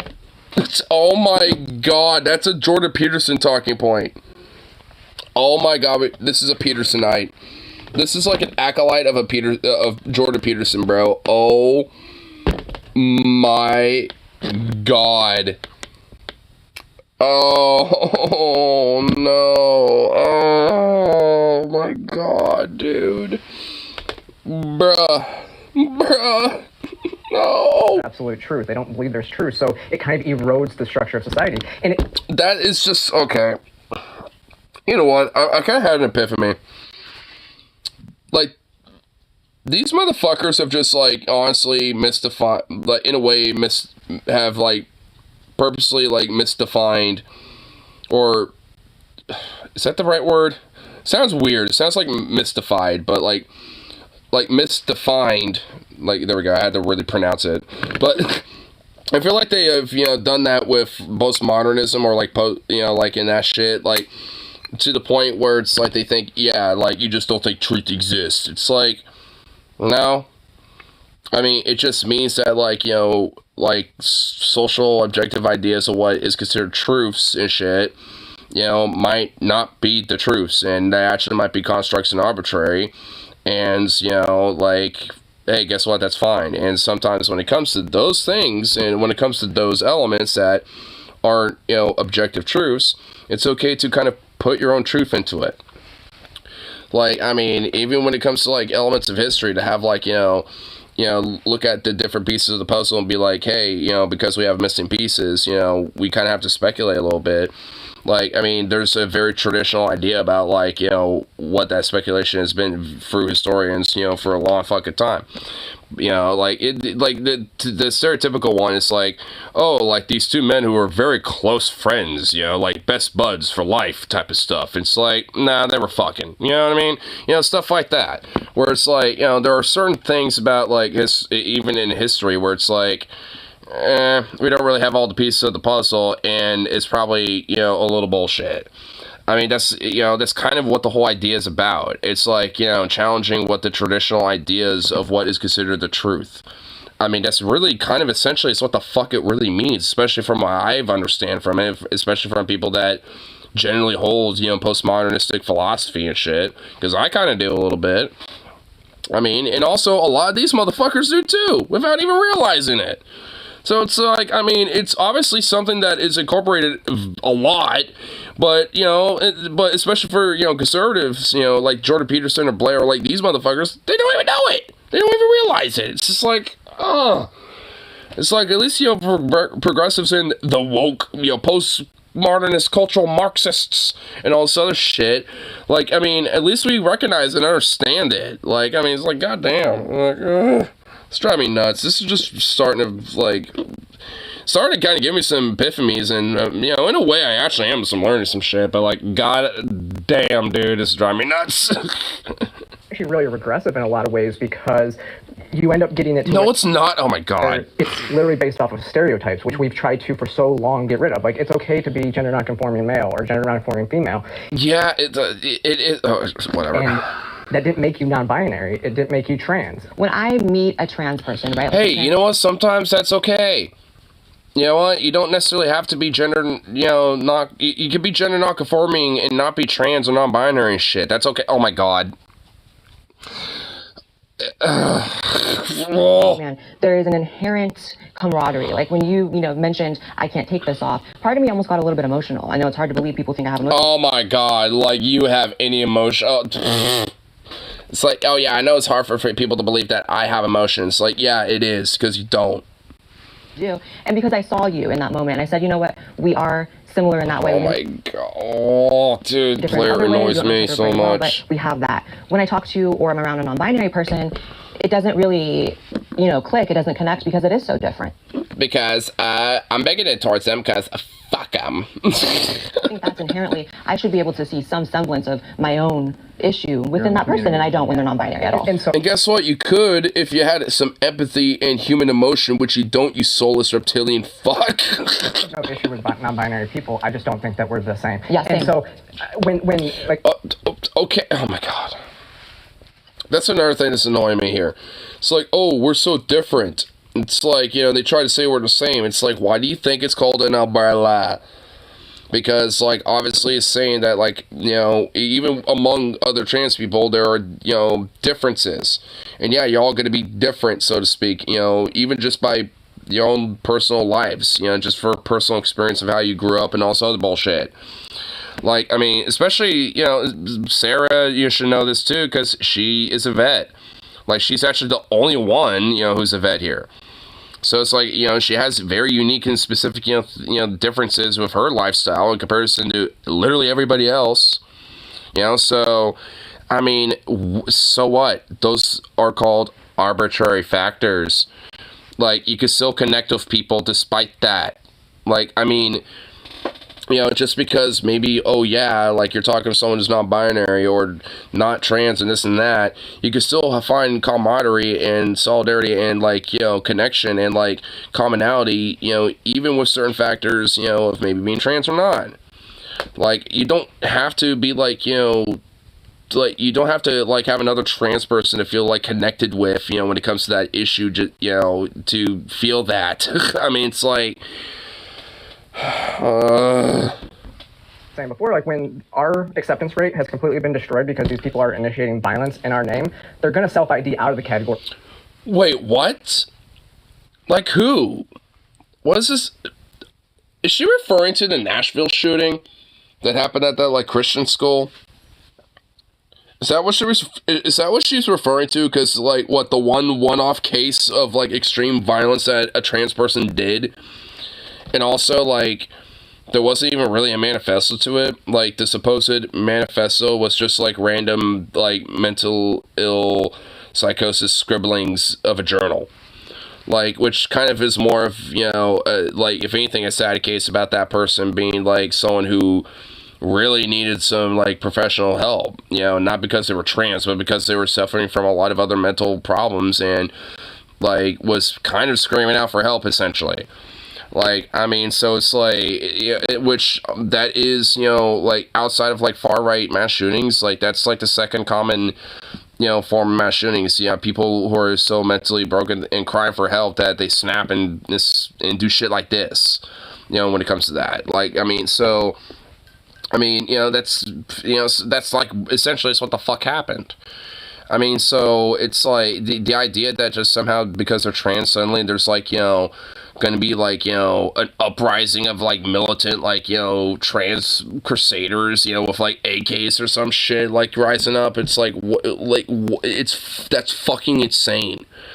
And that does more to, you know, exacerbate violence against trans people and gender nonconforming people, more so than it does to prevent it. We're going to be the ones left holding it. Yeah, it's just, if sex is a binary and you're neither of those, then you're not trans. Hello. I think it would be really hard. And you don't have natural hair, because I swear to God, like, hey, lady, I'm convinced that's a fucking wig, okay? I'm just convinced that's a wig at this point. I think it would be really hard for a cis person to truly imagine what it's like to be trans and what it's like to live with that and be born that way. And I'm not non-binary, and so I really cannot picture what it would, because I'm a binary trans person, I can't imagine what it's like to be in between that. But just like how the cis person can't really truly understand that, it doesn't mean that it's not a thing and it's not real. And I really believe that we have like 85 years like on this earth, and like so many people spend so much time being like sad and uncomfortable in their bodies. And if we were just all comfortable, like if somebody like wants to go by a name and like dress a certain way and they are saying, this makes me so comfortable, this is what makes me happy, there is no reason they shouldn't do that. And my God, there is no reason why we should say, well, you're not a part of this because like this is us and like this is whatever. Because literally like we could all sit here and agree that like non-binary people are like not a part of the trans community or whatever, which is not my opinion. But we could like, that doesn't like change anything. Like there's a whole, we have a vast community. And I believe that non-binary people are a part of the community because I have so many shared experiences with so many non-binary people I know. Fucking based. I mean, damn. Dude, fucking just like right off the bat, Sasha just came in with like the M60, just like, I did such a, I shall now today. Just like fucking Rambo, just like slayed like a fucking king, dude. We have very similar experiences in growing up with dysphoria, with transition, with anything, and nobody has to do anything. Nobody has to transition in a way they don't want to transition. And yeah, like, let's be a happy family. My God, let's all just be happy. That's my vibe. True. I mean, bro, I love Sasha's vibe. Like, he's just like, you know, you do you, boo. You know, like, all this other shit's just obsessive. Who gives a fuck? Can we just be happy? Like, we're all kind of, like, in this together, so to speak, anyway, so why are we trying to, like, you know, nitpick? Like, who cares? Like, let's all be happy. Like, dude, I like that guy. I like him. Yeah, or fight the fight together. Yeah, like, let's do it. Like, we have numbered fights, though. That's the thing. No, we I don't know if it is. Oh, fuck you, oh my God. Of course, leave it to Blair White to add contention to Sasha's just like, yo, let's just vibe, bro. Like, fuck you, Blair, dude. She is just the most insufferable fuck on this panel. Like, I mean, honestly. She's like, oh, but we're all fighting different fights, though. So, now. It's like, fuck you. Just, like, it just take the thing and be like, yeah, I agree. You know, just take the fucking open branch, olive branch, you fucking annoying, prissy bitch. By creating this divide within our own community. This is so silly. Look, I actually understand like a lot of the points that are being made here from the conservative side because I grew up conservative. I voted when I was 18. I voted for fucking Bush. Y'all. Damn, girl. Like I was conservative. Well, damn. Conservative. Okay. We're the same age. So it was not until my later age that I kind of decided, like, you know what? Let me be more open to different types of communication, different types of people. I actually talked so much shit about pronouns, like they, them, all this. I was like, what is this trash? When it first started really coming out, I did not disagree. I did not agree with it. I was like, what is this? This is stupid. How can you be a them? Blah, blah, blah, blah. You know, I mean, in a way, I kind of relate to that. Because even when I started kind of, you know, understanding the idea about transgenderism, there's still kind of a point, you know, where I was like, and the pronouns are just kind of a little whatever. You know, outside of just like she, her, they, you know, he, him. And I guess maybe slightly lesser extent they, them, but I didn't quite get it yet. But, you know, it took basically just hanging out with someone who's non-binary, and when they explained, you know, like, because at least, you know, presenting, they kind of looked more, you know, like a woman, kind of like a butch lesbian, basically, at least if presenting it, you know, in a way. But obviously, that's, you know, like, not how they identified. I mean, but, you know, they identified, say, them as non-binary. So it's just like, you know, at least at first impression, you know, I was like, oh, yo, she's pretty cool. But, you know, it's just a casual little conversation of, like, you know, just doing a quick side correction. And, of course, being respectful because we are hanging out, vibing, you know, chit-chat and shit. We actually had, like, I don't know, maybe like a 30-minute to, like, 50-minute conversation. Just, you know, of, you know, me and my friend being like, oh, well, you know, never met someone who's on burner, so, you know, like, what is it about? Because, you know, like, I don't know too much about it myself. Like, I get, you know, the idea of transgenderism and this and that, but I don't get this too much. So, you know, it was like an open door to be like, oh, well, here, you know, we got a pretty cool vibe going on here. Let's, you know, let's ask a question or two, you know, obviously in a very respectful manner. Because we're already having, you know, vibe and chilling out and shit and, you know, having a time. So it's just like, I mean, you know, like, which is also kind of another thing where it's like, I mean, you know, the thing is, like, having a little bit of ignorance or not understanding a certain thing or maybe not being too sure about that shit, being like, oh, yeah, what is this trash? Fuck this shit, you know, whatever the fuck. I mean, you know, like, you know, as I was saying, it's like being at least a little more open to be like, all right, well, you know, what is it about? You know, let me ask somebody about it, you know. It's like, it kind of gives you a little better perspective, be like, oh, well, yeah, some people are kind of like that. I mean, you might not totally, like, agree with it, I guess, so to speak, but you can at least understand, and, you know, that, like, there are people like that, and at least realize that, you know, there could be things out there that, especially when it comes to just, you know, healthcare especially, and just across the board in general, that, you know, they should have access to help affirm that, because, you know, even if it ain't your vibe, or ain't your thing, or don't necessarily agree with it, so to speak, I mean, you know, again, it's the whole idea of just, like, you do you, boo, like, do what you want. Like, I know plenty of people are, like, conservative leaning that do have that perspective, but, you know, aren't really keen about trans people and this and that, but they don't give a fuck. They're like, yeah, they can do whatever they want, I don't give a shit. So, like, just don't do that on me, or whatever the fuck, I don't know. Like, I mean, they don't want it, like, you know, like, it prodded on them, so to speak, I guess. Which, it doesn't happen outside of, like, you know, these conservative commenters being obsessed with it. But beyond that, it's like, they don't care. Like, they just don't give a shit, outside of maybe tangentially hearing it every now and then. And the thing is, like, especially from my experience, a lot of people, you know, even if they're not conservative leaning, tend to just, like, have, you know, what might ostensibly be, like transphobic positions, that a lot of it's just based off of just ignorance, and they just, you know, they just never met someone who was trans, or just don't get it or don't understand it that much, and, you know, it just takes the right, like, opportunity to have the conversation, basically, you know what I mean? Like, that's why having, like, you know, the olive branch, so to speak, to try to at least have, like, I mean, in a way, how these jubilees, in a sense, you know, are, like, you know, at least for entertainment purposes set up, you know, when it comes to these middle ground things, trying to actually genuinely find a middle ground and have a conversation. Because I guess, in a way, that's kind of the idea of what these jubilees are trying to encourage, too. It's like, hey, if, like, even if, like, grifty fucks like Blair and, like, you know, people who have genuine backgrounds and lifestyles, like, you know, Alexander or whoever, like, I mean, you know, like, if they can at least do that shit, then you can too, you know? Like, it's possible to have a conversation with, you know, the average Joe Schmo, so to speak, on the street. Like, it isn't really as hard as you think. Saying the grammatically... You're interrupting me. But you were correct. I'm agreeing with They you. asked you not to comment, and you're commenting, so if you could stop, that would be great.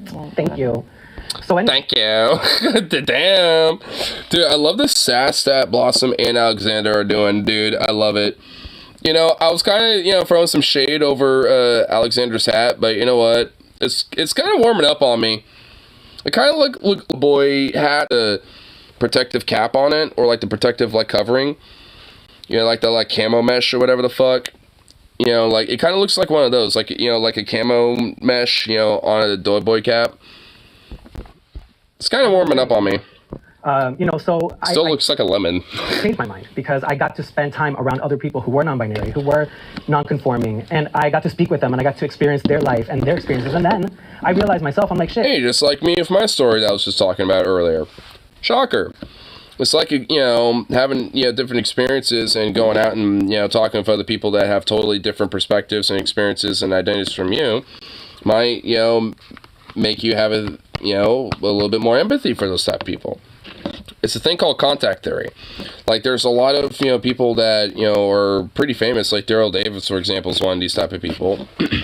Like, there's a lot of people that, you know, have, you know, basically with contact theory have gone out of the way to just be like, hey, you know what, like, let me go meet with people that might be bigoted, or like, you know, hey, I might be bigoted myself, but you know what, let me go check these people out. What's this about? You know, like that type of shit.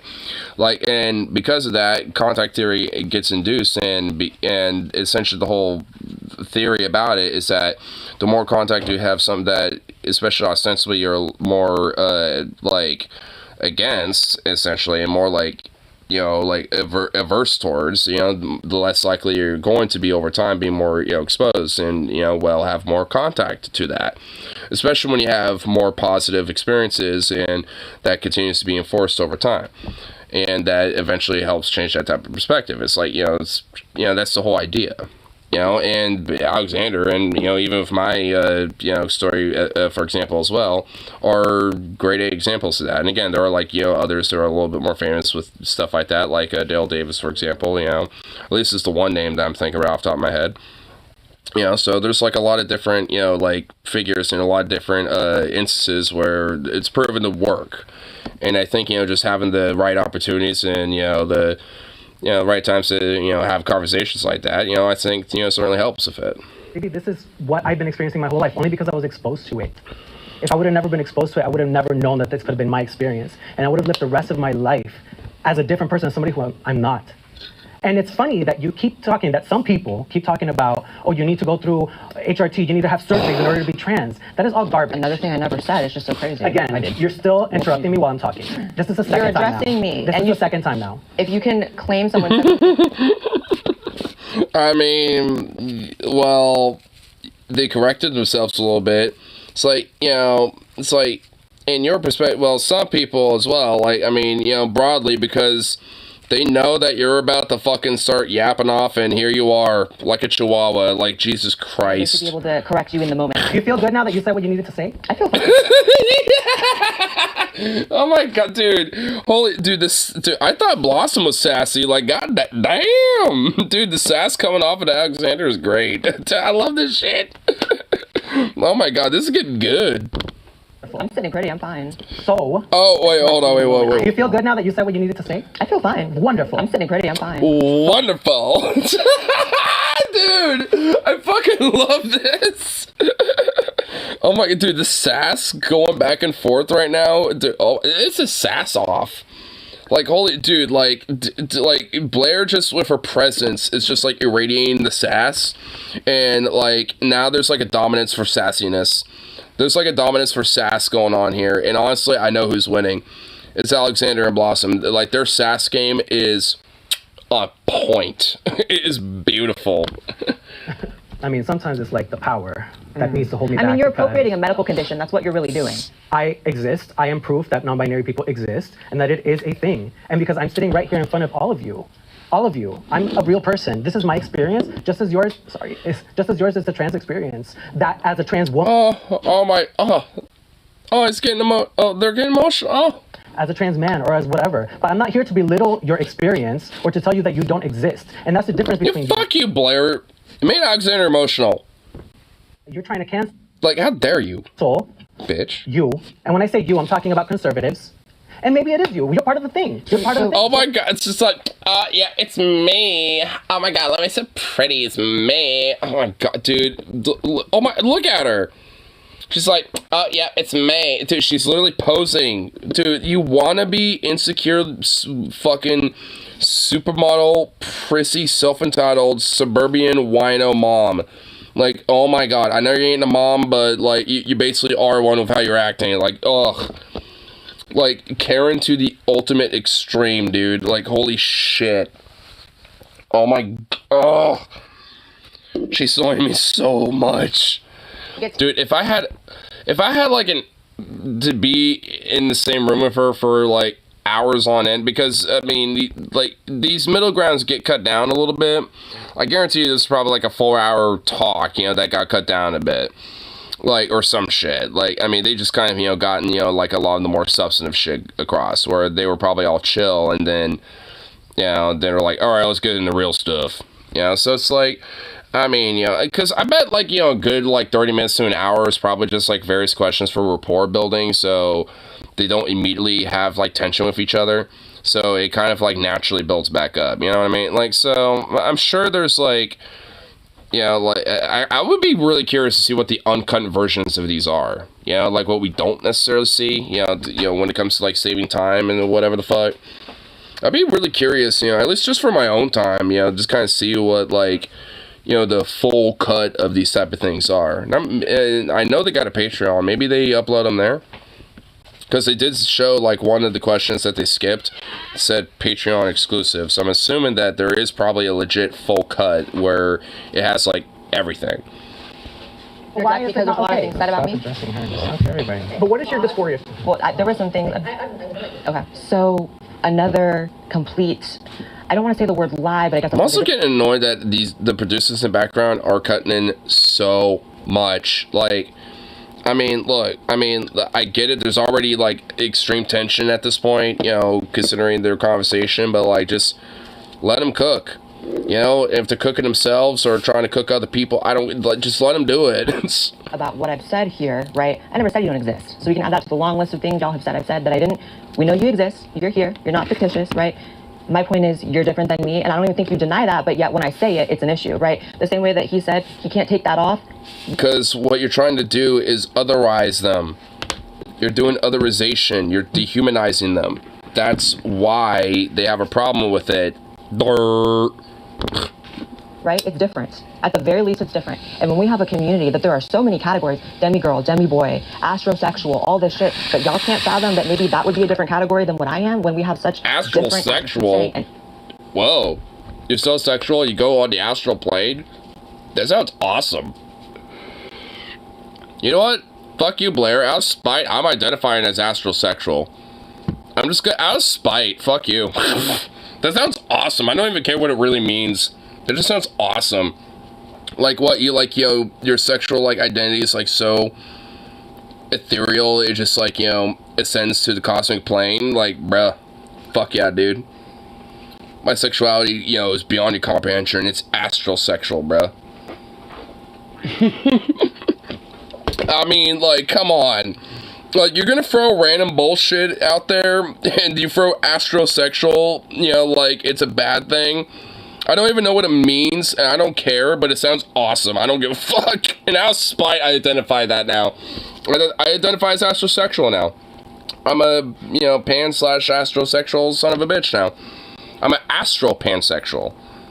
You know, so it's like, yeah, fuck it. Fuck you, Blair. Like, out of spite, I'm now an astral pansexual. So, fuck you. Experiences? It doesn't make sense. A bisexual is different than a gay man. Can I ask you a question? I actually want to ask you a question. What is your dysphoria, though? Because gender dysphoria, or sex dysphoria, as I would rather call it, is an uncomfortability between my sex... Why the weird caveat? ...secondary sex characteristics. Not just what I wear on a daily basis, because masculinity and femininity doesn't have anything to do with being trans. But that's not true. But that is not true. You can have dysphoria. Yeah, it just isn't true. Be dysphoric about your sex parts. But what is your dysphoria? What is about your anything? dysphoria? Straight. Blair, I swear, if your head literally explodes on camera, I will laugh. She's like trying to contain her head from exploding. It's like, bitch, I hope it explodes. Have dysphoria about their breasts and they get breast augmentation. It's not dysphoria. That doesn't mean. Yeah, wait, what? Yeah, it is. Like, hey, cis people can have some, like, body dysmorphia and dysphoria, too, that, you know, might, you know, equate to their gender a little bit, because, like, they could be cis and identify with their gender at birth, obviously, but might feel a little dysphoric about it because, like, hey, I want to feel like, you know, this type of woman or some shit. And that's how I want to feel. Like, for example, if there's, like, a woman that, you know, has, like, A-cup breasts or whatever, and they want to have, like, C-cups, you know, and want to, like, kind of, like, thicken up a little bit in certain parts and, like, you know, and all that shit, and, like, gonna feel dysmorphic about being, like, skinny or some shit. I mean, that's a real thing. I mean, it's like, and there's a, you know, element of gender dysmorphia with that. I mean, it's not in the same sense of being, you know, like, dysmorphic when being trans and shit, but it's still there. I mean, it's just on a different spectrum of it. I mean, it's like, shocker. It's like when it comes to different things like this, there's a spectrum. Oh my god, whoever would have thought of that? And sometimes, you know, like people who are non-binary fit in that spectrum. Shocker. That's why they call things spectrums when it comes to, like, you know, medical conditions sometimes. Because, so, like, when it comes to, like, certain things, like, sometimes, yeah, it is a spectrum. Like, it ain't just, like, you know, as simple as, like, one little fucking, like, pinpoint box. Like, sometimes it ain't as simple as that. Sometimes there is, like, a spectrum to shit. And when it comes to gender and, like, you know, and, like, dysmorphia and stuff like that, yeah, it is. And that's totally fine. And there's plenty of people, cis and not, that do feel that way. And that's okay. You know, we just have to, like, you know, acknowledge that and, you know, and affirm the care that they want. Whatever the fuck that is. Who gives a shit? Like, it's not your problem. It's not mine. And, like, it's between them and their doctor. Like, I mean, what the fuck? Who cares? I mean, really, at the end of the day, this is just basically a healthcare issue. I mean, on, like, to the core root, outside of just, like, you know, the social aspect of things. Because, I mean, you know, like, obviously there is a lot of social elements to it, but, I mean, realistically, it's just, like, trying to get fucking access to healthcare for people. I mean, you know, and, you know, like, non-binary people and trans people are included in that. That I'm not dysphoric about certain things. That doesn't mean that. And you don't know my life. You're not in my life. Well, if I answer your question, you don't know what I experienced, the different things that I experienced personally. Blair, just shut up and just, like, you do not have to butt in every single... You know what? Like, Blossom is actually not saying much at all. If she can, you know, not say anything and hear what other people have to say, you can't too, bitch. Shut up. Like, just quit trying to butt in. Like, she's actually genuinely pissing me off. Like... You don't have to say, like, you don't have to, like, yammer your fucking mouth every second. Like, seriously. That I grew up as, you know. Like, it really does get annoying where she tries to butt in every single second. Like, I mean, like, seriously. 5-year-old little kid experiencing just crippling gender dysphoria, like, horrible thoughts. I mean, that's how much of a talking head she is. Like, I mean, you know, because she doesn't give a fuck. She just wants to spew her talking points and just get them out there and doesn't care. She's getting paid. She don't give a fuck. I mean, it's really telling, you know, to her in comparison to anyone else. That and her personality is very self-absorbed. Like, where she basically just wants to hear her own voice and just, like, hear her own thoughts and opinions. And I just realized that this is a funny pause on it where she's like, eh. She just looks disgusted. But, I mean, like, for, like, she is just so self-absorbed, like, very entitled, and, like, super, like, just narcissistic as fuck. I mean, it's just her personality. I mean, that's why she grifts and sells out the way she does. Because she's like a narcissistical, self-absorbed fucking priss. She's like, aren't I pretty? Like, oh my god, yep, that's me. Like, I mean, she's just very self-absorbed. Main character syndrome. She's main character syndrome. So much my entire life to be sitting in this room and you're explaining to her what dysphoria is. I have my experience. It doesn't mean that... Oh my... Blair, you fucking cunt. Like... They are saying that, like, their, you know, like, experiences of dysphoria are different. Oh my god. Like, this is how you know she's not listening. She's hearing certain phrases and buzzwords that, you know, Alexander's saying, and what everyone else is saying too, and just going off of that and just spewing her talking points from there. She don't give a fuck. She's here fundamentally to be disingenuous and be a fundamental bad actor. Like, fuck this bitch, bro. Have crippling. You got a different experience. Doesn't mean you got a different experience. We all have a different. Duh. Like, everyone has different experiences, Blair. Duh. No shit, Sherlock. Wow, Mrs. Holmes. Wow, you figured it out good with this one. I'm surprised that Mr. Sherlock Holmes wasn't here to fucking figure that one out. Like, goddamn, Blair Holmes. I know, but we're all both not. Different things. That's it. It's that simple. We don't identify as our gender at birth. Obviously, I'm not a non-binary person, so I can't speak for non-binary people. I'm pretty sure this is like the first time Blossom's spoken, and she's also like one of the ones that might interrupt here and there and shit, but whatever. You know, like, at least she's spewing fucking, like, you know, nothing but, like, based fucking facts and truth and actually being in good faith.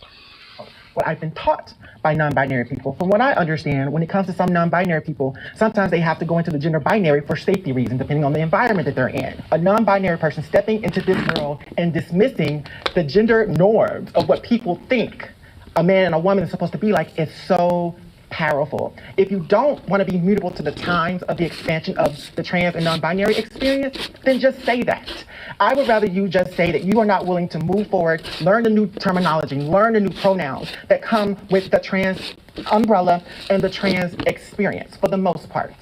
And also, I'm sorry, one more thing. And also, too, there are non-binary people who have different sexual orientations. Let's also name that, too. There are so many layers of nuance that we could really get to when it comes to the root of what being non-binary is. But what's the definition? That doesn't make them trans. My big thing when it comes to, I Who agree with cares? You know what? Honestly, there are some trans people who could be non-binary.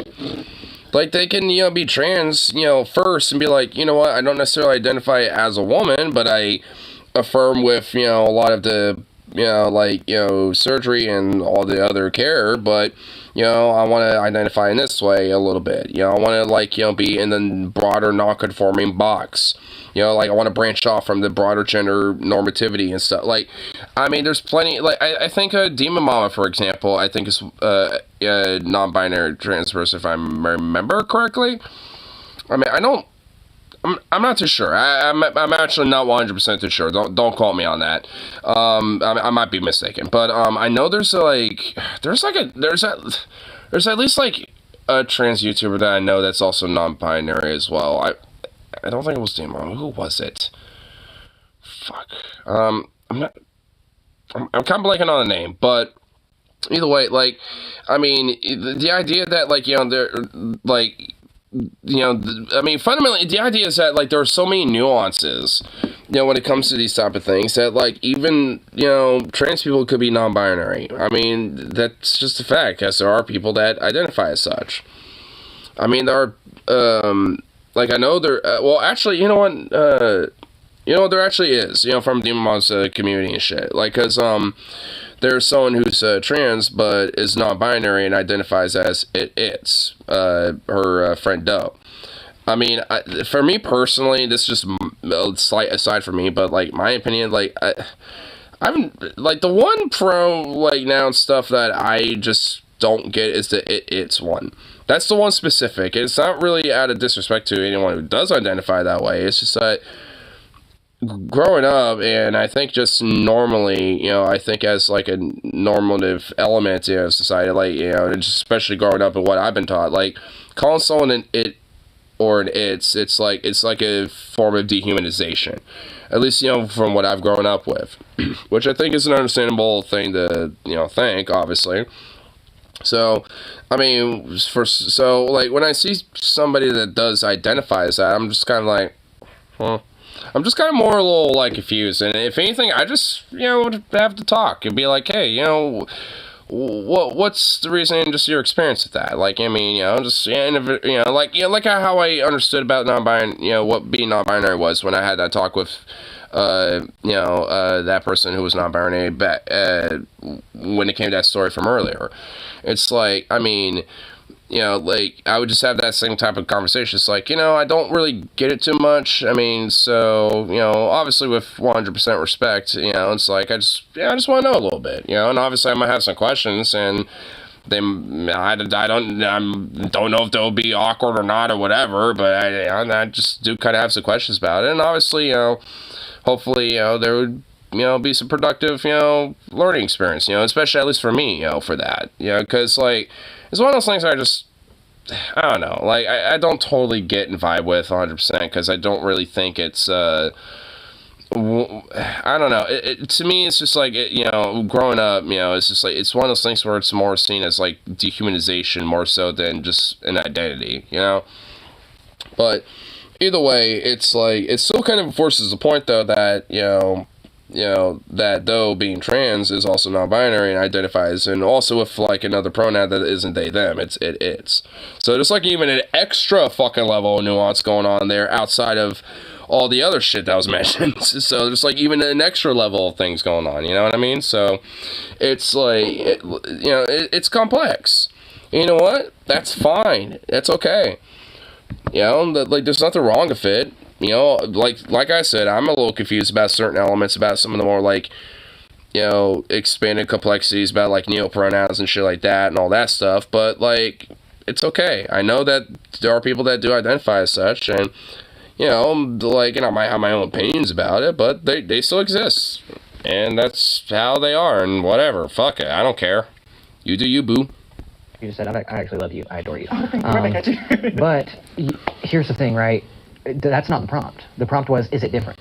And it is. Again, when I go out, I can't, like, take my beard off, girl. It's not coming off. Right. You know, unfortunately, you know, as much as I have facial hair despite being a guy, you know, like, yeah.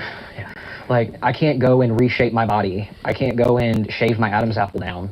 I've been on this since I was 15. What if it had gone wrong? So I have an interesting experience with non-binary myself, as someone who has presented as a binary trans man. I also don't take testosterone. So for me, especially throughout my transition, I took testosterone. They don't take testosterone and they got like that scruff facial hair? Damn. Respect. Short period of time just to get the beard and the aesthetics that I wanted to in my transition. Once I reached those goals, I personally didn't want to lose my access to being able to give birth to a kid, especially with being with my wife for 17 years. We've been wanting. Oh shit! Trans man who can get pregnant. A man who can get pregnant? Oh my god! Wow, who would have thought that? So. Shane is actually, you know, so he actually kind of basically omitted that he didn't get bottom surgery, you know, which obviously is okay, because he stated that he wanted to have a child, he wanted to raise a family.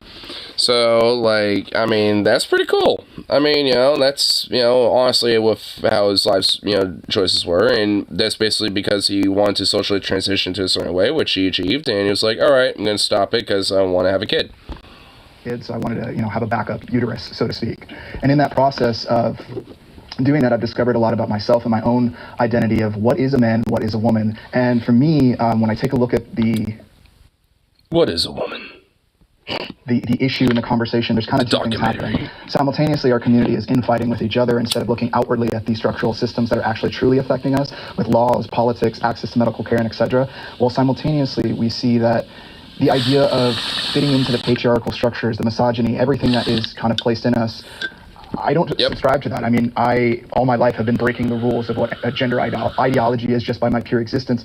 I didn't grow up with the idea of knowing what trans was my entire life. I discovered that actually being homeless. I didn't discover that through some collegiate access to college or influence from others. There was no one around me that knew or that I knew it was trans. I discovered that myself. But as and honestly, at least, you know, from my experience, a lot of people that are trans or the non-binary and shit like that, they don't, you know, discover that shit via college or anything like that either. It's just like, you know, due to other variables and other circumstances in their lives. Shocker. It's like academia has nothing to do with it. In my transition, because I've been trans for damn near. Outside of the virtue of just educating people about these things, I suppose, but like when it comes to personal experience of people discovering who they are, like academia doesn't really have that much to do with it, you know, in the sense of like realizing, come in terms like, hey, I identify in this way. Now, I've discovered my own fluidity in that area because I actually enjoy my female side too. Doctors are manipulating trans medical care. Oh, God. Hey, shocker. None of them walked up. Every conservative walked up. Shocker. I think there's three types of doctors out there. I think there are the ones who absolutely think that they're doing this for the right reasons. I think that there are the ones who are absolutely doing it for money, like we saw at Vanderbilt. The people at Vanderbilt literally said this is a huge moneymaker. And then I think that there are, I don't know if it's incompetence or ineptitude or laziness. Because what we're seeing, not just in the trans community, we're seeing in society, SSRIs being pushed on patients. Mental health doctors are pushing so many different drugs without getting to the root issues. See, I have a maybe that might have to do with the pharmaceutical industry, you know, and the privatization of our healthcare system. It's like, I mean, this kind of goes into the thing I was mentioning earlier about how, like, you know, in a lot of ways, this is like a healthcare problem. Because the reason why, like, you know, so many trans people and gender non-conforming people broadly do tend to suffer is because they don't have access to the healthcare that would help affirm their identity. I mean, that is the truth to it. I mean, there are, you know, at least in a lot of ways. And then there's the social elements when it comes to discrimination and, you know, and like, you know, dehumanization and all this other shit. I mean, those play a major fucking role, and that's just a whole nother, you know, problem in itself. But when it comes to just like the basic access, even in places where, you know, you are more accepted for things like this, it's still hard as fuck, you know, to find, you know, like actual like proper healthcare, you know, to help affirm your identity when it comes to things like this. I mean, for me, being in Oregon, I'm lucky that I live in a state where we actually do kind of put a little bit of a fuck to give about shit like this. For 11 years this year. I've been on testosterone since I was 15 years old. And even looking into it, I waltzed my little ass up into that doctor's office and I left on testosterone. He gave me my first shot in the doctor's office that day. Oh, gosh. I was 15 years old. What if I had been wrong? What if I'd been wrong? Hold on. What are you running up here for, dude? Oh shit. Oh shit. Oh shit. Oh. Whoa. Okay. Curveball moment. What's he running up for? Just that simple. Joining the convo. Wow, nice to see you. Because I think, like, it's not, I don't think it's, like, a huge widespread issue, but I think when we have, like, a for-profit healthcare system, it... Yes! Oh! Let's go! Yo! Yes! Oh! Dude, based. Oh, dude, he's going immediately for the universal healthcare shit. He's immediately going into the root. He's going to, fuck yes, let's go. Happen. Like, I feel like there are I believe that people should be evaluated and go through tests, and like for me, getting on testosterone and getting surgery was like a massive process in my life, but I do think that it probably happens, just like you said, like with SSRIs and stuff, like things are overprescribed. So I do think it's a massive issue. I think that society in general, as Sarah mentioned, is... And he at least rooted it into the, fact that we have a privatized healthcare system, so... Dude, I mean, he got in it pretty quick because because he knows who he's talking to. He can't really say universal healthcare, so he at least, tried to specify with the privatized healthcare part. Because then, if any of them take the bait, they're just going to be like, oh, we could just reform it. Right now, we're in this weird climate where there are entire political movements behind if you do or you don't have a vaccine. You can't enter this building if you do. You can if you do. What? What? Are you throwing anti-vax bullshit into the... Fuck off, you...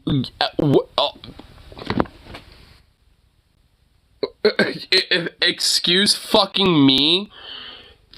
Like... Is Blair an anti-vaxxer? Does she spew anti-vax shit? Was she known to spew anti-vax stuff, when COVID was a thing? Like, is she an anti-vaxxer? It's 420, by the way. Smoke him if you got him.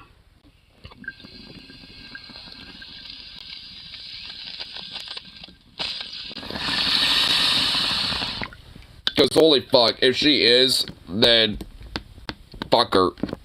Crazy. But, when it comes to the trans issue, I think just the fact that there were really almost no detransitioners as recent as like 5-6 years ago, and the fact that it's exploded now shows that it is a massive issue. And do you think it was because it was not reported on before? I think that I can reflect what you said. I was over 18 when I started my hormones, but I had a 20-minute appointment, and just like you, I walked in and out with an estrogen prescription. Insane. I wasn't tested I didn't for my have to levels. see a therapist first. No. I had no letter. And you were a child. I was a child. So, and that is a very, very one of the most conservative states in the country. So that's what's going on in Georgia. Wow. Oh, you're from Georgia, huh? Wow. Hey, shout out to you, Rose. What's going on everywhere else? California, hello. Yeah, when I went for my... California, hello. Well, Georgia's a red state, so what the fuck are you talking about, Blair? What?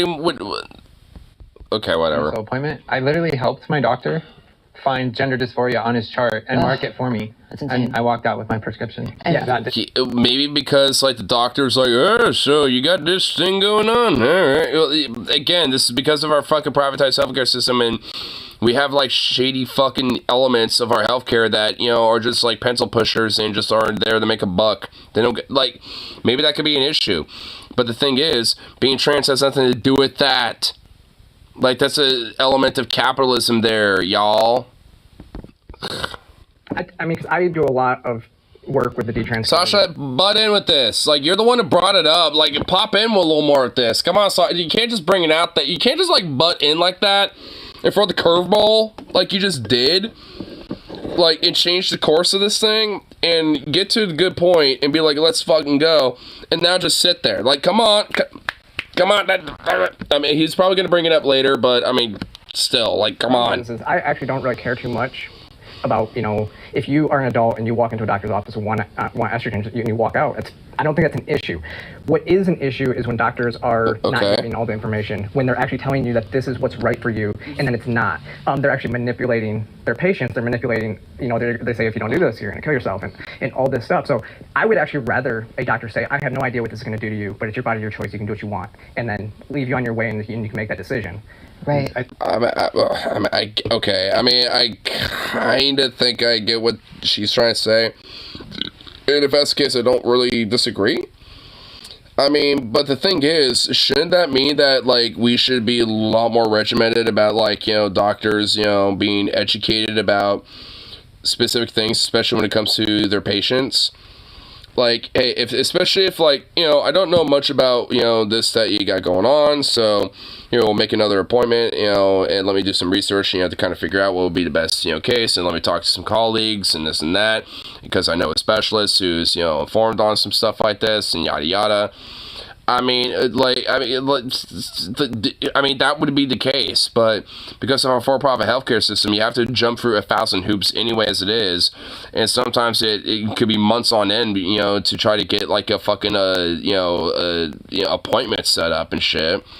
I mean, it's like, so in a lot of ways, a lot of doctors, because they recognize that type of shit, and they know that's, for some people, they kind of know that, like, they kind of know their body and shit, they're just gonna fucking pencil push, because that's, they're gonna get paid regardless, and they, at least, maybe naively, trust the patient enough to know what's best for them. And it's like, no, don't do that. I mean, it's like, but the problem is, like, our healthcare system and how privatized it is, kind of incentivize that fucking behavior. And it's detrimental to the patient, regardless if they're trans or not. Not asking the patient why. Why do you feel this way? It's a simple question. Another thing I was never informed of, when I started my hormone journey, and now it seems, like common sense, but I was, 20, so it's like, even 20-year-olds can have oversights. No one told me I had to freeze my sperm. That's crazy. So I'm years into estrogen. I reached the point of adulthood where you maybe meet a partner where that might be something you want to do. And I learned that I can't. And it's simply because that doctor didn't care to tell me. And why? Who knows? Maybe it was because of money. It was easier for him or better for him to get me in and out, get that money, rather than maybe a couple more appointments where I'm having to figure out, how to freeze my sperm in the meantime. But a lot of these doctors are also activists. They also don't tell trans men that they're going to go through menopause. Right. There's a lot of issues with trans men. Buck Angel talks about that. He almost died. Issues. Yeah, he's he a friend of died. mine. Like, yeah. Insane. A trans friend of yours who was a trans man died because he went for what? So I actually almost walked up first because I do feel like the system is like pretty broken and there's not enough education. The medical system for doctors to be prescribing all the things that they do, again, discussing SSRIs. Like, I was a victim of that myself. And so, I empathize for those stories. I understand that does happen. I'm not negating that. But I think to negate, medical service to somebody who needs it, who it might be life or death for, just because you feel some type of way about it, isn't right. Like, why do you care what, little Timothy or Sally are doing or whatever? Like, why do you personally care what? Well, Timothy and Sally are 8 and 12. So. Okay. Sorry, we're doing no comments. But we're not talking about children 7 or 12, and this doesn't happen often. Why do these producers keep butting in? Like, I mean, if they want to butt in so much, then just, like, why didn't they just put themselves up there? Like, I mean, why did they keep... whatever. It's a big world. Like, things happen all the time. Things we can't even imagine happen. It's just as a reality. But again, to walk through a door and then close it for other people to walk through, that's kind of messed up, in my opinion. So to your point for being able to receive hormone therapy in the way that you did, I had a similar experience. I was able to walk in and get access to hormones.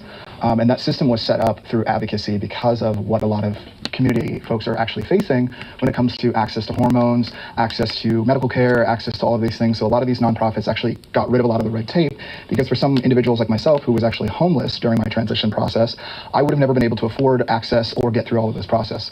Now, can I admit that there is some medical malpractice? Yes, I myself had issues obtaining testosterone consistently. For some reason, the script doesn't match up, or you got to get in contact with a doctor. And it was part of the reason why I chose actually to go off testosterone, because I didn't like. And that sounds like the bureaucracy of our privatized healthcare system that he's talking about. of not having constant access, because I was worried about the damage that it could cause to my body, and also because I wanted to keep intact my reproductive rights. From what I have seen when it comes to these detransitioners, from my understanding in terms of the statistics, trans people are 8% of the population, and then the detransitioners are somewhere from 1 to 8% as well. So all of these laws that are coming in is to affect the entire community as a broad, while the percentages that we're affecting people is so small. Well, simultaneously, if we looked at things like in the past, like HIV, with things like AZT drugs that were harming folks, those folks went through all of those processes and learned the research of what it was to properly take care of HIV through that unfortunate, horrible, horrific process. I mean, it was basically chemo. Yeah, I mean, AZT was killing people, and they had no clue what we're doing. Now, unfortunately, because trans people have not got access to medical transition as long, and especially in the transmasculine community, there's a lot of research that has not been done. So to a degree, yes, we are guinea pigs in the shot in the dark. But just like in the 80s when AZT was being discovered, or 90s when it's being discovered, those folks had to go through that process, and I was given informed consent and understood that when I signed that. We just don't know, because the studies aren't there, like you said, right? So the problem is when you talk about the detransition rate, what generally happens is there's no follow-up. The longest study that's been done is 5 years out. The average detransition happens between 4 and 10 Which years. conveniently, when Blair was mentioning her little study about detransitionings and stuff like that, was only about like 5-something years ago. Well, convenient how only recently, or 5 to 6 years ago, has there been studies about this, where she wants to try to point that out, even though that this might have been a thing for a while. And, you know, and again, that is honestly in a lot of ways due to, like, social pressure and, like, due to the privatized healthcare system, predominantly. I mean, but in a lot of ways, I mean, there could be other variables, too, and there are, but, but for the most part, that's what those variables tend to be. I mean, more often than not. And the main number one is, especially, access to healthcare that helps affirm their care. So we're not capturing all of that. Plus, if you haven't had your primary sex organs removed, you literally just stop taking hormones, and then you never go see your doctor again. And so they never follow up, and you just fall off the roll. So the stats on detransition is completely false. So I want to say something. First of all, I want to empathize with everyone here. I mean, actually, weirdly enough, I agree with that. Healthcare system, because it's not always for us. I don't think that doctors are manipulating trans care. I think they're still learning about trans care. And to your point, there is not a lot of research, because the research is still more new accurate and fresh. You know, detransitioning is a thing, but truth be told, detransitioning is actually rare when it comes to not just wanting to be trans anymore. Now, the underlying factors within that is healthcare conditions. Why is, like, every time, like, Blossom or, like, really anyone says anything truthful, Blair just starts fidgeting in her chair like, oh my god, I need to say a talking point that refutes this in my head because it gets me paid. Why is she... God, again, she just annoys me. A trans man who is famous talk about, you know very well. I agree with what y'all were saying, because these issues are very, very real, but also I think it's really because doctors are still learning about our experience. So I just have to say some things that were brought up about detransitioners, which I found just a little bit ironic, right? Because for a community that is 1% or less of the general population, we can never seem to find it within ourselves to find empathy for it, even if it is the 1% of our community, which is detransitioners, and for the horrific medical malpractice, abuse, mental and spiritual turmoil they go through. It's like... Oh my god. Like what? Like you gotta make sure your astrology signs are all in order or something? Like, oh my god. Oh my fucking god. Dude, she just... the world to say this 1% matters, but our 1% doesn't matter. That's the first thing. The second thing is, it's not as if they detransition because of, just like you said, the loosening of all the restrictions to get on these drugs. It's like, that's not a good thing. Gatekeeping is a good thing. Like making sure the right people are getting... What? Bitch, did I just hear that? Gatekeeping's a good thing? What? Oh my god. Oh my god. Dude, that is just like, oh, that's just a fucking omission. Like, I was kind of saying it, like, in the sense that I didn't think she would admit it, like, you know, from way earlier. Be like, yeah, she's like, like, the only way to be, trans is basically you have to be on her fucking level. She just admitted that. Like, oh my god, dude. Dude, she ignores the fuck out of me. So much. And, dude, that omission, bro. Like, are you serious? Like, Like, it shows how much of a fucking paid actor she is, dude. I mean, give me a break. And how fucking entitled and, like, so self-absorbed she is. There aren't botched cases. That's what we have to go towards, because right now we're going down the slippery slope of anyone can get on it. Every single person here, I'm pretty sure, just stated. Hey, you know what? That should be the virtue because of universal health care. If people decide to choose because of, like, various decisions, whether, they just say, fuck it, YOLO, or because, like, hey, I've, been talking with therapists for a while, and I, realize that this is probably the best decision for me with, me and my identity, blah, blah, blah. Whatever the fucking reason is, like, yeah, like, I mean, maybe that should be okay. Like, because that's between the patient and the doctor. Like, they went in and walked out in an hour or less to get their hormones, and that's a huge problem, especially a child. Because of things that have happened to me, I can see a future where transitioning for adults is banned. Like, I can, because of everything that's going on. Yeah, I think most of us are... Duh. Wait, so what are you blurting that for? Like, you haven't really said anything to... A ban on stuff like that, obviously. Yeah, we're all sitting here for a reason. I think I had the common ground, though, because everybody here kind of also admitted that we don't have the research. And so when we don't have the research... And I'll tell you, I think that adults can do what they want. But I think we don't push forward with transitioning children until we have the research. We do the research. And this is actually what GenSpec pushes as well. Why do you think, like, we're being open for letting kids, before they make the full decision as an adult to do, like, surgery and shit like that? Why do you think we do, like, social transition and stuff like that? And also, why do you think, there are studies that are being done and have been done, to be like, hey, does social transitioning, actually help, or does it not, and blah, blah, blah. Like, and guess what? Wow, shocker, it does. Like, I mean, it's like, I mean, like, look, I mean, there's not a lot of research out there, but as, like, every day passes, there's a little bit more, basically. Like, if every year that passes, there's going to be more research and more data that comes out with every fucking year. Like, the longer, like, normalization of these things happen, the more we get to have an ability to have research and data and study these things, and then we can kind of see the results of it and realize that, wow, shocker, it ain't bad. GenSpec organization, they push to get more research on it, so we absolutely know what this does. Because even the WPATH guidance, the latest guidance from WPATH, everything that it says even about puberty blockers, the next, it says it tries to study, and then it says we don't know. To your point about gaining research. WPAC? The fuck is that? How do you expect the medical community to gain access to research if we're just preventing these folks to actually go through any of the processes to learn the scientific method of what is happening, just like it with AZT drugs, where we learned that that was actually harming us, and now we have things like Biktarvy. Yeah, so it's the same way as we have with any research. You have a very select, very heavy gatekeeping crew that you're allowed to, create these studies around. And you need a good checklist to be like, these people show all the actual signs of gender dysphoria. They are having, like, very strong distress, and in every state that's passed... You're having a long-winded way of saying, like, have, like, just a scientific, like, hypothesis and, like, experiment and study, when it comes to, like, a controlled group versus, like, non-controlled group and stuff. Like, I mean, just you're being a little long-winded about that. On access for minors also has provisions, except for in the most extreme cases, to conduct studies on. Gender-affirming transition is suicide prevention. Yes. Move on. Wow, shocker. Every conservative didn't walk up. So, like, the only time that there was, like, a curveball was when Sasha, like, came out to throw his point about, like, the privatized healthcare system for, like, half a second.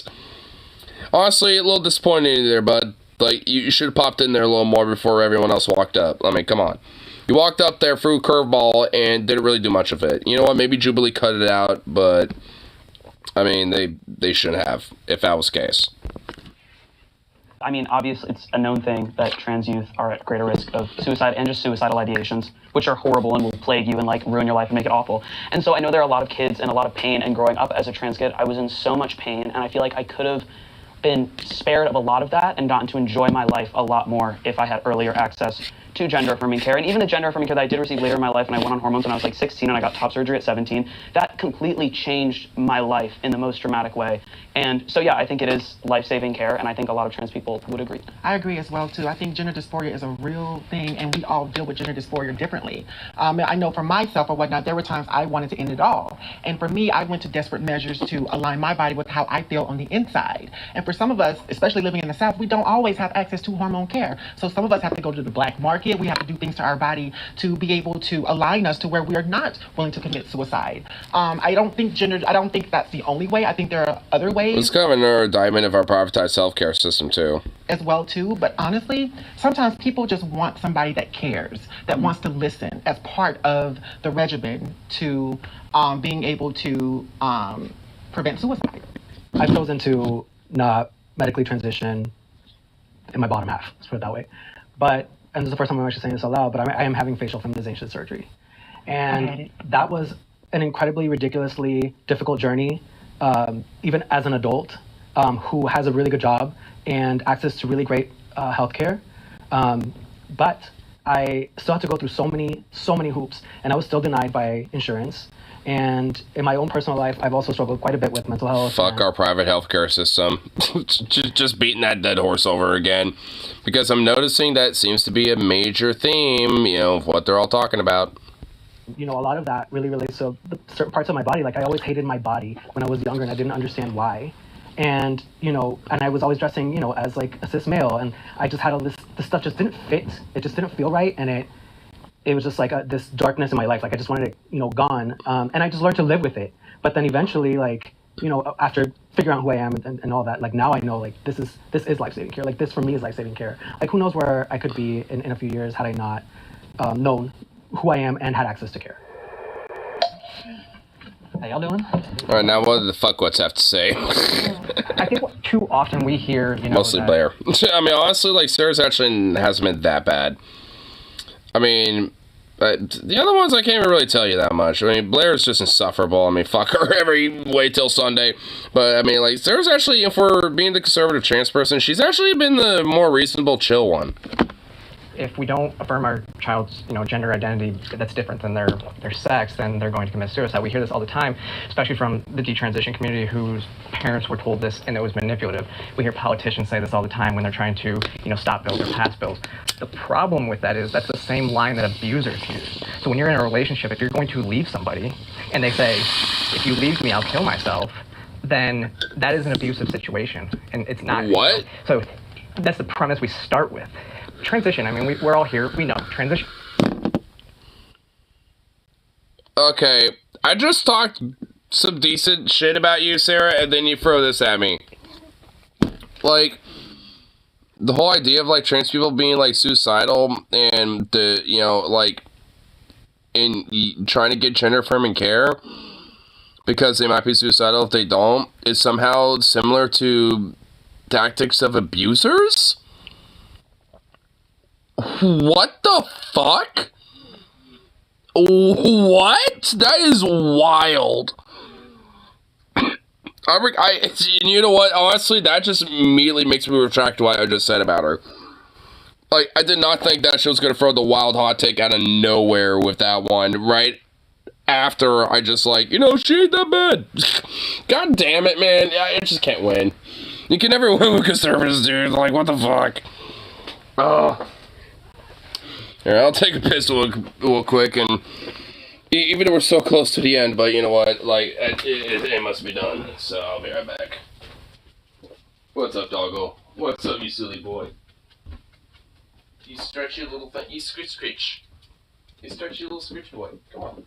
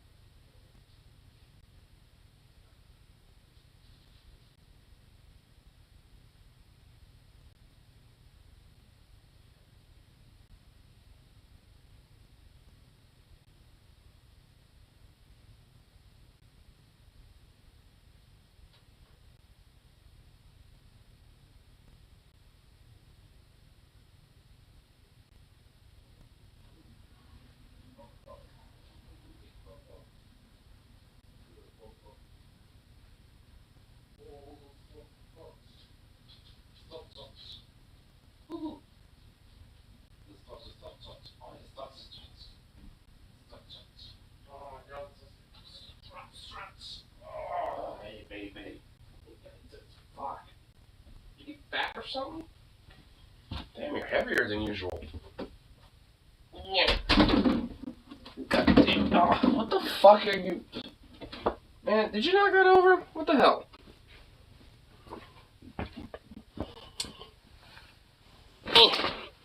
I brought a pup back.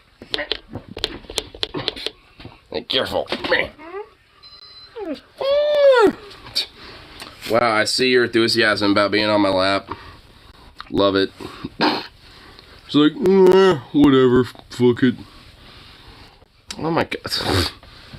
Man, you are just, you just look like a lazy boy furniture and appliance right now. Not an easy process. It takes a heavy mental toll.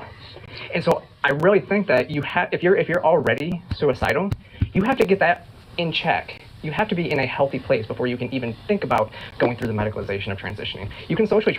Oh my god.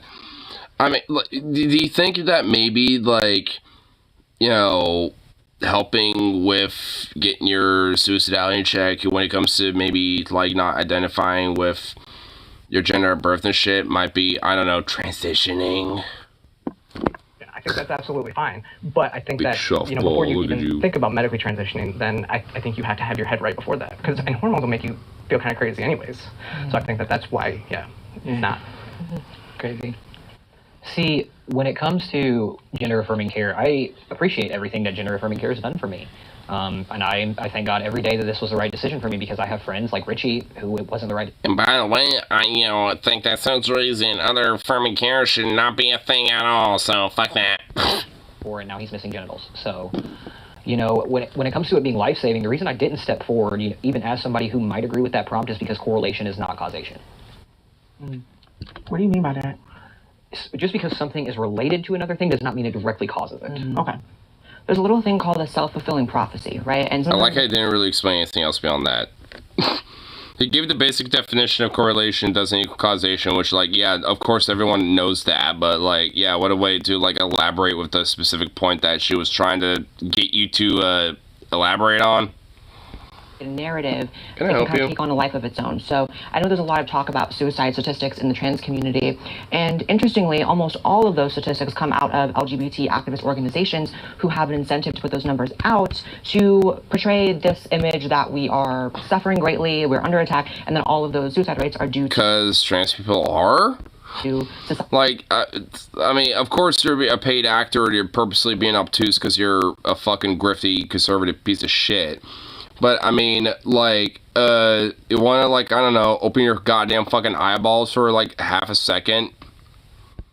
treatment. And when these kids are being told, like you said, when they're going into these doctors are telling their parents essentially emotional blackmail. They're saying, trans your kid or your kid's gonna die.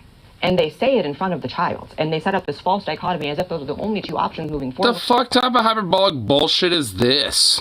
And here to tell any child feeling any type of way, those are not your only two options. In fact, there is a vast array of options in between and around suicide and transition. Therapists and doctors are... And therapists and doctors do go into details and talk about that type of shit with their patients, not just kids. It's not just like... It's not the weird hyperbolic extreme that you mentioned, you fucking nub. Legally allowed to say, no, you're not trans, you're actually experiencing... Are you using my hand as a pillow? Oh my god. A, B, or C. And that's the case with detrans people as well. They have this huge host of issues: depression, body dysmorphia, anorexia, eating disorders, maybe sexual abuse in their past. People don't know that a long observed symptom of sexual abuse is wanting to be the other gender to cope with it. This has been in textbooks forever. So I just think, I'll wrap it up really quickly. And maybe that sexual abuse and stuff like that might be a variable, and that's fucked up. But maybe that's not the only fucking factor that plays a role into that. I think it's a false dichotomy that it's either death or transition. But with that said, I agree with you. I appreciate everything the transition's done for me, but it's too much of a roll of the dice. But not for anyone else, because fuck them. Do it or you're gonna die. especially a child. So for the LGBTQ organizations, we also have to remember that they are relying on reputable resources. And a lot of those reputable resources are the medical research that has been put out there. So all they can do is take that information and be able to disseminate that into the community. And to be quite honest with you, hold on just a second. To be quite honest with you, and let's also be clear that these researchers are also collaborating with these organizations because they are the ones that have the most outreach to the community that they need to serve, which is the trans community. Because oftentimes the reason why nonprofit grassroots organizations are created in the first place is because there was no place for us. And so it is really hard to get that research to be able to do that. We can agree to disagree, but the research has not been completely fulfilled yet because a lot of these people don't even know about our experience. And that is why it's important that we make it very clear what we need to do. There's also, speaking of the numbers that come out of LGBT activist organizations, there was a little number that the life expectancy of a trans woman was 35. That was rescinded a couple years ago after like over a decade of that being like just factually, you know, shared. And I always thought that maybe because like the data about that has changed, that might be the factor, possibly. Just a thought. Maybe that has changed since then because like, you know, maybe, you know, it's now outdated. So we're going to end at 35. So, but those numbers were based on, by those organizations, prostitute deaths. So it's not always the most reputable numbers they're getting, you know what I mean? And these activists were... And the thing is, like, what, are prostitute deaths not equated into this fucking equation? Because they certainly are. Like, because there are plenty of, you know, trans people that, you know, tend to go into prostitution because of desperation and, you know, stuff like that. Especially if they're in poverty. Like, that's not... Like, what? Like, what, you're just gonna, like, you know, deride that? It's like, well, fuck them. Like, what? Are political, too. We get caught up in calling them activists, and we think it's this emotional, spiritual thing, but they are political organizations. Hey, well, you're doing that. That's what you're doing. I am an activist. You multiple times this entire time, in this whole fucking little jubilee, I've been talking about, like, oh, these activists and blah, blah, blah. Like, you're the one doing it, bitch. Like, what are you talking about? What? What we're talking about really was focused more on black trans women because black trans women do not live past the age of 35 because oftentimes it is our group within the trans community that is often murdered, we're often harassed, we're often discriminated against, and so a lot more of that focus has had to be around black, brown, indigenous folks because oftentimes the research goes missing for us. They sourced it from prostitutes though. That was the source of But see, the thing is though, even when we talk about prostitutes, trans women have to sometimes participate in sex work to survive. But they base it off cis prostitutes. Sorry, I'm done. It was false numbers. So from what I understand is a lot of that focus has always been around black trans women because we do not get to see the age of 35. You are in a place, when I say privilege, you're in a place of privilege where you do not have to worry about the harassment and the discrimination that I face. I face as a black person. I face as a black person. I'm not going to say that you do not. We're not going to get into that because I, you know, think you're all just a bunch of woke Scody liberals, so fuck you. Like, I mean, of course they're not going to get into the Blair. Yeah, I wonder why. I mean, as much as you think it's all woke Scully shit there, Blair, I mean, she's not wrong.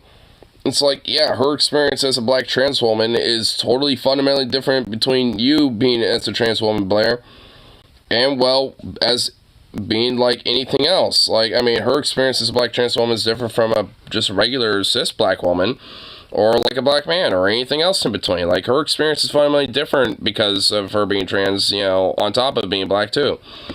Like, I mean, you know, so that's why maybe she emphasizes that there, Blair. And maybe having a thing called empathy and a thing called human emotion and maybe let you get that for your fucking noggin. Harassment or discrimination, that's not what I'm saying because like you said, you're a person of nuance. And so follow me here. When I come as a black trans woman, you and I do not get to have that same experience. There are more rooms that you get to walk in that I will be forbidden in. And one thing about it is that's why it's important, like someone like me has to create her own space to be able to counteract what you're doing. And I'm not... So did I. Like, oh my gosh, shut up. See, like, you ain't following then. And I'm not saying that you don't. But what I'm saying here is what I'm trying to get you to understand is... See, this just shows that, you know, she's just a talking head. She heard a few buzzwords and she's like, she has to fucking butt in with some bullshit and try to force some contention when there really doesn't need to be.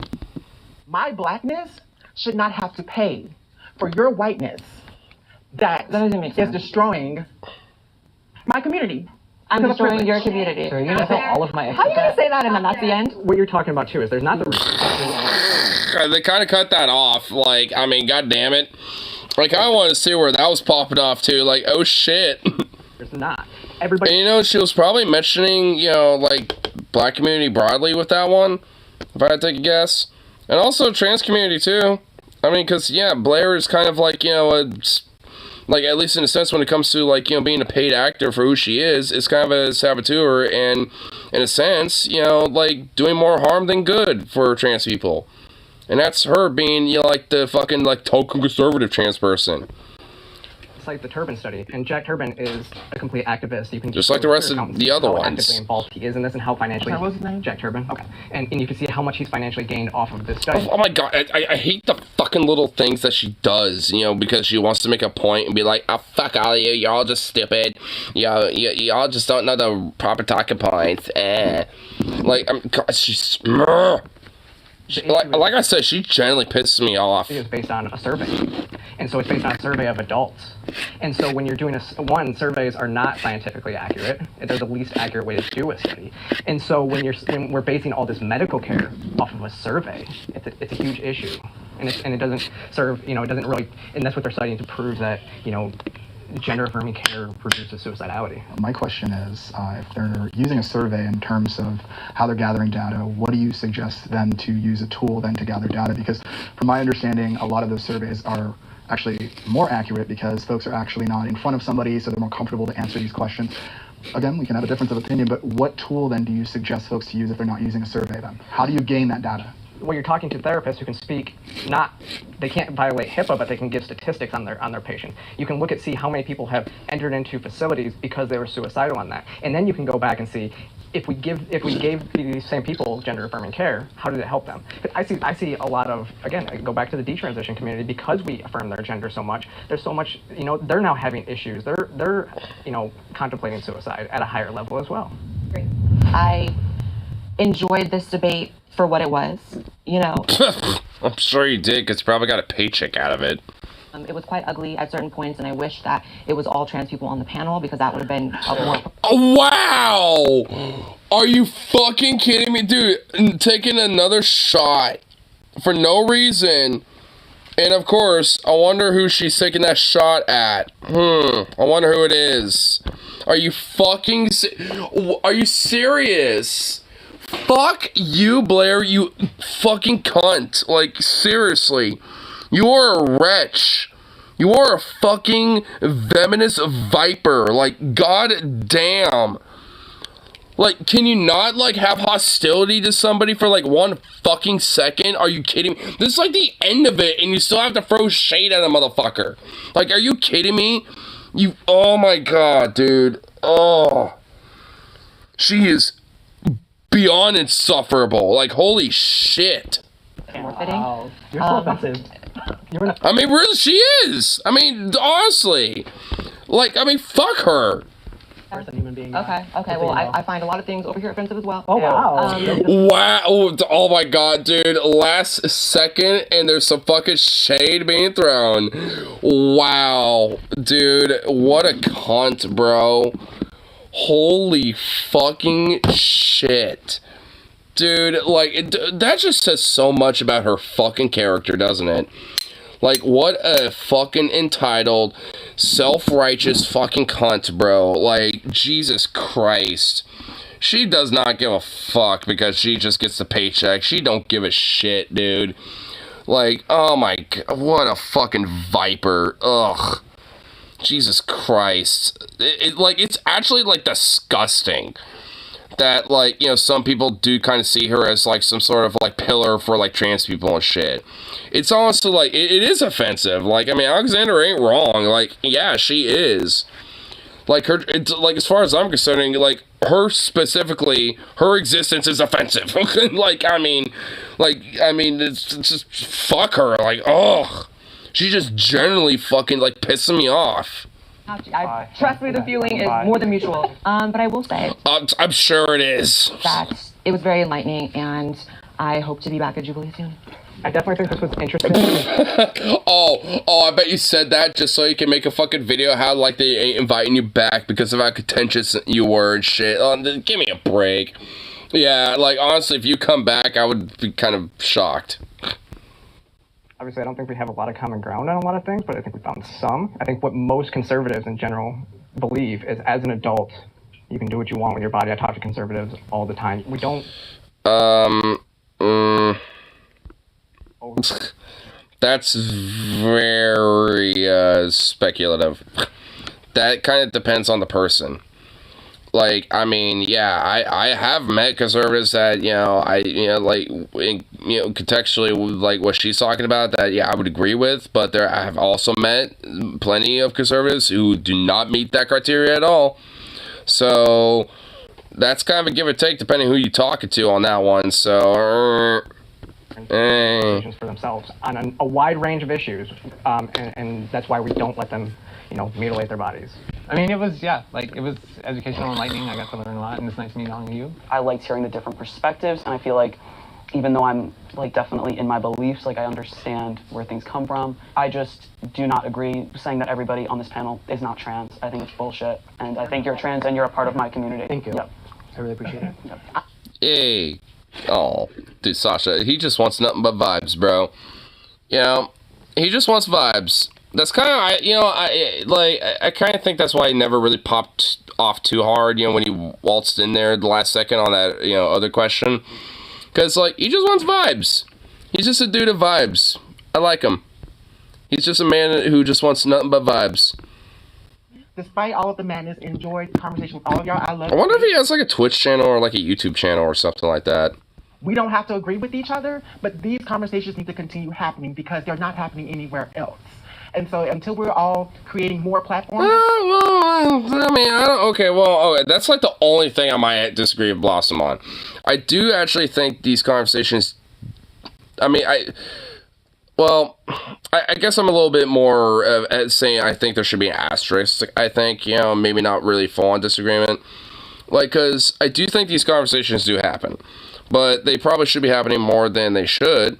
Just because, considering that, there is a lot of, discriminatory, propaganda and all that sort of shit that is out there when it comes to, trans folk and non-binary people and just, broadly, just, the LGBT in general. And a lot of contention around it. There's, I think merit to probably have at least a little bit more of the conversation, for it. Thing is, it's just, it's just having the opportunity to do it. You can't just force it down someone's throat. Obviously, you just have to let that conversation naturally occur. You can't just be oh, yep, right off the bat. You have to just let it happen. Because that's at least, how you could potentially, plant the seed, when it comes to people. And honestly, I kind of feel even with some of the wild takes that some of the conservatives outside of Blair, because fuck her, I kind of feel like they could potentially maybe be won over a little bit, at least to a certain extent on some issues, just especially Sarah a little bit. Even though she had that retardedly wild-ass fucking take the last second. It's making me a little, even want to say that just because of that alone, but, it's one take out of the entire fucking, thing, so, I'm not gonna hold it that much against her, but still, Jesus Christ, that was an insane fucking take. But, whatever. It seems like there's at least an ability that some, besides Blair, cause fuck her, that might be able to at least change her perspective a little bit. Because, there is at least a little truth to what, they're saying. It's there are some people that, are a little bit you do you, boo type of thing, just do what you want, just leave me alone about it type of, conservative, so to speak. And, having an opportunity to have the conversation with them, when it's there, can at least help them better understand that type of stuff, even if they still kind of maybe hold some of the same position, where it's well, just don't put it on me, whatever, but, at least they might not be as bigoted about it, because they at least had a little bit of, experience and that exposure and contact theory, so to speak. And sometimes it takes a while. Sometimes, just a one-off experience ain't gonna do it right off the bat. Sometimes it takes a minute. Sometimes it takes multiple conversations, and hey, that's fine. So other people can understand, then, let's keep at it. Yeah. Honestly, regardless of my interaction with Blair here today, we are all, for the most part, I think, mostly in an echo chamber in our own lives. So it's nice, actually, to be in front of all these people, especially ones who don't see the things the way I do, because it also opens my eyes to see, maybe I could rethink X, Y, Z, or maybe there's something I learned today. I'm not closed off to learning something new. or to changing my mind, because I've done that before and I can do that again, and I will evolve as a human being. All I have to say to the general public is start thinking of reasons why you supported doing this to kids. And to the Shut up. It's just like, I mean, you had gender affirmative care when you were 15. You were a kid when it happened, so it's just like, I mean, give me a whatever. Wait, what? And to that point,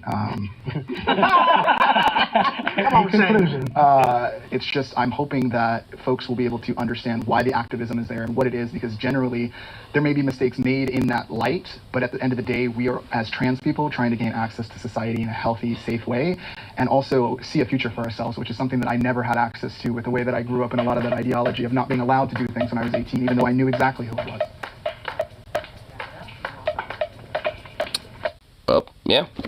At least Shane was able to wrap that up with a nice bow. But oh my god, what a partial nightmare and a half. Mostly because of Blair, dude. Like, bruh, like she was the one. Honestly, like, of course, the one I overtly was kind of aware about. Like the only one that I knew really, but whatever. Well, not literally, but at least, you know, in a sense, as a content creator and as a figure. Like, I mean, leave it to her to be the most insufferable fuck on that entire panel. Like, holy shit. Oh, fuck. Yo, there actually are links to their socials. But they're all to Instagram, though. God damn it. Wait, well, Blair has a YouTube channel. The Andrew dude has an Insta. Jessica, what's that? Oh, yeah. That's a Twitter. Oh, wait, the Sarah chick, she had a YouTube channel. Blossom has Instagram. Alexander, Shane, they also have Instas. And Sasha has an Insta, too. Man, what, they don't have YouTube channels outside of Sarah? Here, let's look at hers. What's her YouTube channel? Transform to Freedom? Well, we found her channel, so this is what it is. Libertarian. So she's not even really conservative. She calls herself a libertarian. What's the about page say? Trans community culture, freelance writer, DJ. Wait, she's a DJ? She bumps beats? She does some beats and stuff? Does some beats and makes music and shit? Okay. Wait. An owner of Stuyben's. Like, wait, so she's also a business owner. Oh, good. Oh, great. You think? Scarcella, are you serious? Of course, Blair White. The offensive tranny. Oh my god. Dude, wow. Edgelord teenager vibe much? Hannah Cox, deprogrammed. Okay, whatever. Okay, yeah, alright. Showing your shit. What about... Do you do streams? I guess you do. Trans are not marginalized as federal court. Huh? Okay. Oh my god, is that a MAGA hat? Wait. Can I read what that says? Damn it! No, I can't. Son of a bitch. I was hoping to maybe see make the... What? The T transsexual? What? I don't even know. Video 2 weeks ago, trans woman reacts. Rachel McKinnon. Okay, whatever. Lowen Bobert kicked out of Beetlejuice. Oh, wait, what? Oh, shit. What's the comments on here? Oh, shit. She's not a leftist, therefore they can and will throw a book at her. Shit, what? No one, what? No. That did not happen. Oh my god. Are you kidding me? Dude, yo, we might have found a gem. Yo, should we, like... I mean, honestly, at least for the comments. I mean, I think we found a gem. Holy shit. Trans woman reacts. Evan Bray. Well, okay. Detransition is. Oh no. Wait a minute. Hold on. You know, I did notice. I didn't comment on it, but I did notice when the channel was made. March of 2020. Basically around when COVID happened. And now I'm seeing this as a video 4 weeks ago. CNN pushes back on Fauci mask policies. Oh no. Oh no. Oregon is mentioned. What? Oregon shop owner with OnlyFans sells genital plushies to kids. I guarantee you that's not what's going on. Like, what? Okay, wow. We found a gem, dude. Oh my god. Fuck it. You know what? We're gonna check this channel out someday. Not today, but we're gonna explore that a little bit one day. A libertarian trans woman who's a former army officer talking some weird foo-foo bullshit. So like, great, awesome, dude. Fuck yeah. I mean, like, what more do you want with that? Oh boy, dude, what a combination of like chaotic energy that person happens to be. Zukov. Maybe Zukov agrees, or does he disagree? I don't know. Zooks, chill out.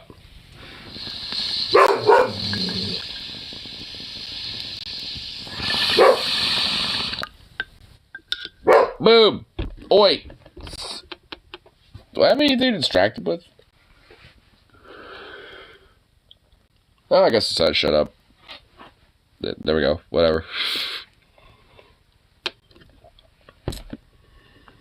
But, might have been some agreements. Like, yes! Do it sometime. This could be crazy shit. Let your brain melt. So you can use me as a crutch to feel good about yourself. That's what I was saying.